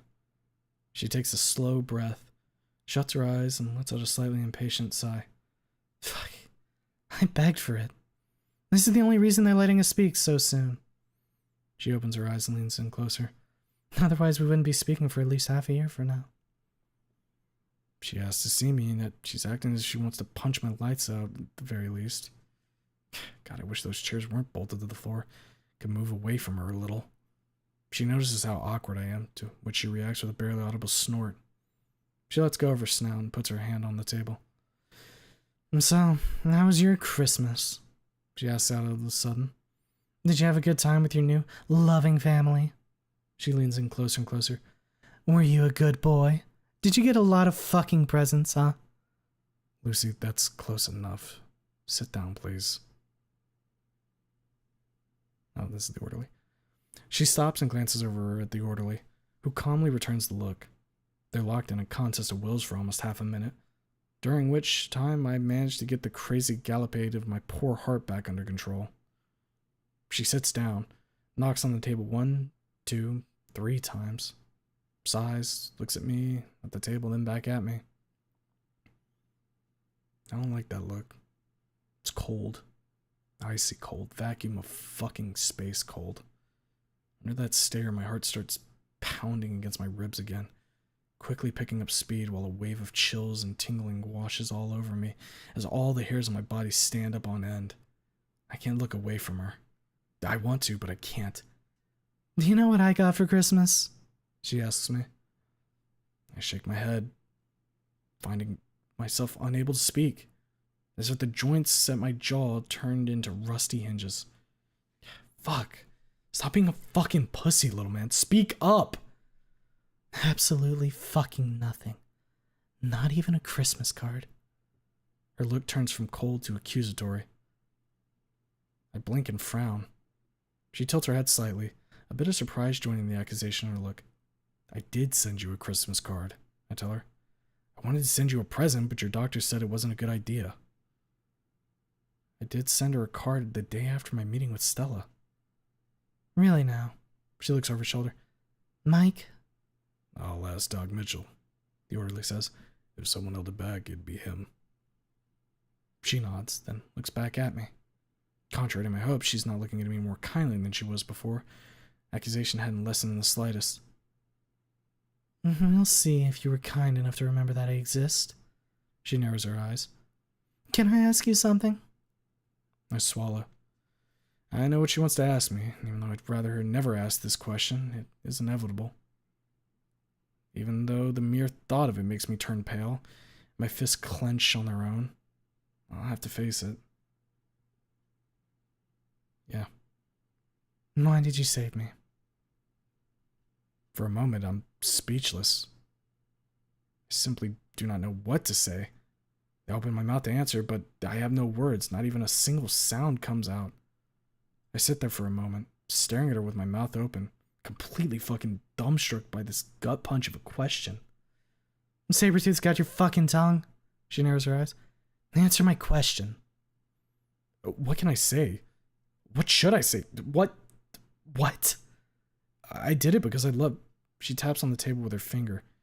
It's a quiet, soft sound, but in the silence and thanks to the state I'm in at the moment, in my ears it sounds like she just slammed her fist onto the table. Love me. She clenches her fist. I can almost hear her knuckles popping. Love me. You. For a moment she's at a loss for words, only working her beak, trying to fight her feelings choking her back. You bald, ape-faced, sleazy piece of shit. You never loved me. She lowers her voice, stabbing the air with an accusatory finger. I was nothing to you. She speaks in a low, heated whisper. I was nothing but a toy for you to throw away after you're done with it. She pauses, swallowing hard. I blink. You took me away from my friends. You ruined my band. That's not true at all. She taps her finger on the table again, interrupting me. Shut up, she says in the same heated whisper. For once in your life, shut the fuck up and let someone else speak. She pauses, working her beak again, silently mulling over what to say next. You say that you love me, and yet every single fucking time I tried to open my heart to you, you pushed me away. You lied to me. I freeze. Oh, fuck. Not once, she taps on the table, but twice. Both times about something extremely fucking important to me. She leans in slightly. I thought that you'd change, but no. She slowly shakes her head. You're still the same lying piece of shit. You've been back at school. It's not true. She clenches her fist. Her talons slip out, giving me a glimpse of how short they've been cut. They're even shorter than I remember them being. During her time in the pen, they barely stick out now. Each one looks like an eraser at the tip of a pencil. No one's getting scratched with those, no sir. Then why the fuck didn't you tell me Nazar's dead, huh? I snap to her face. Another gut punch. I swallow, trying really damn hard to force the saliva down my throat, which proves nigh impossible, thanks to how tightly it had clenched. I expected her to toss her head, hiss, growl, show any sign of emotion gripping her. But other than that clench of the fist, she shows no signs of internal turmoil. Block B. Must have learned her lesson in such a place. You had a chance to tell me for almost... She pauses to compose herself. Her claws are pressing hard against her palm. Almost half a fucking year? And yet you didn't say a word about it. She stabs there with her finger again. You stupid fuck. Love. She spits the last word out as if it was a piece of bad meat. It's not enough to build a relationship. Honesty is also important. I look away. My jaw hurts. Fuck, I'm ripping it just like back at the court. My face is cold and tingly. It must look like Nosferatu with how pale it is right now. I breathe in deeply. Let go of my face, force myself to look into the eyes, and almost recoil from how fucking angry her gaze is. She's staring at me with the cold, silent fury of an angry mountain about to teach the climber some humility. She reminds me of someone. Your lawyer must have told me how things stood. She blinks. For a moment, the cold mask of anger slips, revealing the emotions raging underneath. revealing the fear, the confusion, the silent scream for help, for support. Her jaw trembles, and she almost says something, but with a clench of her fist and a dry pop of her snout shutting, she grips her emotions with a resolve of steel. The mask slots back into place, obscuring the truth like a door of a dungeon slamming shut. I wanted to hear it from you, she says. From you, you fucking idiot. A pause. I trusted you. You told me he was alive when you last saw him. But then, when you learned that he's dead, because you must have fucking learned it somehow. She shuts her eyes. A tear rolls down her cheek. She doesn't even register it. You didn't say anything. I don't dare to reach out and wipe that tear away, even though my heart's tearing in two, seeing her cry. If I touch her, she'll do something she'll regret. Lucy. Oh my fucking God, Lucy. If only you knew how much it hurt me not to be able to muster up the guts to tell you the truth about Nazar. But she won't accept anything I'll say in the matter. It'll all sound like an excuse to her, and I'll be honest with myself here. Wouldn't it be just that? Fucking excuse for repeating my dumbassery. I didn't want to upset you. I would have cried, yes, she tells me. Very fucking much so. She sighs, the tremble of her voice barely noticeable. I would have slept better for it. But you didn't tell me. No, you decided that it'd be better to keep me in the dark until I have fucking mental breakdown. We sit in silence. It starts dragging out, becoming more and more unbearable. My heart galloping like a mad horse, blood humming in my head. What can I do to prove that I didn't have any ill intent? She shrugs. I don't fucking know. How about you start with an apology? Alright. Swallowing, I take a deep breath and look her straight in the eyes. I am sorry for not telling you. I am sorry for keeping it away from you, Lucy. She nods slowly a couple times, tapping on the table with her claw. That's a fucking start. You fucked up with me. Twice. She looks down at her belly. Don't fuck it up with her. She lifts her eyes to me. Do you understand what I'm saying to you, you fucking ape? I would never... She cuts me off. Don't make promises, alright? I'm not stupid. Alright. She nods. Good. Now, if you're still entertaining that retarded idea of running off to the army, you'll drop it right fucking now. She demands. I assure that I've dropped that idea some time ago, that I have different means of sustaining myself in Amber now. I tell her that my new family will help me to their fullest extent. I also mention Mo and his promises of assistance. Mentioning Cazales has no effect on her. She just shrugs. But as soon as I mention Mo, her eyes light up. She starts nodding when I mention Mo giving me some money on my birthday and how I intend to put it to Amber's benefit. By the end of my rant, she's more relaxed than she was before. Lucy, time to go. She nods and gets up. I'll see you later, I suppose. She shrugs. When? She shrugs again, turns towards the door she came in through. How the fuck would I know? I'll call you or something. She leaves. The door slams shut behind her, and soon after, the door behind me opens. I get up and leave with the nurse, taking my belongings on the way out. I fiddle with the lighter as I walk out of the hospital. Stop smoking. That's rich coming from her. She used to smoke like a fucking locomotive, and now she berates me for having a single cig. Idiot, she's worried for your child. She's right. You should stop smoking. I take out a cig and put it in my mouth. I'll start tomorrow. I light it up. How about you start now? How about you stop nagging at me every single fucking opportunity, Conscience? Stopping would mean doing something stupid. Like smoking after you told Lucy that you'd stop. I ignore myself, walking away from the front door of the hospital with my hands stuffed deep into my pockets. Stop smoking because Lucy said so.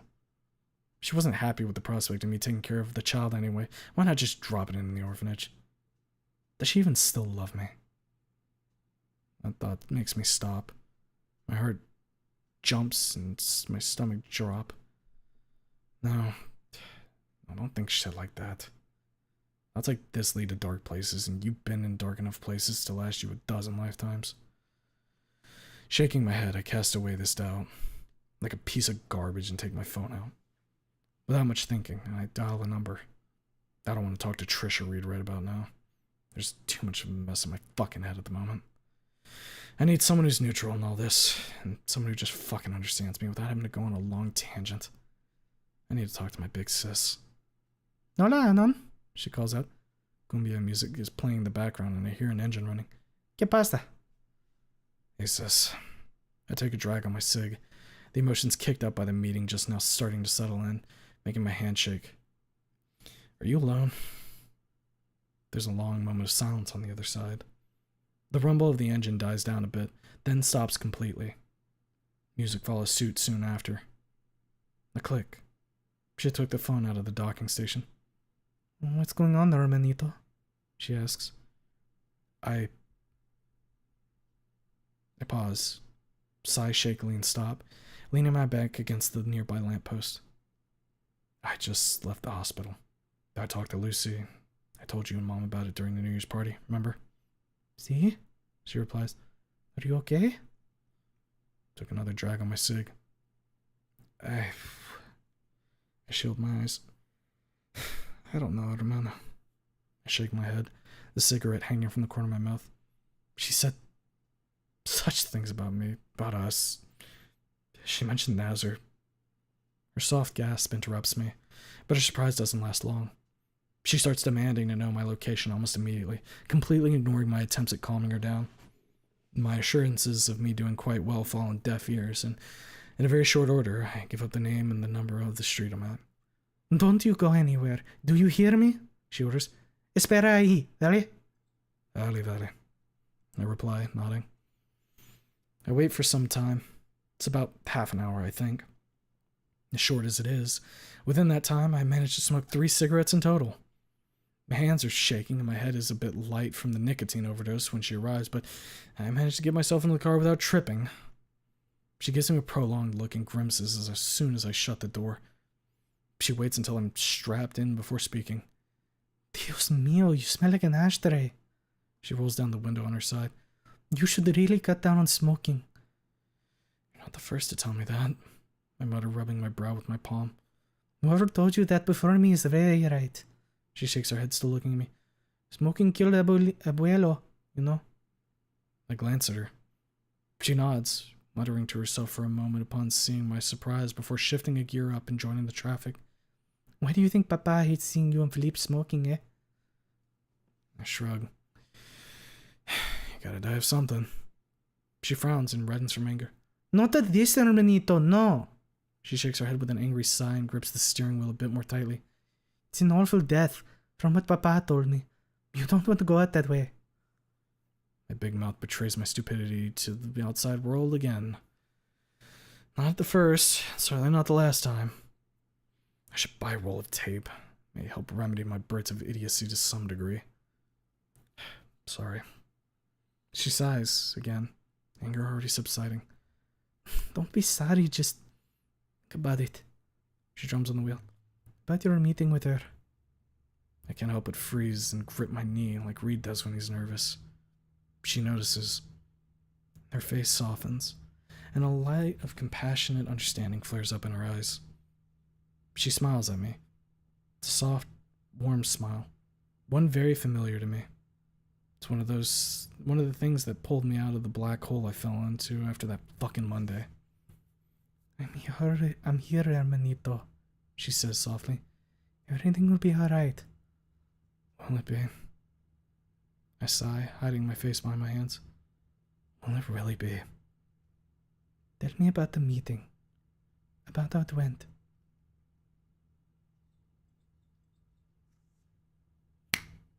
There you go. Chapter 28. Oh, fuck. You got another good one, the Fang voice. It wasn't a good one for you, though. That one wasn't great.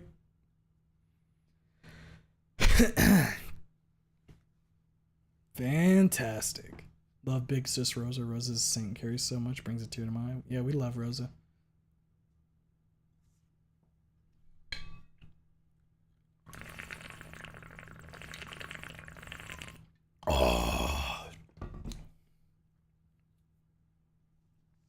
One thing we got to remember is that Fang is not seeing Anon's transition. You know what I mean?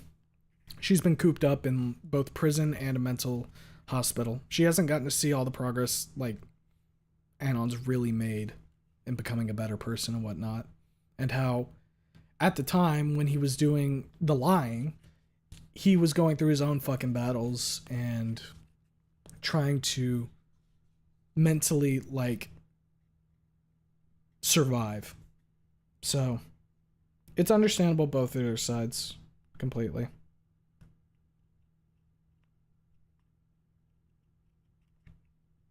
So I would say that makes sense, that reaction there. I